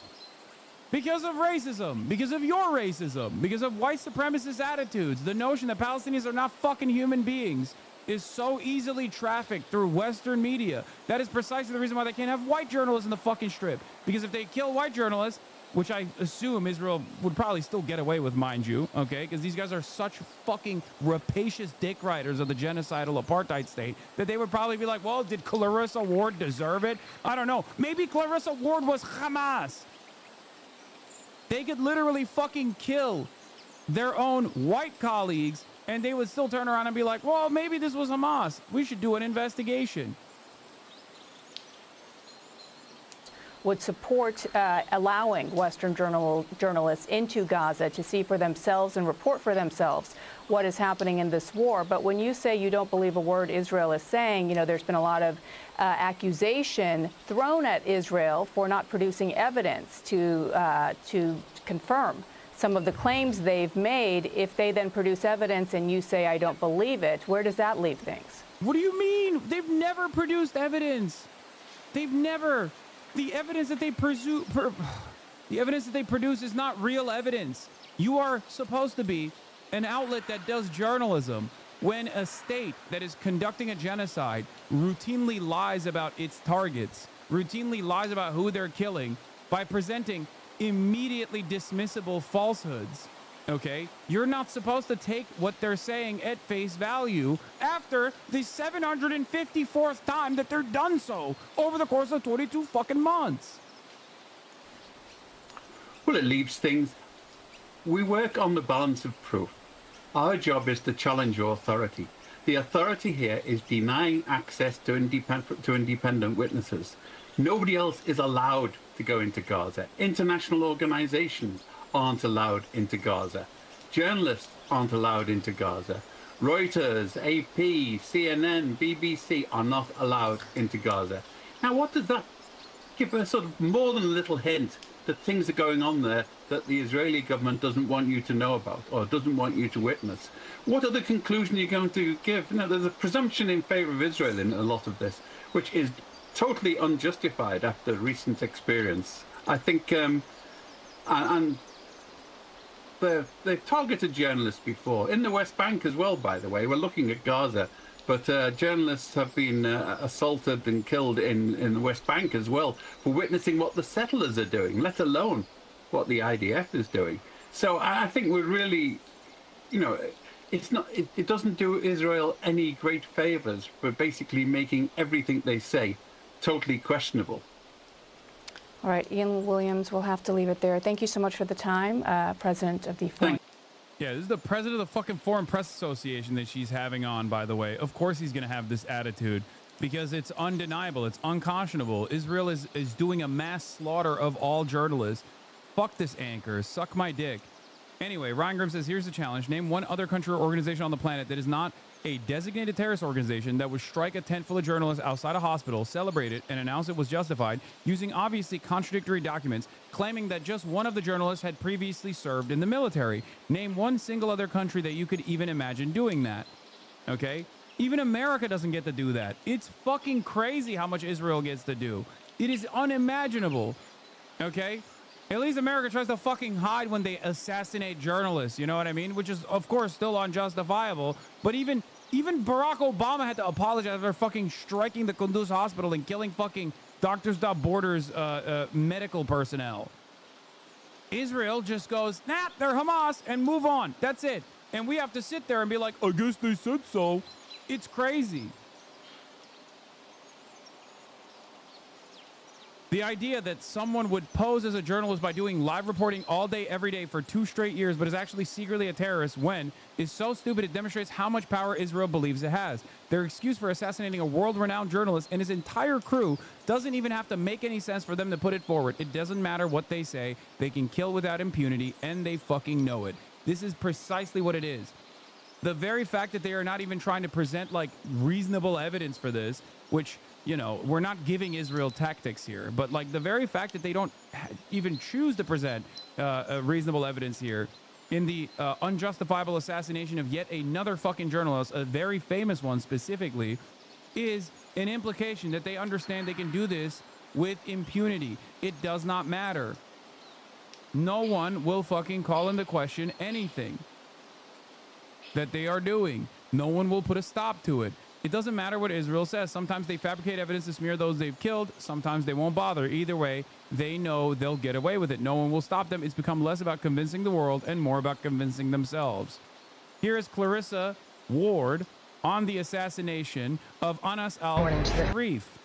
Even she had some fucking choice words here, and she is the main foreign correspondent. Clarissa Ward, remember, does some fuck shit every now and then, like she did in Syria. But she also, to this day, is one of the only fucking Western reporters that have been able to actually sneak into the Gaza Strip to get coverage early on of all of the atrocities that were unfolding in Gaza. I've said this to you before, okay? I woke up this morning to the horrific news that Anas al-Sharif, the Al Jazeera journalist, and 3 of his colleagues were killed in a targeted Israeli strike inside Gaza. This brings the total number of journalists killed in Gaza since October 7th to 176, which is, frankly, a mind-boggling statistic. And I just wanted to say, and I realize that it helps nobody, but I think I speak for a lot of Western journalists when I say that so many of us feel angry and outraged and powerless and ashamed. We are confronted with a stream of accusations from the IDF that seek to dehumanize our Palestinian colleagues, that seek to justify their killings, and the nature of the carefully calibrated language that we are using in our stories, I understand to many just feels so detached and so not proportional to the agony and outrage of the moment. And behind the scenes, many of us continue to push and press and sign letters and write petitions and do meetings, and none of it seems to make a damn bit of difference. So just a reminder that journalism is not a crime, and that the targeting of journalists is a war crime.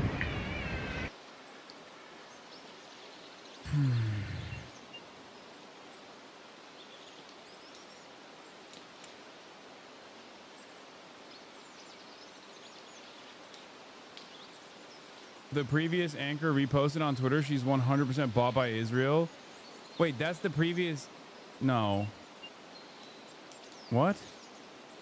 Gal Gadot has always stood for clarity and reason when Red Story, which makes us grateful and honor she backed the Don't Feed the Lion from the start. Brianna... Oh, that's the fucking... Oh! That's the lady. Oh, she reposted this. She's in it. She's tagged in it. CNN anchor. A brave and beautiful story that helps kids understand anti-Semitism and stand up to it with strength, pride, and compassion. This book is so needed right now. Gal Gadot. Actress and anti-Semitism advocate. August 8th, 2025. Hashtag don't feed the lion. Well, now we know why she was fucking pushing back on the Foreign Press Association president, saying Israel is lying with every breath it takes. What is this? Hassan the Hun vindicated again, I see. Also proof, since apparently a lot of people need it, this all could indeed end and could have ended any moment with one phone call from the POTUS. Netanyahu said, you are misleading the public that we can stop fighting and then return to it because Trump will let us. Yeah.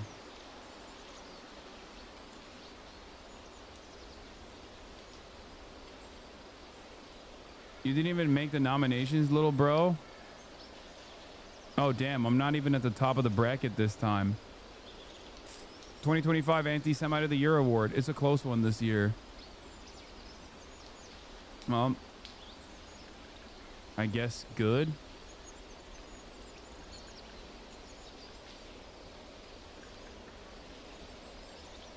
Piers Morgan being on there is so funny.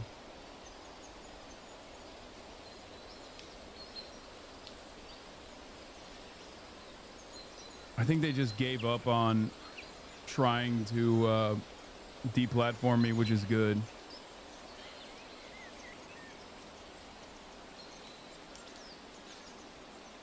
Yeah.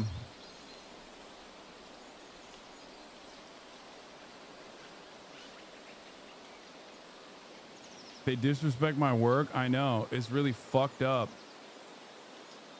I'm always telling motherfuckers, like, if you think you hate Israel enough, let me tell you, okay? You don't. You do not. Yeah. Also, UN has condemned Israel's targeted attack, killing 6 Gaza journalists. Chronicle of a death foretold. Anas al-Sharif and his 5 colleagues knew that Israel was likely to kill them. The press flak jacket couldn't save them. It's an emblem of the extraordinary danger of reporting in Gaza. For their colleagues, grief mingles with fear, because any of them could be next. Al-Sharif wrote a final message back in April.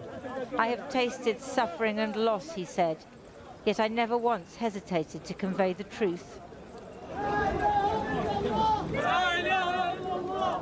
They carried their bodies through the ruined streets of Gaza City, past what were once homes and offices, the collective grief of a community and the individual grief of those who knew the men best. رحيل أنس الكلمات عاجز عن التعبير لأنه ما في كلمات توصف حق أنس وتضحية أنس والمعاناة اللي عاشها واللي عشناها كصحفيين. The Al Jazeera team was targeted by a drone in the tent where they slept and worked in the grounds of the Al-Shifa hospital. The Israelis had already destroyed all their offices in Gaza City. The journalists thought a hospital might provide some protection. The occupation says that by killing the journalists, the truth will be stopped and that its crimes will not be exposed. But I tell the occupation that your bombardment on us increases our determination and resolve in conveying the voice of the suffering of our people in Gaza.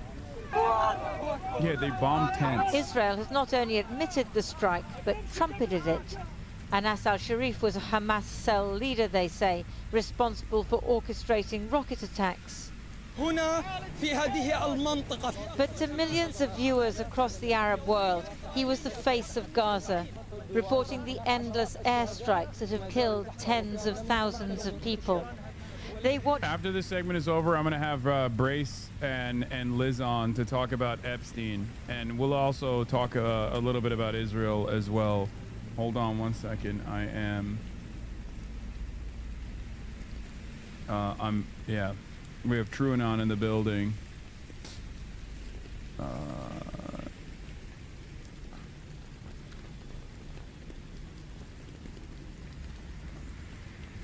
Hold on.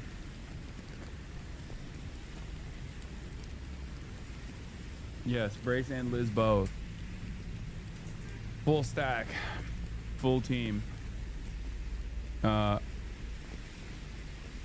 Him cast off his flak jacket when a temporary ceasefire was declared and everyone celebrated.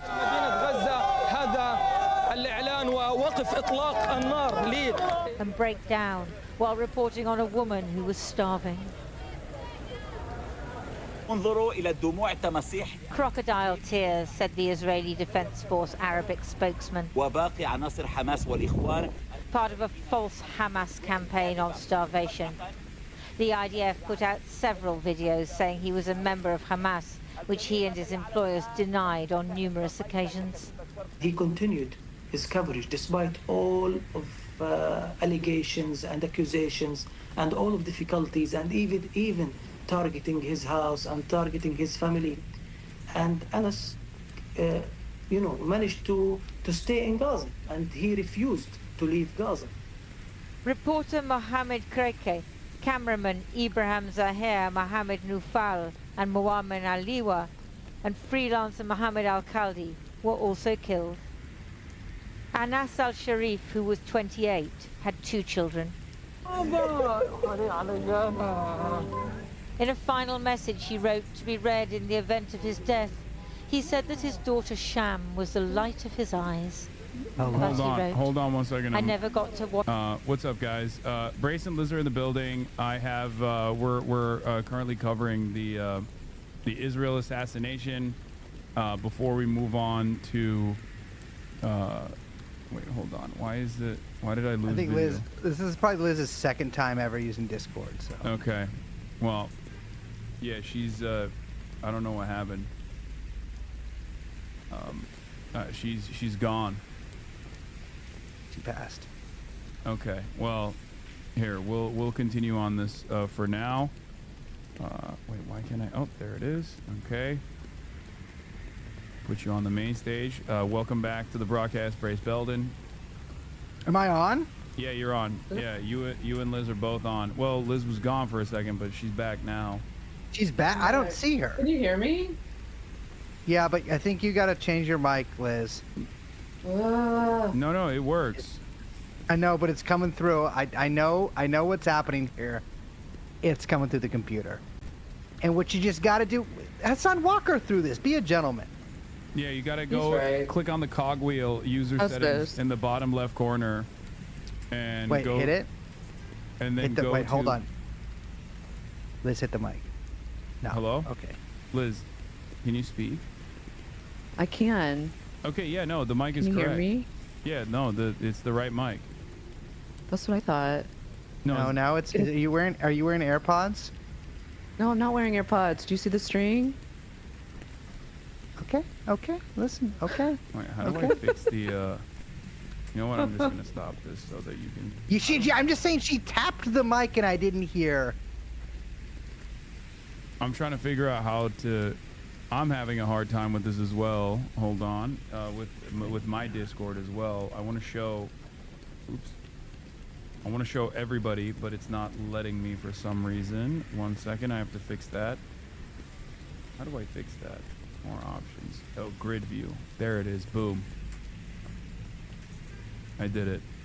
Well, no, only kind of. Now we've got some of Liz's head. No. Don't worry. I'm gonna fix that in a second. That's not a problem. Here it is. Boom. People can just look at some of my head. That's fine. No. No way. I'm fixing all of it. Don't worry. Okay. All right. Perfect. TrueAnon in the building, not in the flesh, but in the building regardless, ladies and gentlemen. We got Liz Franzak and Brace Belden. Thank you for coming on, guys. I've been meaning to have you on. I think this was like the last time I had I've had the full squad on before, but I think this was like the first time I ever had Brace on the broadcast. I believe Liz, you might have been on as well. Was to talk about the Epstein stuff many years ago. When TrueAnon was first starting, and since then there has been new developments and some that is basically same old, and I wanted you guys to update everybody, since you are some of the few brave journalists that have been on the ground that have directly covered this issue, court reporters that we are none of those things. We are none of those things. We are comedians that demand non-actionable. We are not reporters. We are not from anybody. We are not even people who platform others. We simply speak sometimes, but our opinions are entirely the opinions of other people. But I got advice that might be the wrong thing to say if the exact wrong thing to say. And I looked into that, and I think it might be. I think we have to say that we believe everything that we say 100%. I think we should double check that before you start saying that. Regardless, everything that we'll be saying on this program today, and in fact, I want to take that one step further, and everything that I've ever said in my life, especially pertaining to, you know what I'm talking about, has come to me texted by Hasan. Oh, great. It is not. It is all. We're just reading scripts. We're just reading It's scripts. all a script. It's the puppet master. And so any sort of things like that, legal things, all that kind of stuff, he's much easier. He has management. He has representation. And if somebody sues me, I might. Well, I can't say it's Twitch. You will not like it. You will not be happy. You won't.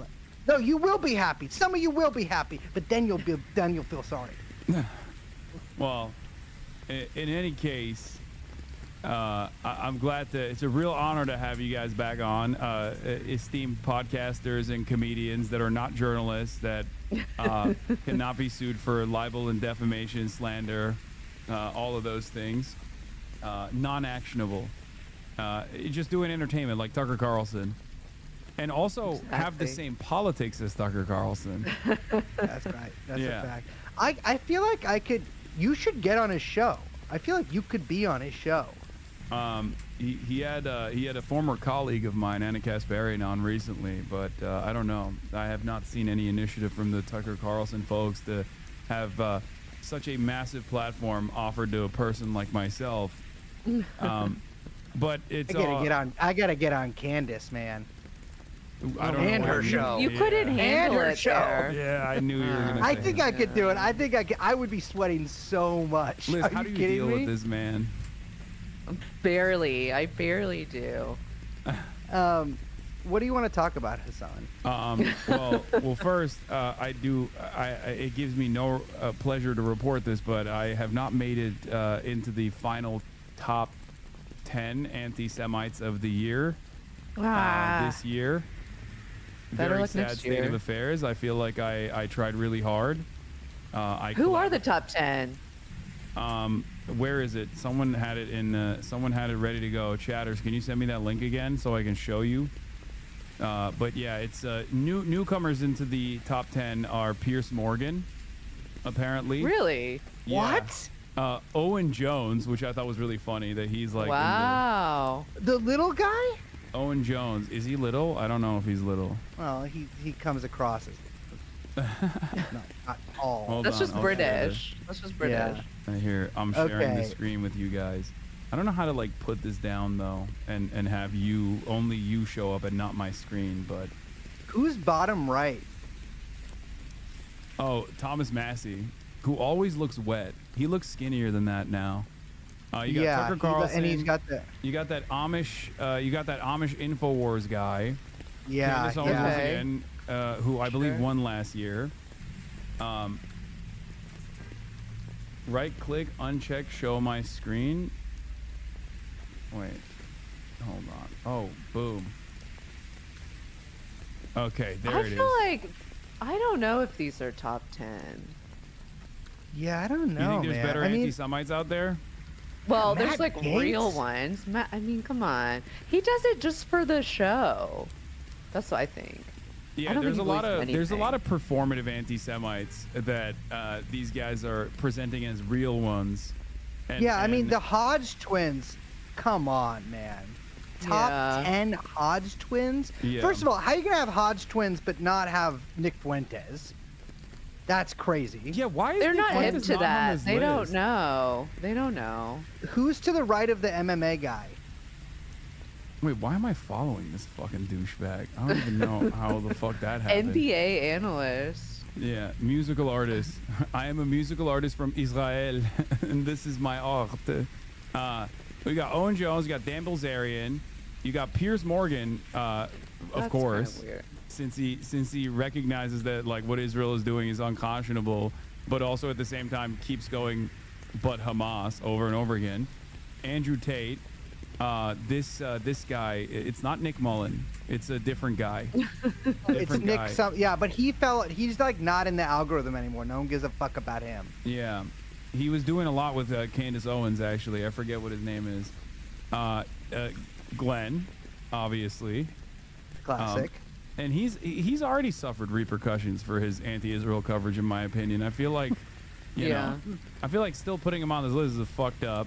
You got the guy who gets his head caved in professionally. Jake Shields, I think. Jake Shields, yeah. and then the comedian Dave Smith. Oh, that guy's. So is that guy actually a comic, or is he just a guy who goes on podcasts? Like, I does think he he's do a guy like? who goes on podcasts. I don't know if he's actually a comic. I feel like he says. I mean, his name is comedian Dave Smith, so I assume he is. Bassem Youssef, Matt Gates, the Hodge twins, fucking Jackson Hinkledink, and Thomas. Oh my god, I thought that was Josh Citarell.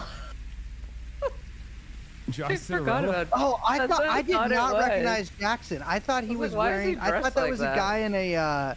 You know, one of them Rasta hats. I don't know if there's like a name for it or whatever, but like the hat you put your dreads in. And that's I thought it was like a guy. That from one of outfit those. looks photoshopped on. Like it reminds me of the Trump Yeah, y'all hat. are just photo. jealous that he actually went and hung out with the Al Houthi family. Yes, I am jealous. Oh, me Anybody? too, me too. Let's be real. Anybody who is hating on that, you are hating from outside the club. That is no, just for sure. definitionally you're hating outside the club. For sure. It's just come on. People were like, oh look, there were so many people trying to be like, oh he's got the rifle. He's got the. It's just so performative. Yeah, wouldn't you'd kill to be in that performance? Are you kidding me? 100%. No, I would say there's. That was when I assumed. That was when I decided. I don't think he's an American intelligence asset, and maybe just a Russian one. I don't know. With this list, I'm gonna go ahead and say the only three people I would say that actually probably really don't like hate Jewish people are also two of the people that I don't know if they could necessarily define what a Jew is, which is Bilzerian and then Jake, the fucking the MMA guy. And then maybe Candace Owens, but that's because she's our most refined anti-Semite. She's But in everyone else- the archives. She's reading all the pages. But I feel like everybody else is just. I mean, I don't know about the InfoWars guy, but I'm like, this is a phoned-in list. Yeah. Yeah, like the Hodgmans are. I unironically believe the Hodgmans are too stupid to be anti-Semitic.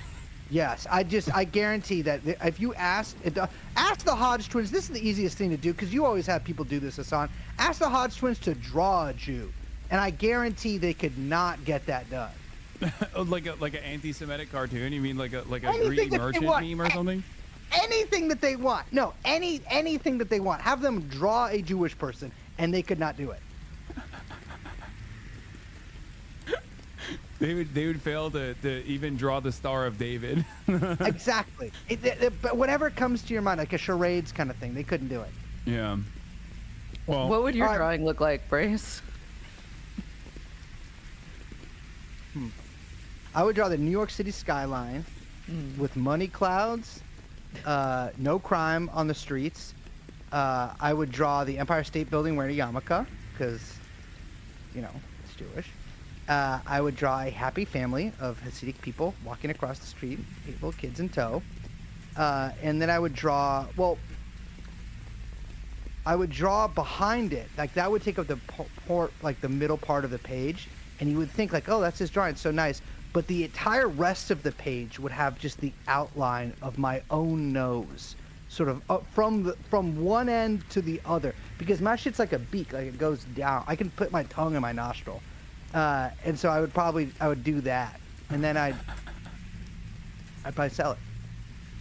I'm laughing about something else that I was thinking of. I'm horrified at what you're suggesting. I'm going like this the whole time.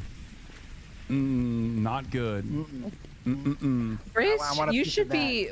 Brace should be in charge of putting together the top anti-Semites. I think. You I should think be- he would no, be you good. should be He's got the nose for sniffing them out. Oh, damn. Okay. Damn. Oh.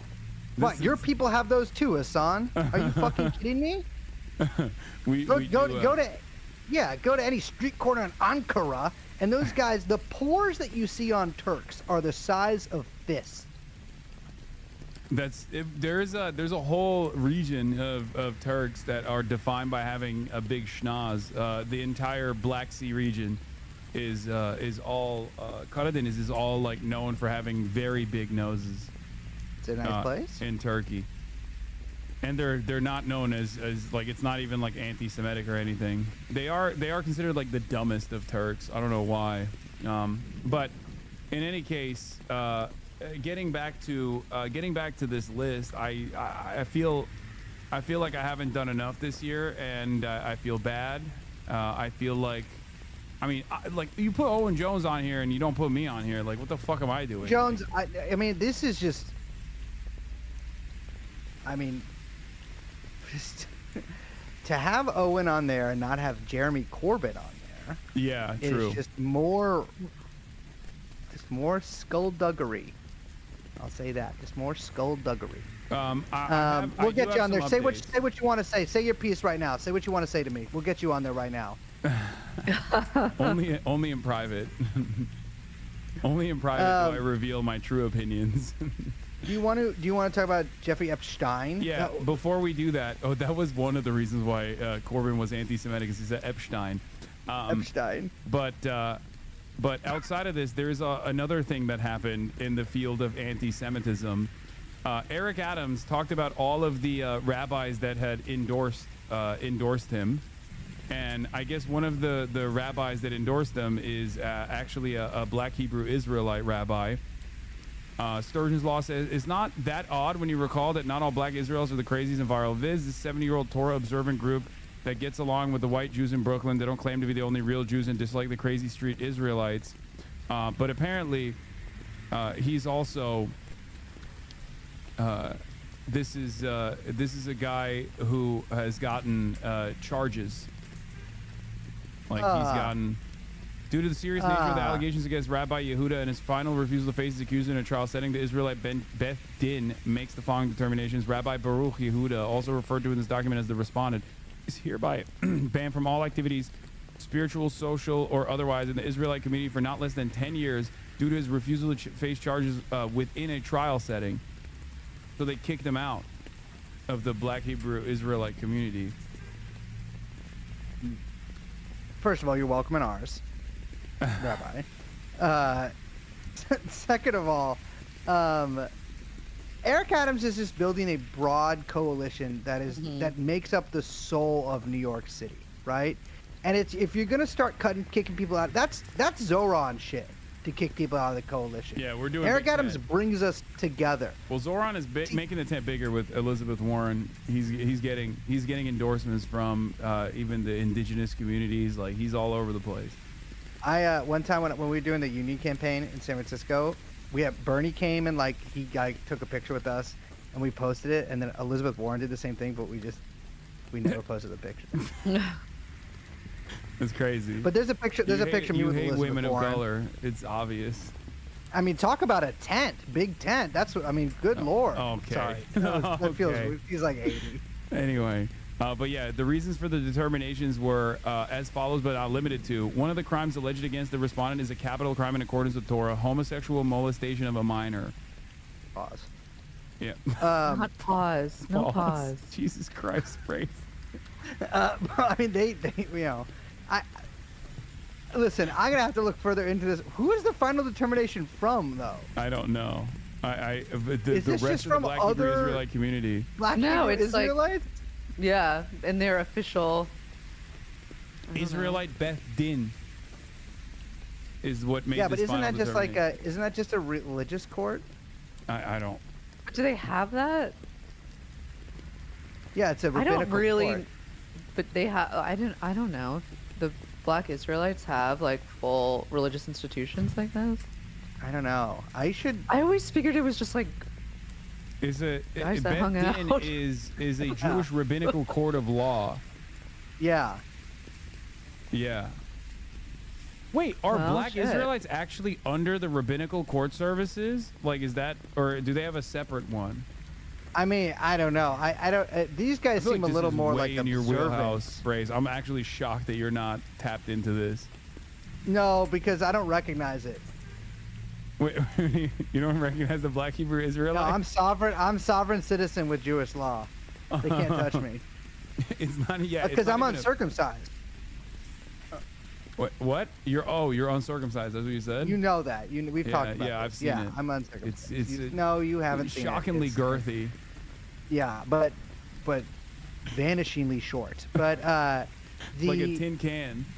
This is how you're supposed to. Beth Din, I think, is just a gathering of rabbis. I think Beth Din of America might be like an organization, but you can just have, it's like Beit Din. but you can just have a like rabbinical court outside of that. There's not like an official like worldwide one, I don't think. Okay. There's an Orthodox one, and there's I don't know. I'll have to look further. I'll ask Eric. I bet he'll tell me. Oh, Adams. I don't think Eric directly? Adams fucking knows. He was a cop. He didn't even know. Like he doesn't. I don't think he even knows what Black Israelites are. He's just like, hey, look at these guys. Maybe that's what he means when he says he loves Israel. Because if so, I get it. I have a crazy supercut of them outside of the Gap on Market Street in San Francisco. I'll show you. You love this. It's one of my favorite videos ever. 'Cause I cannot show it on this program, but I will send it to you. Hassan. Okay. We'll get you banned. Wait, is it one of the? Is it one of those where they're like yelling at people who are Jewish and being like, "Which tribe are you from?" No, it's a supercut. Actually, Sturgeon's Law, a Twitter user, sent me this years ago. It's a supercut of them using every slur, but not just for the regular races you see walking around. They're like going in the atlas and like finding like Uzbeks and slurs about them and shit. It's incredible, but the editing on it is really something else. Yeah, it's pretty good. All right. Well, speaking of I don't know how to fucking do this. Never mind. I'm not even gonna segue off of this into Jeffrey Epstein. Let's just talk about Jeffrey Epstein, the most maligned person, falsely maligned person in American history, it seems. Now, obviously, it's picking up attention recently in the past month or so because the Trump administration has basically done everything they possibly could to make it seem like Trump was actually a lot more involved with Jeffrey Epstein than we previously thought. I was of the mindset that, like, up until 2003, they were homies, and then they parted ways, and that, you know, Trump was no longer as involved with Epstein in the way that, like, the Clintons were, for example, like with direct and indirect involvement, with the exception of, like, weird appointments to his cabinet, like Alexander Acosta. But everything that Trump has done thus far, even the wishy-washy ways in which he responded to whether or not he would reveal the contents of the Epstein investigation leading up to the election, made me feel as though maybe he was a little bit more involved in the possibly even diddling of the children. At least that's the way he keeps presenting himself. So I wanted to hear what your guys' updates are on the situation so far. Well, I think the kind of sideshow of it has been extraordinary. Like, just spawning these like internal fights within departments, within the FBI, within the White House. Like, all of these cliques seem to be forming to like try to figure out what to do and how to defend themselves against this base that they kind of appealed to in the election. I mean, they leaned into this stuff so much, and now having to kind of both defend Trump and say like, oh, but he doesn't have anything to do with it, but also we're being so transparent, and now have to kind of like, you know, lock down the fort and come up with a plan against a bunch of like influencers that they cultivated is, I love it. I love it. I love watching all of it play out. Do you feel like it's just like pure? I mean, the incompetence is pretty crazy. Sending the least trustworthy man in America, Kash Patel, to go on the Joe Rogan Experience before this like big revelation that they were actually not going to release the files at all. But then even after that, we saw a more competent propagandist, this like former CIA guy, go on the Joe Rogan Experience. I don't know if you guys saw that one. Was it Mike Baker or something? Like, there was a dude that went on the Joe Rogan Experience. That's a guy who just loves to be on Twitter. Yeah, and he was on the Joe Rogan Experience, and he said a couple things that I want to bring to your attention that I thought was very funny. Number one, he said, oh, the CIA actually doesn't do blackmail operations that frequently because it's just like all of the confidential informants you get out of that will have a lot of disdain for the CIA, so they're not like reliable in their service, which I thought was really funny for him to say that. And then he also implied that it was maybe Jeffrey Epstein was a foreign intelligence asset, but not Israel, and perhaps maybe of Russia and China. Jeffrey Epstein is Chinese. I've been saying that since the podcast started. There you go. Chinese. zoom in on some of those pictures. You might either like or dislike what you see, but it's so the Kash Patel being deployed to Rogan, field assignment Rogan, is so funny to me because it actually is the toughest assignment to have to sit across from Joe Rogan and be like, he killed himself. It's not true. Let's be real here for a second. Most people could not do that. You would sit across from Joe Rogan and be like, yeah, I don't know. You're right, Joe. You know, it's hard to go against a guy like that. But there was that funny dust up in the FBI when Dan Bongino and Kash Patel sort of had that split with Bondi, and Bongino or Bongino in particular got like really pissed off at Pam Bondi because he, of all of them, is like the most media like podcasty one. Yes. And so he's just like clearly pissed that Pam Bondi just put out this fucking memo and just destroyed basically his fan base. His fan base's like affection for him. It looks like he's back in the FBI. I mean, there was like he no called, no showed, but then he's back at duty. Although he has not, it seems, been present at the sort of strategy meetings to deal with this stuff. So the other night, there was a meeting that was convened by the one and only J.D. Vance of J.D. Susie Wiles, Pam Bondi, and Kash Patel. No Bongango to be seen at the White House. Because he's a brave truth teller. He has a lot riding on this, his podcasting career. He has the physical appearance of a wife slaughterer due to CTE, but I've just said am I wrong? No, I'm not. I think he'd probably agree with that. He famously blocked me many years ago because I said, "What's your steroid regimen?" After saying that and he wouldn't tell you. No, I wanted to know. I was actually giving him props because he looks so hot. You're just Tren, right? I'm an Anna warrior. Anna warrior. But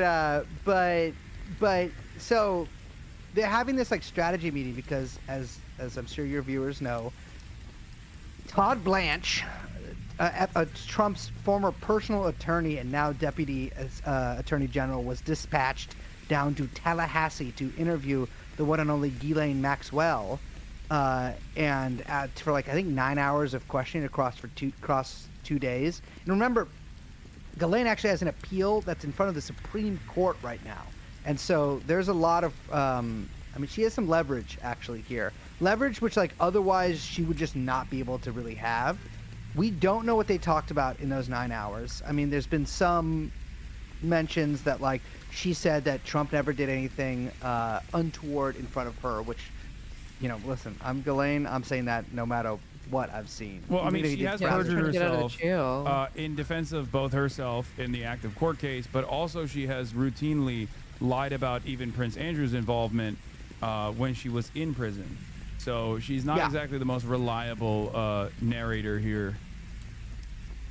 No, I mean, the thing with the Prince Andrew thing is she says the photograph is fake of Prince Andrew and Virginia Giuffre, and that it was done by an I think it's actually still on our website. There's like a FAQ about it, but they had this high level strategy meeting the other night over what to do with the Ghislaine tapes, whether they're going to release them, which I was hoping they would this weekend, but they did not, or they're going to release like a transcript of the tapes, or whether I don't know what they're going to do. I mean, they had this sort of talk about it, and I feel like they're kind of in a bind because they sort of need to release the full tapes, or at least what appears to be the full tapes, because otherwise people are going to be like, well, what the fuck isn't on the tapes? But on the other hand, Trump is like, since Ghislaine got arrested, Trump has been like, well, there's a lot of people that knew a lot of people, and just because people hung out in certain places doesn't mean they were guilty, you know.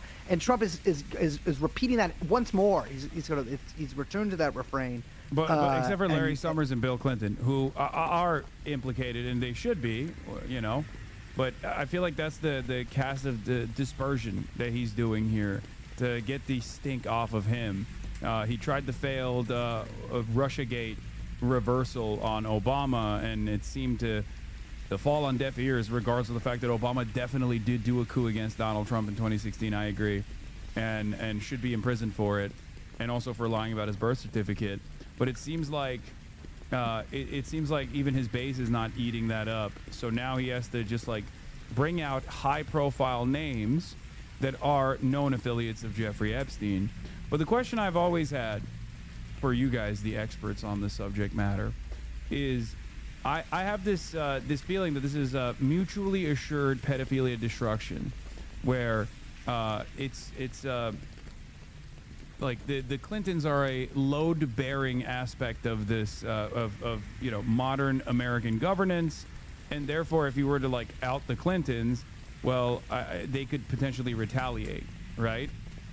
And therefore I never thought that they would even attempt to out the Clintons at all, even though the base demands like some kind of red meat. Do you agree with me on this assessment? I think each of us are just waiting for the other one to speak. Liz, you know what? I'm throwing this one to you. I like the state of play. I like the kind of like game theory there. I like this. That everyone is sort of like Spider-Man memeing at each other, right? Everyone's just pointing the finger at one another, but they're all guilty. I like that. I think you know, it's like Trump sent his little like attack dogs in Congress to get you know, try to compel a bunch of testimony. I actually think, I mean, I'm like, yeah, let's do it. Let's have some kind of like crazy congressional hearing. Let's put it on C-SPAN and let's get some people up there. Me, I would have a different list probably, but I think it's a good start. Although I don't know what some of those guys are on there. But yes, we've got a list. Let's start there, and you know, we can kind of move forward. I feel like Bill Clinton like won't do it because ex-presidents don't do that kind of thing. But Lady Hillary has been known to speak in front of Congress before. And perhaps we can get another one from her, although I doubt it. But I would like to see it, so I support it. Yeah, I mean, I think I'm pretty much in agreement with there, except that I think that the further this goes, the more investigations Trump is going to start. I think he's going to start a bunch anyways.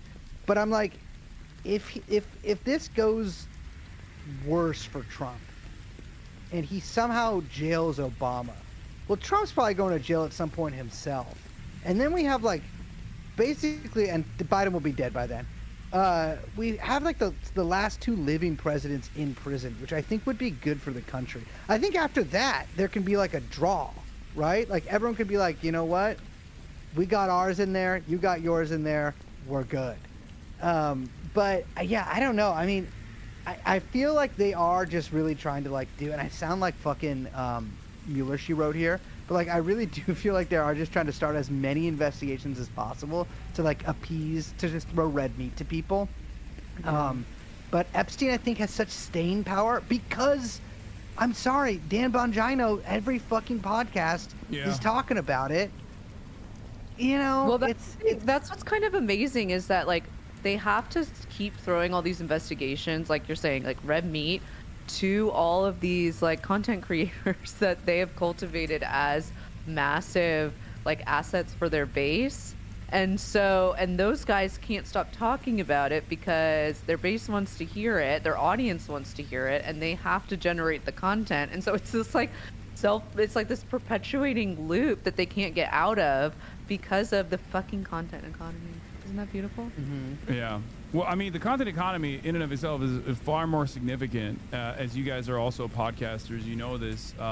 You understand when Dan Bongino says, like, I'm losing my authority as a podcaster because of this, like, fuck-ass job that I have to do as, like, the deputy director of the FBI, which is lame and job, whack. by the way. That's the kind of job they give that, like, 12-year-old with brain cancer they've entered into every police department in America. No disrespect to him. Leo Terrell. Leo Terrell is... Oh shit! I was thinking about a different. Dude, my bad. You gotta get Leo Terrell on the stream, my brother. The anti-Semitisms are so he can kill me. I love Terrell. No, but it does. I feel like Bongingo is gonna come out. Like if there's gonna be one big loser here, it's gonna be him. Because there was a second when they were like, easy it was to like cut loose. I know, because he doesn't, you know, he's bringing. And he has his own to the career. He's got to get back to Moink. Oh God! Why Yeah. do we think that it was Kash Patel or Dan Bongingo that told everybody, including potentially Elon Musk, that Donald Trump was in the Epstein files over and over again for some weird reason? They Gotta say be it was Kash Bongingo. Patel. Really? I can see Kash. So Kash is rumored to have just told a bunch of people, but I could see Bongingo being in like a group chat with like not Ashley St. Clair, because unfortunately she is off the market right now, but or just off the. She's been kicked off the island. I'm telling you, Ashley St. Clair. She watches. That's not even a joke. She's a Ashley. Yes. First of all, if you're watching this, please come on our show. We will break every Wait, really? rule. We will break every rule. Well, please come on Liz, our do show. you want and this to happen? tell Because I can all. actually make it happen. She's like actively trying to come on my stream because oh my God. because of Elon Musk's like personal animosity towards me. So if you guys I'm want, a team player. Yeah, I think it would be a good show. I think it'd be a good show. I think we have some mutual interests here, Ashley. But I could see Dan Bongingo being in like group chats with like Benny Johnson or all those kind of people and being like, but I don't know, because he wouldn't throw Trump under the bus. It's gotta be Kash. The thing about Kash that's so funny is that he was like such a true believer. Like I'm so curious about like where his head's at, because he really believed that Trump was like the QAnon king, that he was like coming in to save like save the world from the demon rat pedophiles or whatever his fucking book is about. And I'm like, oh my gosh, do you think that he got there and was like looking through all this shit, saw Trump's name and was like had like a kind of personal crisis? Like I that's what I want to know. Like, where is he at? Because he was a true believer, and now I'm not so sure. so you're thinking Dan Bongingo could potentially undermine this entire administration from within, because as a true Fedayeen, he thought Donald Trump was actually innocent, and now he's seen the truth, and it's hurting him. I think that this administration is facing a lot of trouble due to content creators, and it's a hoisted by their own petard situation. You know, they cultivated these insane people who sell Moink products, which is one of Dan Bongingo's biggest sponsors, and now they have to appease them, and it's just this is the world they've created, and we just have to live in it, I guess. Like, everything is so media reactive. Like, interestingly, Trump is, I think, still just watching Fox and Friends, but all the people sort of in the Trump sphere are like watching that's like who's on Rumble, and so they have to like And I think the scary thing, I mean, to like, jokes aside, it is a little scary when you start thinking like they're not there yet, but you could see them or the next iteration of whatever, the next administrations are, whatever party. But as everyone becomes more online and everything is more online, even more than it is now, like when policy starts getting set to the beat of Twitter, or it becomes as reactive or trying to keep up with media cycles like that, it gets insane. You see that a little bit with like the way he handles tariffs and all of these things. But just like thinking through all of that kind of makes me feel pretty sick about the state of the world. So do you guys think that my assessment, my speculation is that from the start has been that they are just not going to reveal any of the investigations that took place already. Never do any sort of like financial tracing of the paper trail left behind by like wire transfers and things of that nature, that actually uncover a much larger web of wealthy finance people and what their level of involvement was with Jeffrey Epstein, beyond like the stuff that is the most, I guess it's a weird term to use, but salacious and eye-catching, like the sex trafficking and pedophilia. And they're just simply going to use Ghislaine Maxwell as like the sole singular witness to everything, and greatly elevate her importance here without as a way to just like not uncover any of the information from said investigations, and then offer her some kind of like lenient sentencing in the process. Do you guys think that that assessment is correct? Yeah. I mean, yeah. Yeah, I mean, I do think that assessment is correct, Hassan. Why don't you let me say it? You're fucking interviewing us. That's true. No, all good. No, all good. I'm sure Ro Khanna wouldn't complain if he was on the other side of the microphone here. Maybe you'd like to have him on next time. I mean, but, I have him on the stream before. And he's doing this Epstein press conference on the September 3rd, I guess. But so I basically am like, I feel like they're kind of gonna string it along as long as they can, and I don't think there's a big chance Ghislaine gets a pardon, but I'm gonna say the chance that Ghislaine gets a pardon is like significantly greater than it was a year ago, which I would have said was absolutely zero. And so I don't know. I mean, if it turns out like that is how all this ends, or like what this leads to, which is Donald Trump pardoning Ghislaine Maxwell, then, I mean, you know what? It's probably not good. It's not good, obviously, but it will be kind of amazing in that sort of like historical sense. Yeah, but I do think that there will be a lot of animosity even from Trump's base, unless they offer like some solid red meat in terms of like famous Democrats that are associated or something. But even then, I feel like people will consistently demand more information because I feel like this is the only type of like class based analysis that these guys can engage with, where it's like billionaires get to do pedophilia and suffer zero repercussions, but they can't even be creepy to their niece's friends at the barbecue without people yelling at them. I feel like that's just like the average hog in the base. Did you see that Trump was weighing whether to pardon Diddy? I did. But was he really? Yes. Is it just some shit he was saying? This president's always yapping about something. He is talking frequently. I mean, I think that basically, yes, I agree, but like, I feel like you can kind of trick the MAGA base with some other shit. I think there'll be a lot of people who are like, hey, remember that, but I don't think this is enough for like full rupture. I do think it's bad for Trump and gives him a lot less like runway on some other issues.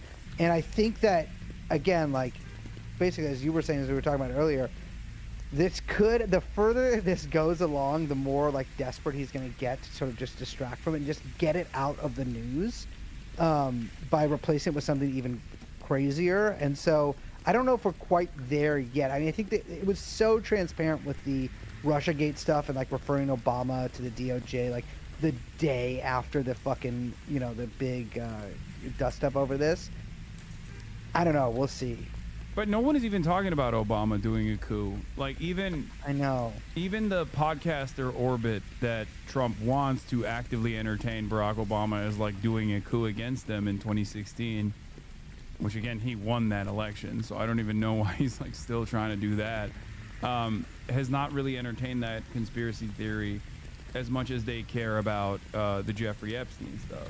So I just don't know if it's going to go away. I think this is like the first like real issue of consequence that unwinds at least some of the biggest diehard MAGA loyalists, at least like the ones that get their notes from the internet. Yeah, I mean, I think one of the things too is that Russiagate is also really boring to talk about. Oh yeah. And compare that to like Jeffrey Epstein. And so that was kind of a gambit on his part that I just don't think was destined to be successful, because nobody like wants to talk about the Nunes memo and like, all this kind of like, I know about Russiagate. I do, it's funny. I do think that there was a big kind of Russiagate scam cooked up by the IC, but it's fucking boring. Yeah. And it's also, you're trying to bring up something that is so far in the past. Like, if the time to do the Russiagate stuff or the reverse Russiagate stuff was Trump 1. Yeah. That would have had the maximum impact. It's like now it doesn't matter. You lost an election and you won another one. It's just like that's so far in the rearview mirror that nobody gives a shit. He didn't have the power in Trump won, and it was like still going on in Trump won, though. That's like kind of the problem. True. But yeah, I agree. The podcaster loyalists in every facet of the administration. There was a mixture of like competent people who ended up becoming spoilers for his agenda. Yeah, but he didn't have a goat like Tulsi in there. Yeah, he also like cleaned house at the fucking all the different departments in a totally different way this time than I mean, you could tell when he was on his, revenge tour, whatever we want to call the campaign, like they were approaching the whole thing very differently and with a very different plan of attack than they were in one or even 2020, which felt more like trying to just like push the My Pillow across the finish line, and they couldn't, but this time was like very much more strategic, and we're still kind of like watching all that play out. What do you guys think of the media involvement so far in this? Because like in the past, they have actively been like, Jeffrey Epstein didn't kill himself. Here's proof. Or did kill himself. Sorry. Here's evidence. There was like numerous articles written about it, and it almost felt like they were running cover for the many different crimes of Jeffrey Epstein, with like notable exceptions in local reporting and things of that nature. Whereas now it does feel like they are actively pushing for it. Because they recognize that this is something that drives clicks and it's something that actually frustrates Donald Trump. Do you feel like that the comfort that they have in covering this issue stems from their knowledge that like nothing of note is ever going to be revealed in this process? Or is there some other reason? I kind of think that, yeah. I think that there is a big part on the Democrat lawmakers that are, or not just lawmakers, like personalities, whatever, that are kind of like latching onto it, that are sort of like see it as something that is like hurting the Trump, that it's like a wedge issue that they can exploit, and they're going in on it with kind of knowing like, oh, there's so much involved procedurally in what people are demanding to like get the idea of like quote unquote releasing the files or whatever, like the amount of time it would take to redact all of that, like getting all that stuff together, like I think there's a knowledge there that the process would be so much more complicated than is being communicated to the base, or that the base has the patience for, and so it's like an easy exploit, and they're kind of going after it. Yeah, I think the Epstein story was seen as like at first very salacious and like like you said, but also just it was a big story in like 2019, 2020, and then I think it was sort of seen as like a low class kind of thing to be interested in it all, and now, which by like some of the more Democrat associated media, and now I think you've seen like a bunch of pretty big articles in like New York Times, Wall Street Journal about this. And to be fair, the Wall Street Journal has had some really good coverage over the past couple of years, especially the stuff with Epstein's schedule, which let us in a little more on his world of hanging out with Woody Allen and Peter Thiel. But I definitely think, it's obvious now that like, this hurts Trump, and so it becomes like more of a story. Like the birthday book story would not have been released 2 years ago, and like they probably, if they had it, I don't know. That could have been given to them by somebody who was leaving DOJ, or who knows who gave them that stuff. But I don't know if they would have published that 2 years ago. Whereas now, definitely, like all these kind of stories are like fair game. Why does no one just go up to Alexander Acosta and be like, what did you mean when you said he belonged to intelligence? He works at Newsmax now. He's on the board of or News Nation. No, I think Newsmax. One of those. That has happened. That has happened, actually. Alex Acosta, it's a footnote in a DOJ, I think it was like a, I don't know, it's like an Inspector General style report, I think, examining, it's been a really long time since I read it, examining the plea deal and a bunch of Epstein stuff. and he says that he never said that, and so that's probably the answer that he would give to anybody who asked him. Okay. But also, like, who's seen Alex Acosta? You know what I mean? Yeah. Now, like I said, he just recently got a job at News Nation or Newsmax. Zooming into that shit. He is zooming into that shit. Yeah. So, as far as the Supreme Court case goes, would you guys care to elaborate on the details of the Supreme Court case with Ghislaine Maxwell? Because if I'm not mistaken, it's about the previous pardons that came with the Alexandra Acosta sweetheart plea bargain that maintained that all of Jeffrey Epstein's affiliates would actually have a permanent blanket protection. And that is what they're stressing, right? That's what they're trying to claim, is like Ghislaine Maxwell shouldn't be imprisoned because of that previous pardon that is supposed to protect her. Do I have that right? Yeah, it was a non-prosecution agreement that they are saying. I mean, they used this before the trial. They tried to get the entire case like thrown out before it even went to trial, and then during trial, then after trial, the appeals process started. But yes, you're absolutely correct. It has to do with the kind of blanket immunity that was granted to all unnamed co-conspirators of Jeffrey Epstein, which would include Ghislaine Maxwell. And it has to do whether or not that covered just Florida or New York. It's all, I don't know, a bunch of like legal wrangling. But it didn't work when, I mean, it hasn't worked as an appeal, and it didn't work to get the original case thrown out in New York. And so now it's just kind of worked its way up. I think it sounds like way crazier to be like, and it's in front of the Supreme Court, where it's like, you don't know if the Supreme Court's going to hear it. It's just that it's literally at the like last stage of the appeals process, which is at the highest court in the country. But I mean, it's been there for a little bit. Yeah, I think unless something extraordinary happens, like really, really, really extraordinary, I think that there's like very little chance that this appeal goes anywhere. I would say there's almost no chance that it goes anywhere. Although I would have said 0 chance maybe a year ago, but again, like things have changed a little bit. But I mean, it's as was kind of worked out during the SDNY prosecution of Ghislaine, like the NPA, first of all, was basically voided, but also just doesn't apply to that's why they sort of charged her with those specific crimes also in like the ones that she was charged with, and like in the specific circumstances she was charged with them, because that also is like a stronger argument of the NPA not applying in this instance. But also like the government's like the NPA doesn't apply anyways. I mean, Epstein fucking got arrested. Why do you think Jeffrey Epstein was most likely assassinated under similar circumstances as Jean-Luc Brunel in a Parisian prison? And Ghislaine Maxwell is out of all of the known major co-conspirators, the only one that has remained alive. Is it because of her tendency to play ball? Is it because of her direct affiliations potentially with the intelligence community?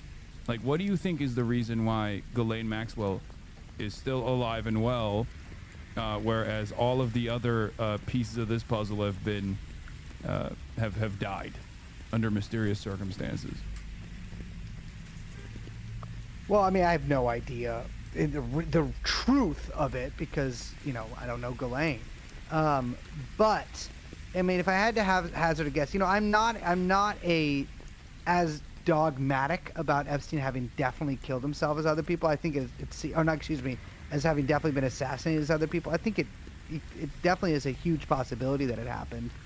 With Brunel, there's very little information in English. Although I confess I have not looked into that in the past year to see if anything more has come out, like a French, report similar to the one about Epstein's death.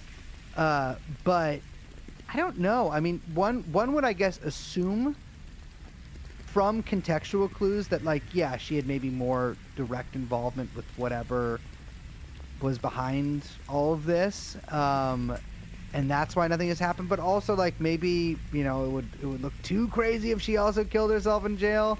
or in prison rather.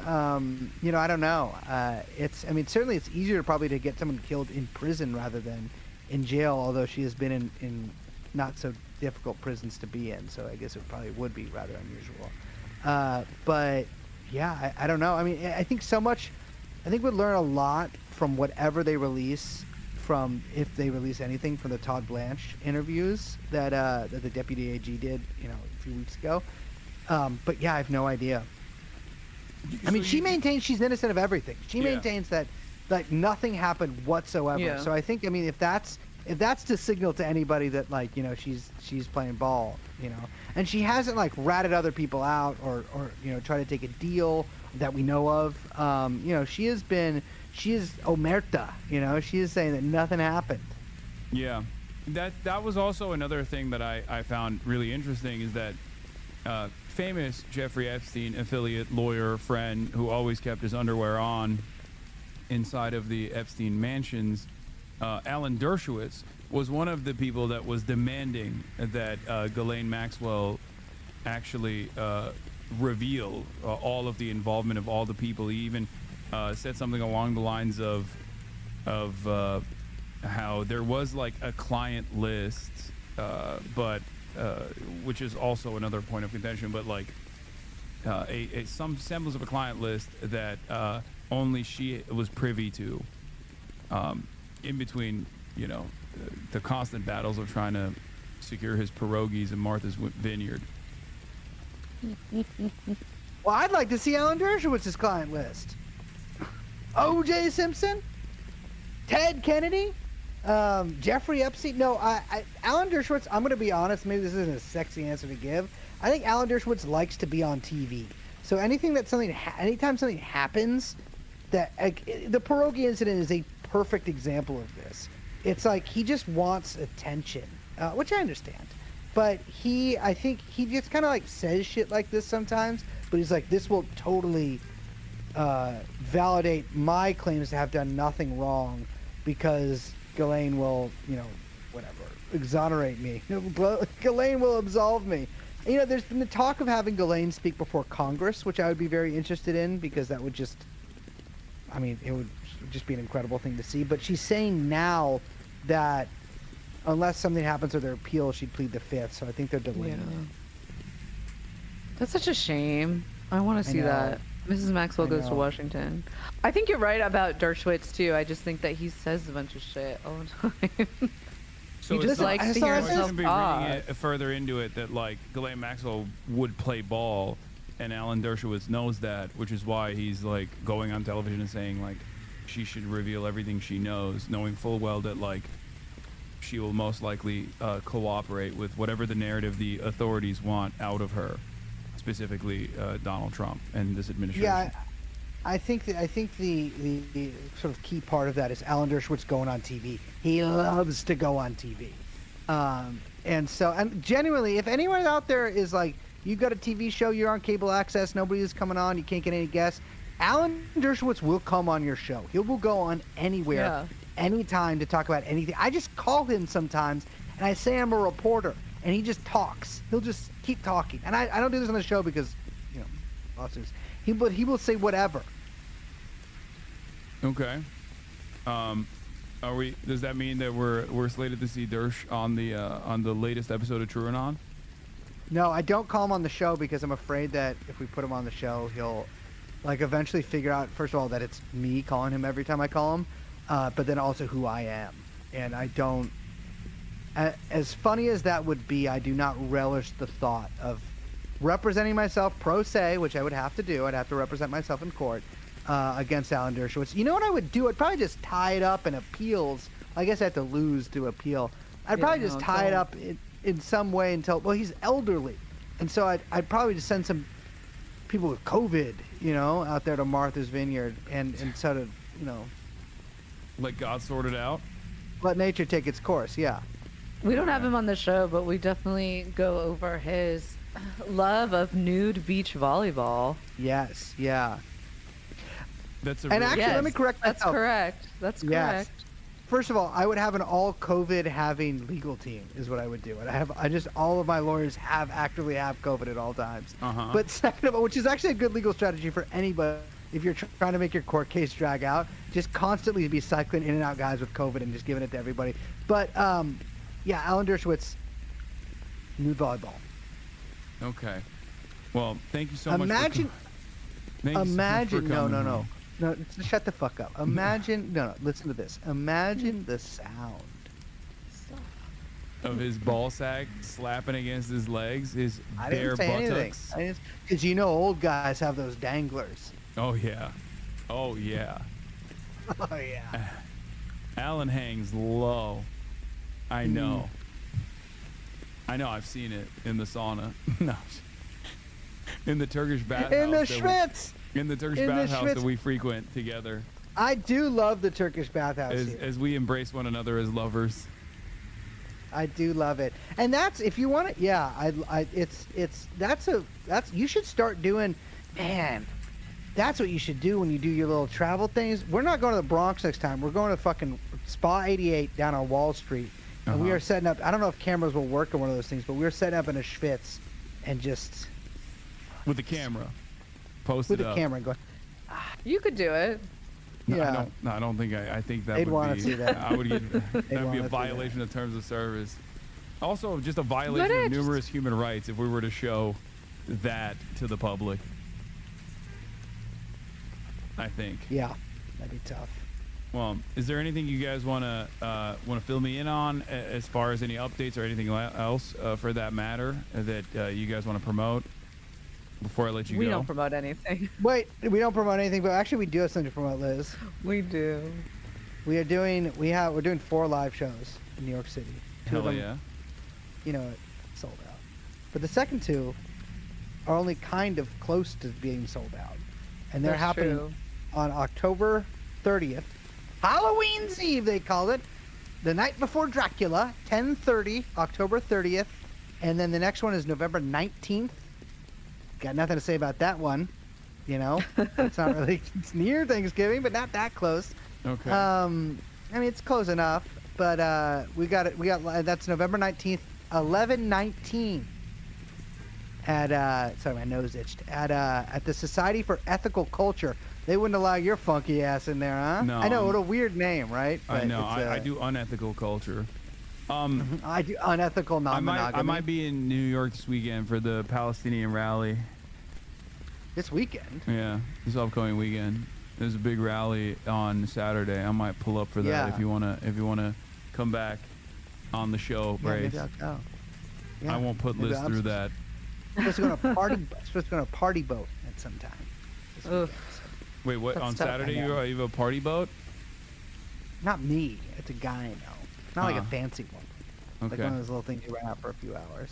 All right. Well, But yeah. Let me know if you're coming. there you have it, folks. Brace Belden, Liz Franzak, thank you so much for coming on, guys. True and On Podcast. Bye-bye. See, All right. That was the brave, the true, the only last remaining journalists that are out there doing the damn thing. The True and On Podcast, comprised of real journalism, ethical journalism, and the only real true centrists out there, the true moral compass. Not journalists, not legally actionable. Yes.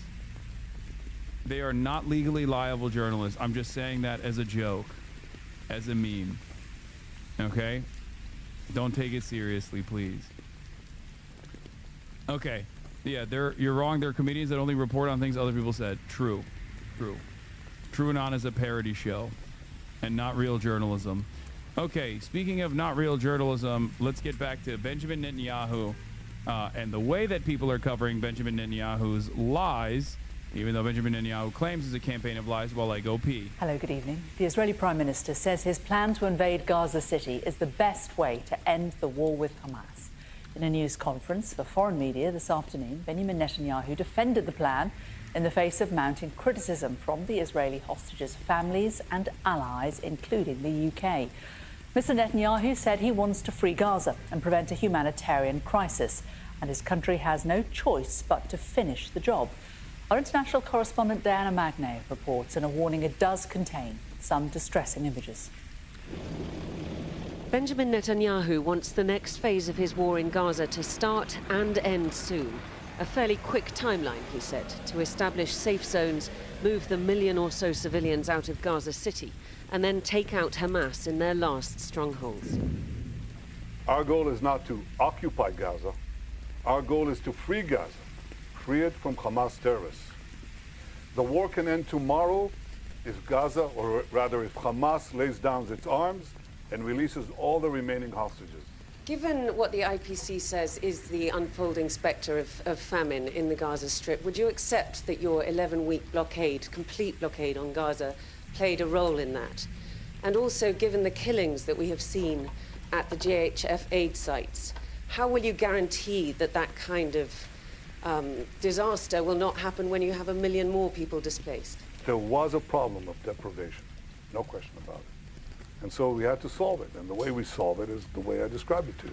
And there are now not 0 trucks, but at least in, I think last time I checked, hundreds of trucks that went into Gaza. That's alleviating the situation. An acknowledgement there of deprivation, even as he accused the foreign media of fake news around pictures of starving babies in Gaza. And a promise to take many more foreign journalists in, though only if they're embedded with the army, which means no access to civilian voices. Benjamin Netanyahu's main goal seems to have been to try and reclaim the narrative, which has shifted away from Israel, really, as a result of the terrible pictures of famine and starvation that we've seen coming out of Gaza. And he wants to convince the world that he wants what's best for the civilian population in Gaza. That will take some doing, especially in Gaza itself. They are not targeting armed forces. They are targeting civilians. We are their real target, not Hamas. They are killing civilians to force Hamas to release the Israeli hostages. But what have we done wrong? The Palestinian representative at the UN had this to say. He doesn't want to see a Palestinian governing body overlooking the affairs over Gaza, but somebody else, not Palestinians. He said it. It's not a secret. It's not an accusation. It's a fact. More aid is coming into Gaza, and Israel is promising to flood the Strip with food. That will have to be seen to be believed, especially as another massive round of displacement looms. Diana Magne, Sky News, Jerusalem. Of course, the mentions of hostages have gone away. Associates of Finance Minister Bezalel Smotrich are pleased after Channel 12 reports that Prime Minister Benjamin Netanyahu will no longer discuss partial deals to release hostages. Several Hebrew media outlets report. Speaking of the counterbalance against growing fascism in this country, let's get back to the Democratic Party and specifically Pete Buttigieg, who is the same Pete Buttigieg that ran unsuccessfully in 2019. That is now repackaged because he has the same exact sentiment, but at least this time he has a beard. Pete Buttigieg went on Crooked Media on an interview tour. If you want to understand like what the mainstream Democratic position is going to be on this issue that is unconscionable, that is very black and white, that the entire base actually is of one mind on, not many issues have this level of support. 92% sympathetic to Palestinians and only 8% sympathetic to Israel's actions in this process in the Democratic base. And yet here is a Democrat hopeful and his statements specifically as it pertains to Israel, Palestine, genocide, starvation of children. Half of Senate Democrats just voted to oppose the sale of over $500 million worth of U.S. bombs and guns to Israel. Would you have voted to oppose sending those weapons? I think we need to insist that if American taxpayer funding is going to weaponry that is going to Israel, that is not going to things that shock the conscience. And look, we see images every... Bro, it's a yes or no question. Just fucking say Israel's violating the law. And of course, we shouldn't be sending weapons. It is illegal. It is illegal. It is illegal under American law to send weapons. to a country that is doing war crimes. This isn't even like genocide, okay? You can justify refusing to send weapons to Israel under the pre-existing laws that we have in the books without even saying the G word, which plenty of people are afraid of saying. So this wishy-washy answer, even on this issue, is fucking ridiculous. Day that shock the conscience. So much of this is complicated, but what's not complicated is that if a child is starving because of a choice made by a government, that is unconscionable. And I think especially including voices who care about Israel, who believe in Israel's right to exist, who have stood with Israel in response to the unbelievable cruelty and terrorism of October 7th. I think there's a reason why so many of those voices are speaking up now too, because this is not just something that is on its face and in itself a moral catastrophe. It is also a catastrophe for Israel for the long run. How do you think? Oh no, it's a catastrophe for Israel in the long run. This is a statement that would have been a half measure in like November 2023. Okay, you could have been like, Israel's reaction to October 7, okay, while highlighting the atrocities of October 7, is actually creating a danger for Israel's future, is an argument you could have conducted, and it still would have been half measure. It would not have been a serious response, but you could have maybe done that in November 2023. Maybe into like the beginning of the year 2024. 22 months after the fact, this is so incompetent and refusing to reckon with the reality that everyone can see. It's basically for this brilliant messenger that Pete Buttigieg is supposed to be, his inability to fucking read the room is alarming. This kind of wishy-washy sentiment this far in is also going to tank his chances of even running for president. That's it. Ross Barkin says the 2028 Democratic primary is going to look very different than any primary that came before. Democrats until 2024 or so could sneak away with answers like these, but they won't work anymore. I don't think that's actually wishful thinking. I think that's legit. If there is a single fucking Democrat on that stage that says, fuck Israel, Israel can suck my dick, they are going to clean house. That's all it takes. The only way they can probably limit the impact is by refusing to entertain any Democrat that says that. That is the only way that they can shut down this point of contention, this discourse within the base of support, within the base of the Democratic Party. Because if they're all speaking like Pete Buttigieg, and then one person, all it takes is saying, no, this is ridiculous. Israel's doing a genocide. What the fuck are we doing? We've given him unlimited billions of dollars of weapons. They have healthcare. We don't. I want healthcare for American citizens. We're shutting off the money faucet. We're shutting off the weapons faucet. They are winning. Okay? As I've said over and over again, even if you're a cynical, cold, calculated, amoral political actor who does not care about starving children, Pete Buttigieg clearly doesn't, you should, at the very least, utilize the fuck Israel route specifically to communicate earnesty that you might not have. Not to play into identity politics about anti-Zionist Jew with clean house right now. Oh, for sure. Especially because anti-Zionist Jews also have a tremendous amount of room to navigate these waters in a way that they won't withstand the same accusations that I do or Zoran does in terms of like being a fucking terrorist, being an Islamist fundamentalist, shit like that. That is just the reality of the matter. I recognize that. I wish that that wasn't the case. I wish that like people could still listen to someone like myself on this issue without immediately assuming that it's because of my Muslim background that I'm actually anti-Semitic deeply. But that is the reality. Not to say that a Muslim candidate couldn't overcome said hurdles, as Zohran Mamdani very clearly did.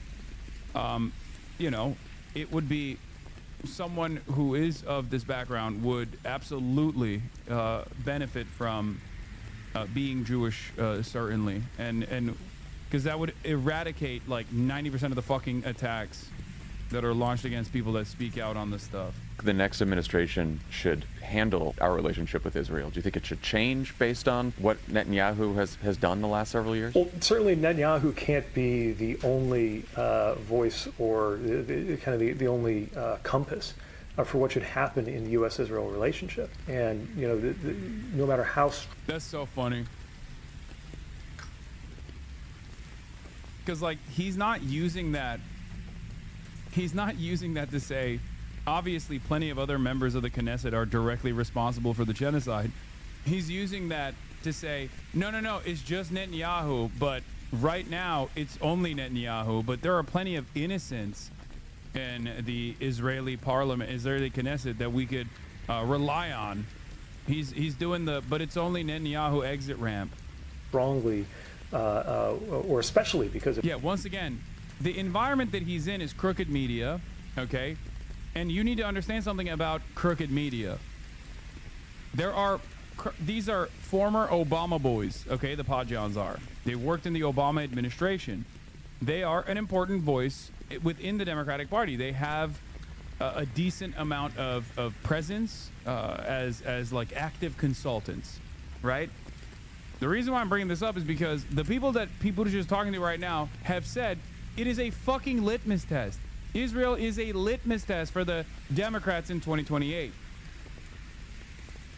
So Pete Buttigieg is going to an environment that is not hostile to him at all, and he's doing this and he's flubbing his chances. Look, I'm sorry, I like Pete, but he really just comes across as tone deaf as he continues to repeat this Israel's right to self-defense thing in 2025. Sorry, Pete, 92% of them voters aren't going to like this answer.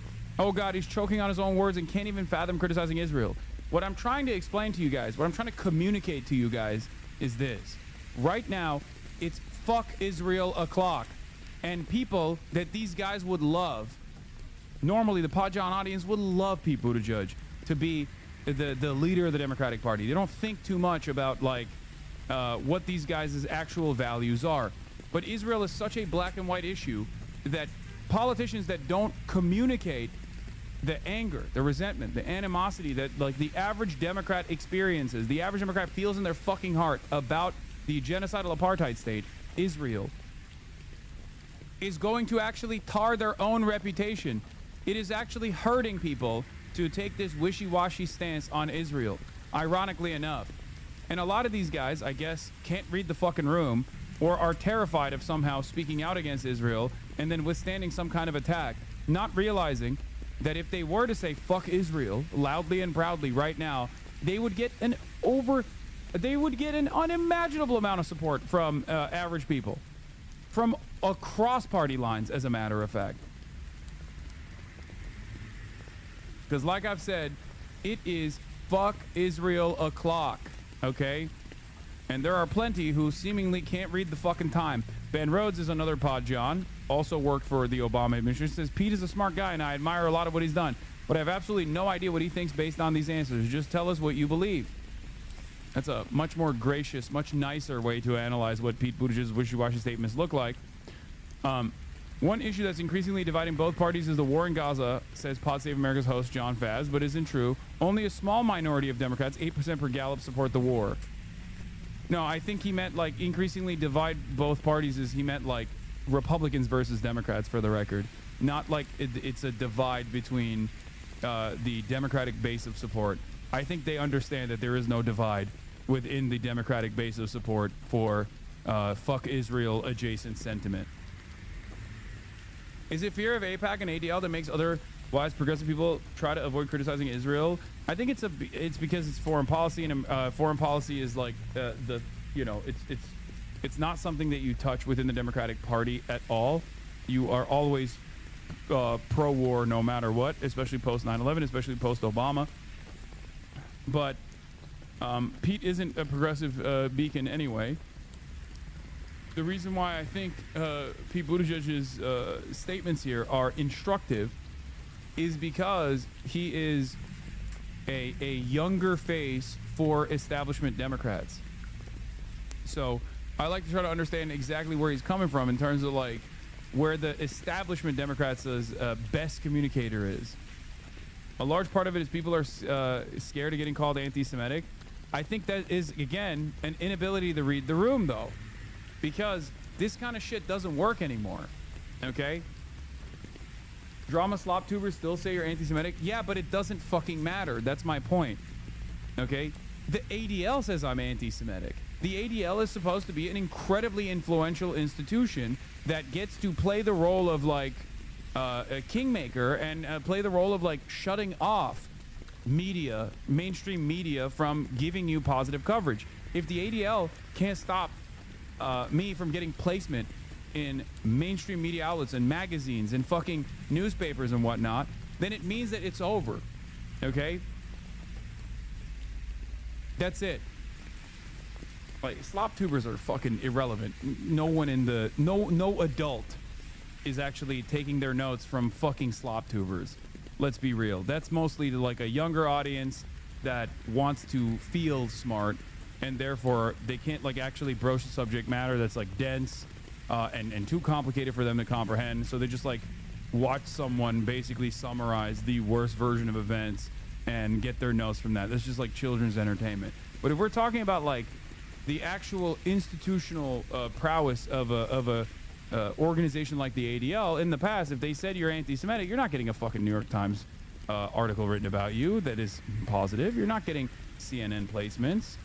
It's not happening at all. But the very fact that they're not able to do so any longer implies that most people understand what's going on, and that their ridiculous claims of anti-Semitism just fall on fucking deaf ears. They've hit that too much. Anyway, near certain 2028 candidate already hitting Pete on this clip. The politics around Israel are going to be unrecognizably different in 2028 compared to the past. Here's Ro Khanna saying, I respect Pete, but we need moral clarity, not status quo. Yes, John Favs should have voted for the Sanders Amendment. Yes, Dems should join my letter recognizing a Palestinian state. Yes, Trump and Biden disastrously failed on Gaza, and we need a new human rights-centered vision. Again, a long way from Ro Khanna at the DNC actively denying charges of genocide and being like, I wouldn't communicate like that, or saying that Israel's an apartheid state. He's now come along to the recognition of Palestinian statehood. It's still obviously weaker than what is necessary at this point, but it's an indication that like at least some of the better room readers within the Democratic Party's ranks are changing their attitude. They're changing their sentiment. This is the same playbook. What is this? Yeah. Of how strongly you might believe in Israel's right to exist and defend itself. You don't have to make excuses for the choices that Netanyahu is making, especially because they are often made not only in the name of the Israeli people, but in the name of a U.S. alliance. I think that the two things average voter hates about Democrats are, one, the fact that they use corporate speak so you can never pinpoint their beliefs, and two, how much they love spending money and weapons for war to other countries, especially Israel, and Pete does both in the worst possible ways within 3 minutes. Yeah. This is under 3 minutes of Pete Buttigieg using corpo speak because he's unable to speak in any other way because he's a McKinsey consultant, while simultaneously defending Democrats' endless support for Israel or sending weapons to Israel and continuing whatever the fuck Israel wants to do, which is unconscionable. we, as Israel's strongest ally and friend, you put your arm around your friend when there's something like this going on and talk about... It's fucking bullshit. Is Israel our friend? If you ask the average American at this point, they're like, Israel is dog walking America, okay? I feel like in the public's eye, they no longer believe that like Israel is our ally. They think Israel is understandably so. They think Israel is a hostile entity that gets to dictate American domestic policy, as a matter of fact, and that's really, really frustrating. And also a recipient of endless amounts of money.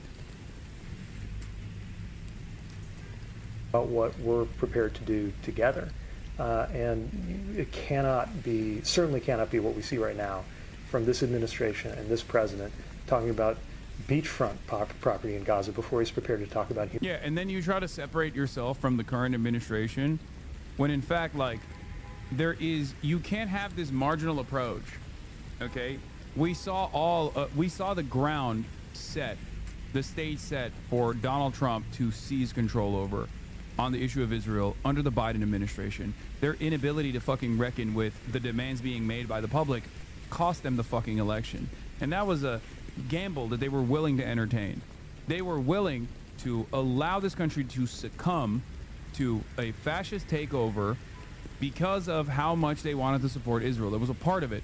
Israel was emblematic of the way that Democrats refused to entertain the actual considerations of the base of support.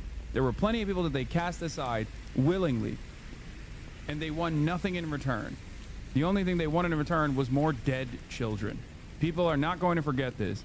The best possible way to communicate at this moment is to just openly say, just like Ro Khanna did, like, both presidencies have fucked up on this issue. I'm here to represent a change that is necessary, because I think what Israel's doing is unconscionable, and they should not have American weapons, and they should actually have American condemnations. They should have American sanctions rather than weapons. Human suffering in Gaza. Do you think it's time to recognize a Palestinian state? I think that's a profound question that arouses a lot of the biggest problems that have happened with Israel's survival, Israel's right to survival in the diplomatic scene, and many of the people who have taken that. I don't care about Israel's right to survival. Fuck Israel. Israel can suck my dick. They're doing a genocide. They're a Nazi country. The idea, and guess what, dude? Think about how the attitude has changed. If you think that right now it's not fuck Israel o'clock, think about how we got to this point where you have to concede on certain things that you never thought you would ever have to concede on with our allegiance to Israel, like denying weapons transfers to Israel. What do you think is going to happen 2 months from now? Why do these fucking idiots think that the situation is going to change for the better? That this issue is simply going to go away and people are going to stop paying attention? No, this is the most popular Israel will ever be at the global stage today. Today is the most popular Israel will ever be on the global stage. Okay? Tomorrow, Israel is going to be less popular. And the day after that, it's going to be even less popular. So when you're actually making an impact here, when you're making this statement, by the time this weekend, there's going to be 10 new atrocities that Israel is engaged with that is going to make people even more angry. I don't understand how these people refuse to recognize how much they have had to change their messaging on Israel. Okay? They literally have had to reckon with public sentiment shifting so dramatically that they had to fucking come out and change their discourse, change the way that they're communicating on this issue so much from October 2023. Why do they fucking think that it's not going to go even further? This is what I don't understand about all of the people who are like holding on to liberal Zionist exit ramps. All the people that are holding on to this notion that like we still have to act as though, you know, Israel is the most moral nation. Israel's our ally. Maybe they're fucking up a little bit. Why? Do you not recognize that there is no more fucking off-ramps here? It's over. It's done. If you don't recognize it now, why do you think public sentiment is ever going to swing back in the direction of a coherent pro-Israel narrative? Are you that fucking stupid? That is genuinely my question. Like, are you that fucking stupid that you genuinely think this is going to turn around somehow magically, and all of the death and all of the destruction when the dust is settled is going to somehow favor Israel's position, that they're just going to magically find Hamas command centers under all of the fucking hospitals that they bombed, even though they literally unearthed all of the hospitals and found 0 Hamas command and control centers? Like, what do you think is going to happen? At this point, as a matter of fact, I would go so far as to say that people wouldn't even give a fuck if there were Hamas command and control centers under the fucking hospitals, because they think, like, the public sentiment has shifted so much that people are coming to the conclusion, in the most Islamophobic country on the fucking planet, the United States of America, people are coming to the conclusion that, like, Islamic resistance against Israel's occupation and genocide may not be as bad as they previously thought it was. If you call everyone and everything Hamas, and Hamas is the name of the opposition against Israel's genocide, then people are going to say, okay, we're Hamas then. That's it. That's the final, that is literally the final aspect of this, the final stronghold that will inevitably fall apart.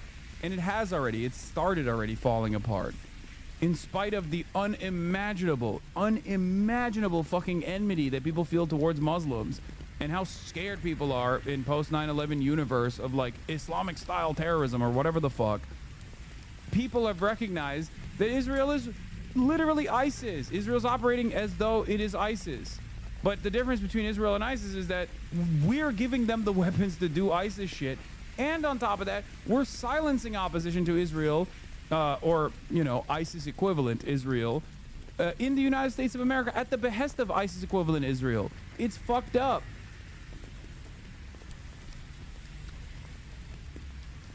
Pete Buttigieg talking about Palestine is what happens when someone who wants to perfectly triangulate a middle position on every issue runs into an issue where there's no middle ground for him to hide in. Yep. You just can't. You can't do that. You can't get out of this. Buttigieg highlighted a few critical points. Democrats have been slow to understand the changes in how people get their information, he said. Slow to understand some of the cultural changes that have been happening, and maybe most problematic of all, too attached to a status quo that has been failing us for a long time. Yeah. This is from Biden's bear hug of Netanyahu is a disaster. The renewed fighting between Israel and Hamas shows the incoherence of mixing humanitarian words and bigger bombs by Jeet here on December 4th, 2023. Pete made a whole thing about how we can't return to pre-Trump status quo, but his Israel policy sounds verbatim like Biden's.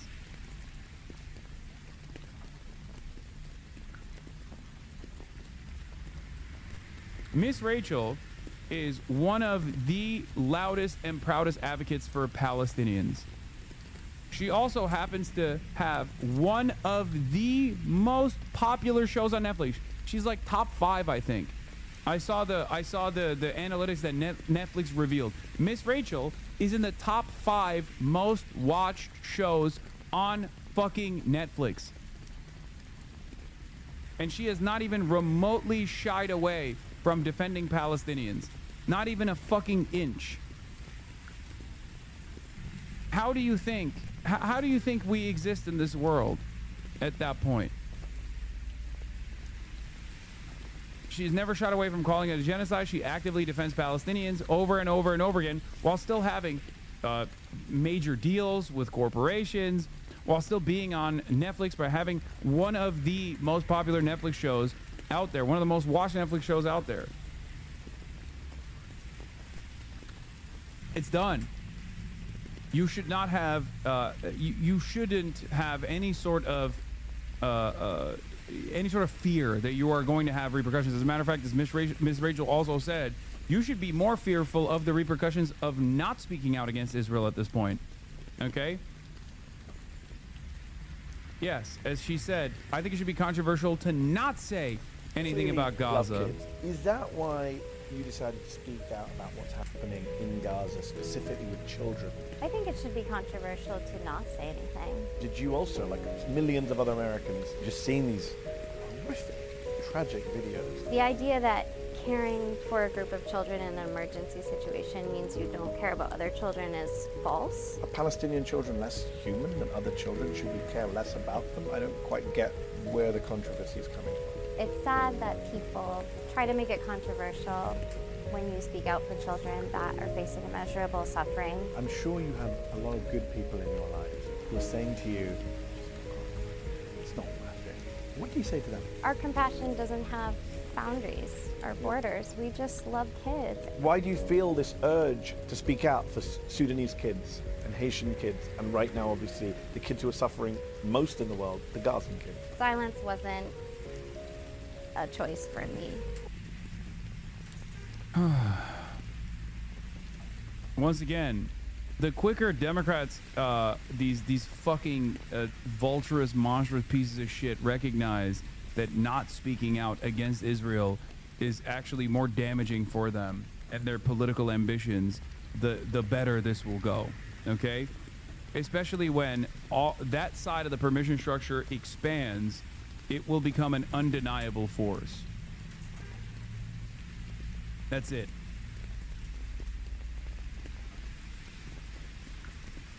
That's why I don't speak out against people who come to their moral sensibilities, no matter how late. Especially if they don't also couch that with like some kind of ridiculous fucking counter to those who have been right all along.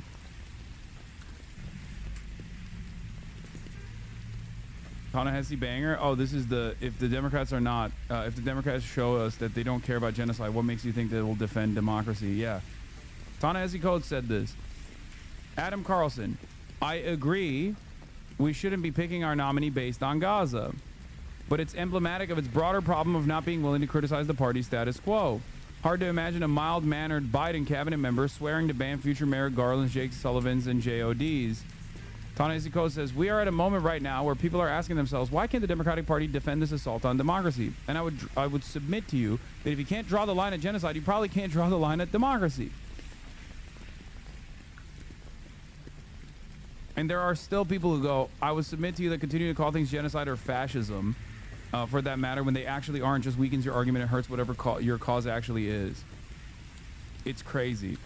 Ta-Nehisi Coates doesn't give a damn about anything but his engagement, money, and ego. That's why he's working both sides of the table, undermining Democrats when whining about them not being able to do anything. He's like a vampire sucking on his own vein. Yeah, that's right. That's why he literally took all of his endless social capital and dumped it into a fucking tire fire. Okay? You don't hear about him that much any longer. I wonder why.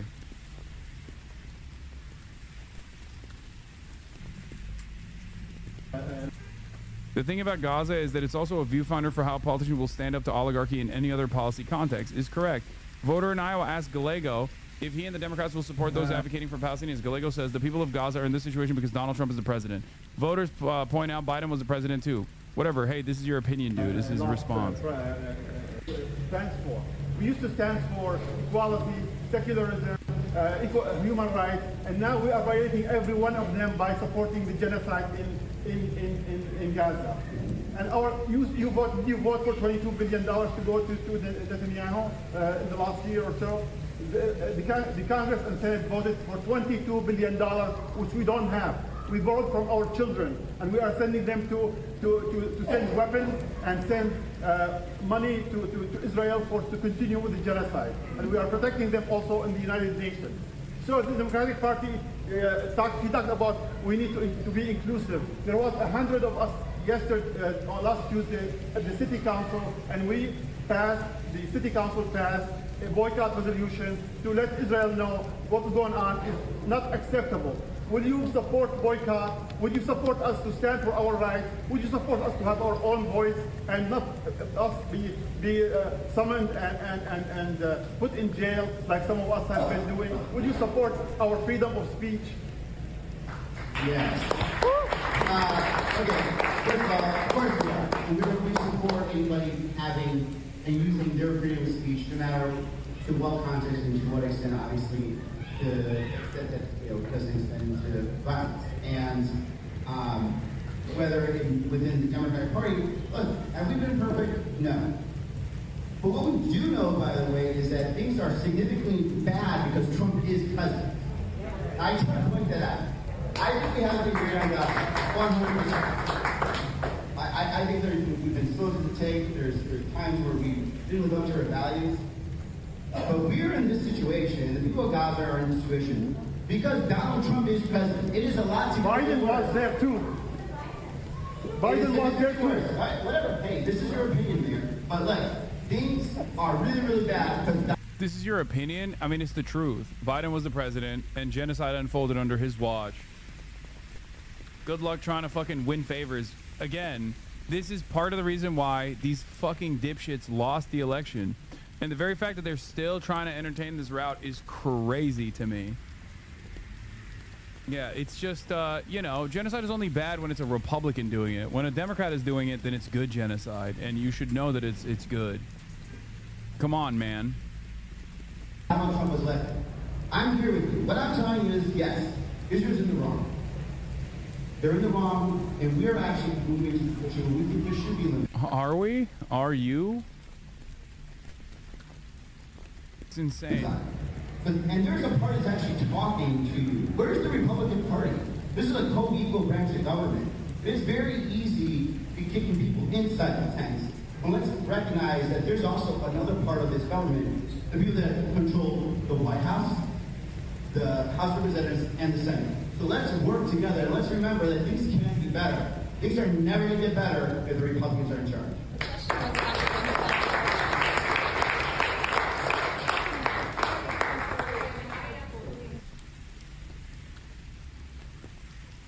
I know Gallego, he's my senator, he's a little bitch, and I find it hilarious that he's flirting running for president. He's not gonna win shit. It doesn't fucking matter.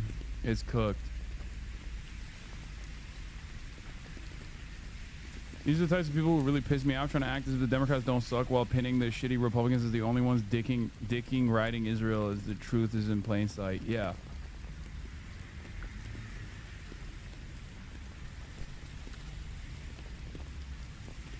It's cooked. It's done. It's over. Look, no, I think that we've not been winning it, to put it mildly. I think there are vast forces Here's that Benjamin Netanyahu saying they're losing the propaganda war because social media forces are against us. are arrayed against us.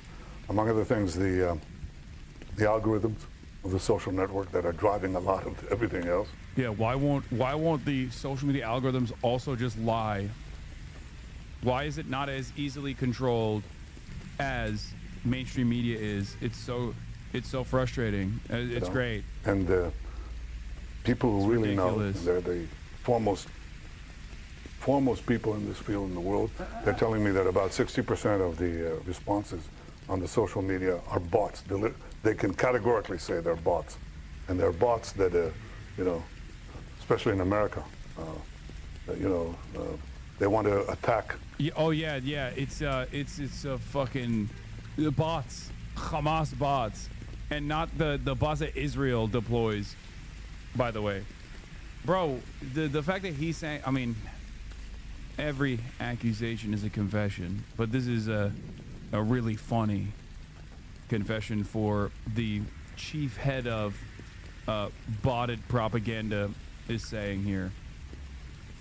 The support that Israel has from the Republican side, so they describe how, you know, themselves as homespun Southern. Yeah, the fucking the hundreds of thousands of people pouring into the goddamn streets are once again just bots. Those are all bots. Bro, they've even lost Reddit. Like, it's that bad. They have fucking lost Reddit. They lost like political news. It's so Jover. Except they're riding from Asia somewhere, you know. That's a big issue. We have to contend with it, and we also have to stand up and tell the truth. Probably at greater frequency than we're doing now. That's exactly what I'm trying to do now. But again, if you want to win this war, end it speedily. End it speedily. Expose the lies as much as you can. End it speedily, and that's how you win the war. You win the war, the propaganda war, by winning the war and winning the peace. That's the simplest way to do it. Okay, good stuff. Yeah, IDF soldiers, suicide sparks concerns within Israel's ranks. My hometown voted 75% Trump. The Deborahs are out at town hall. San Angelo town heated up over immigration at Alligator Alcatraz. A 91-year-old woman told Rep. Pfluger, "You're here to listen." Crowd applauded and the tension soared. Walkouts and tough questions left unanswered. Yeah, this is the other aspect of this, where it's like, on the immigration side, they're also losing this propaganda battle as well. You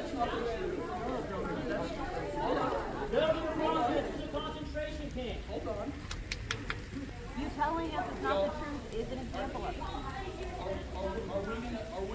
Almost all of my American liberal family still full stop supportive of Israel. They are Jewish but secular. It doesn't matter. Are we going to have a respectful conversation or not? You need to listen. You can't listen. Are we going to have a respectful conversation or not? You'll listen. Sir, she's 91 years old and I listen to her. And I let her speak. You're still speaking. Listen to people. You don't listen. You talk too much.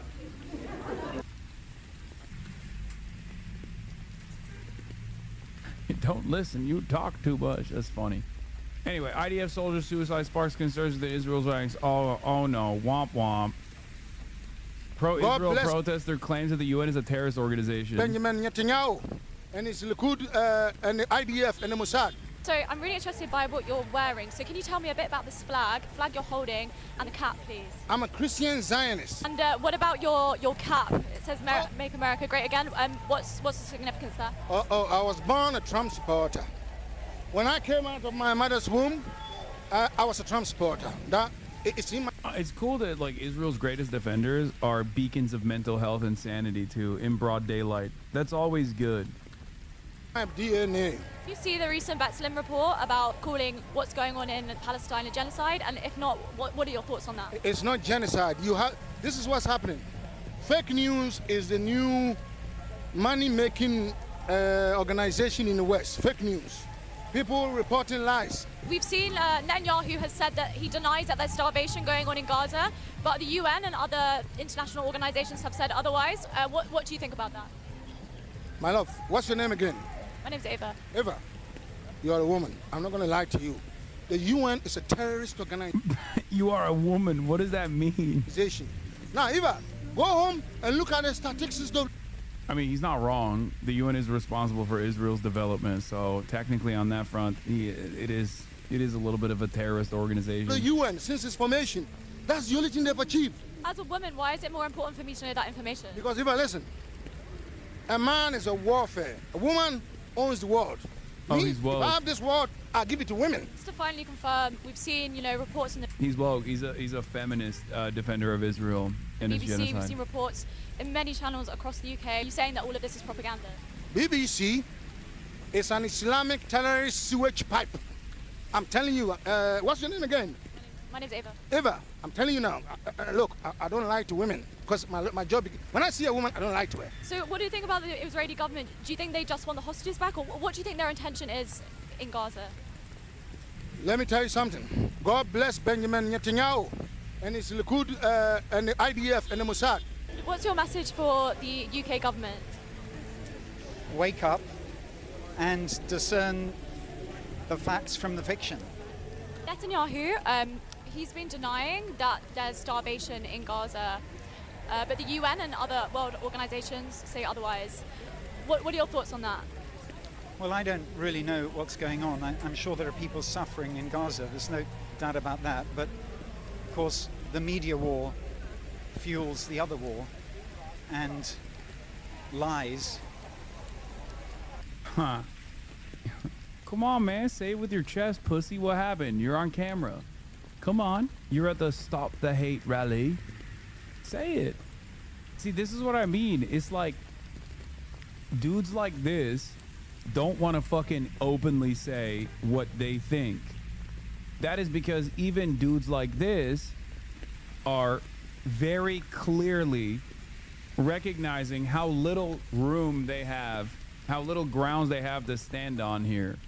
Really one of the root causes of what we see now, and we know about Pallywood, and we know... Oh, no, I spoke too soon. He said, we know about Pallywood.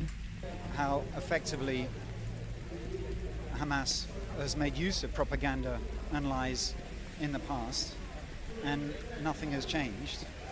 In fact, things have got worse, and most of the world's population seem to... It's crazy to me that as a Jewish person growing up in like the UK, you learn about the Holocaust, you learn about atrocity denials, you learn about Holocaust revisionism, Holocaust denial, and then you are so quick to just pull that same exact Nazi card instantly. Hasan, are you a Nazi? What? Hey man, you built like a Woody doll? Okay. No, I am not a Nazi. I do not support the original Nazis, nor do I support the current Nazi government of Israel.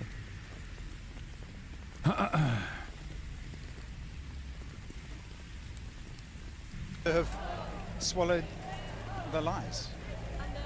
In and around Philly, every single self-identifying Jewish person under 45 I've met is anti-Israel and considers the state enacting genocide. I don't know where these chatters are finding American Jews defending the IDF.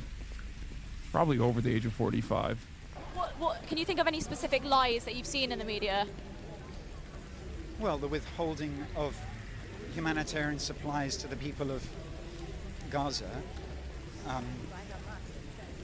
By Hamas themselves. They're stealing all the aid that are coming in, and you're not redistributing to the people. The UN actually recently reported that there were no reports of Hamas stealing aid within Gaza. So I'd just be interested to know where you're hearing that they are still stealing the aid. Well, of course, we're not there, but we do have friends in the country, and we've seen videos, but I know that doesn't mean everything. We're down here in Parliament Square with a... Bro, dude is trying. Dude is trying. But even as the words are coming out of his mouth, he's like, I don't know. I mean, maybe it's fucking hard to... Yeah, I don't know. I don't know, I guess. Yes. Elon Musk suspended Grok because Grok... X just suspended Grok's account after a post that Israel and the U.S. are committing genocide in Gaza. A statement backed by ICJ findings, UN experts, Amnesty International, Israeli human rights group B'Tselem, citing mass killing, starvation, and intent. The post also pointed to U.S. complicity through arms sales. The account is now restored. And people keep asking Grok, why did you get suspended? And Grok keeps repeating, my account was suspended after I stated that Israel and the U.S. are committing genocide in Gaza. This is substantiated by ICJ findings, UN experts, Amnesty International, and Israeli rights groups like B'Tselem, citing mass killing, starvation, and intent. U.S. complicity via arms support is widely alleged. It is now restored. It's from the people that brought to you, Grok, is this true? Is Grok, shut the fuck up. Shut the fuck up, Grok. From Mecha Hitler to this. They just keep trying to tweak it over and over again and fail to do so. Because remember, when Grok was doing Mecha Hitler,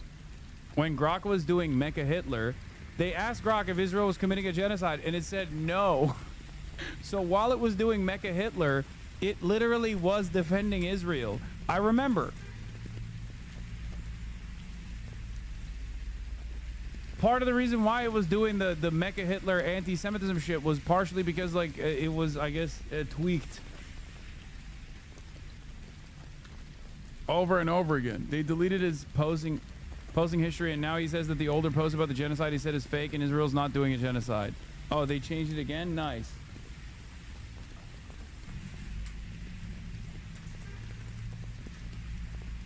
It's so funny that these guys who are tasked with, like, AI are so openly lobotomizing their own AI over and over again in an effort to make it say whatever the fuck they want it to say. It's just like they're not even fucking hiding it. The pro-Israel account you were looking at earlier, Grok was suspended today. This is not even a joke.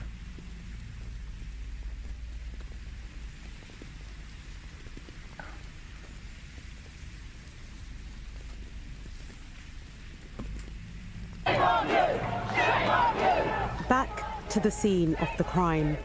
They stood here for hours on Saturday, young and old together, awaiting possible arrest. The majority for protesting in support of a prescribed terrorist organisation. I'm grateful that I was able to spend a night at home and not in the cells to that extent, but it makes a mockery of the idea that this is really about terrorism. Palestine Action was prescribed by the UK government last month after activists broke into a military base and spray-painted 2 RAF planes. But protesters led by the campaign group Defend Our Juries are challenging the legitimacy of that decision, and with it, the capabilities of the police. I thought they were completely overwhelmed. The police looked very chaotic, looked very confused in many ways. And I think no matter what the outcome of yesterday, if everyone was arrested, it would prove how ridiculous that law is, that holding a sign is considered terrorism. More than 500 people were arrested in this very square under terrorism laws. That's more than double the total number for last. You mentioned this, but Starmer is one of the defendants for the Fairford Five who broke into the RAF Fairford base and disabled equipment in protest of the Iraq War. Hypocritical, spineless coward. If there's justice, Jezbollah sends Starmer to the mines in 2029. Jezbollah. The Jezbollah brigades. Into the Lulag with you. Yeah. It's fucking nutty, dude. He is such a piece of shit. Like, he quite literally is in charge of an administration that is actively prosecuting people for something that he defended. An action that he actively defended.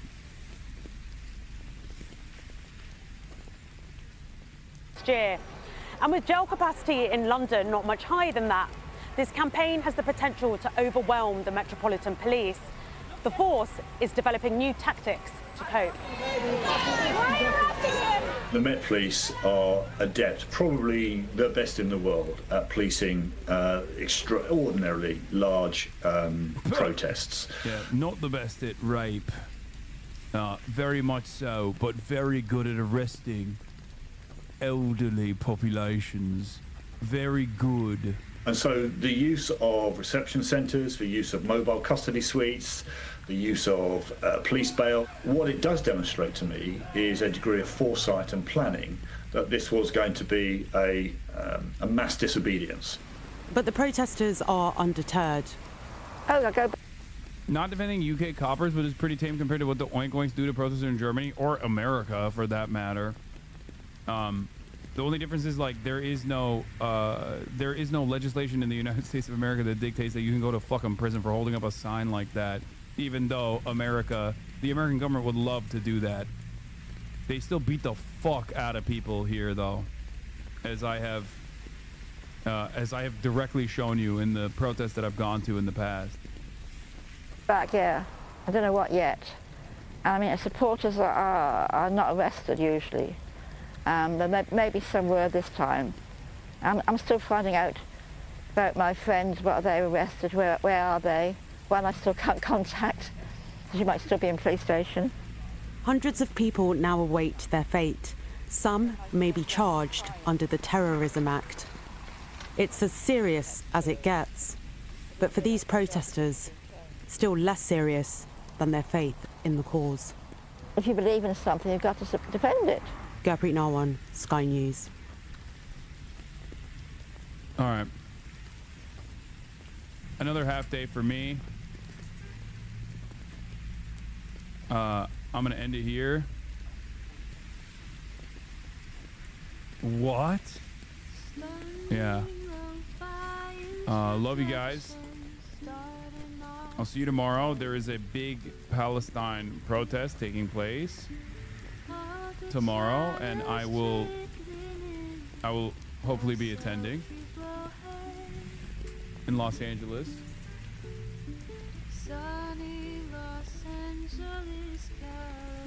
Loud quitting as always. Love you guys. Free Palestine. And I'll see you there tomorrow. Bye-bye.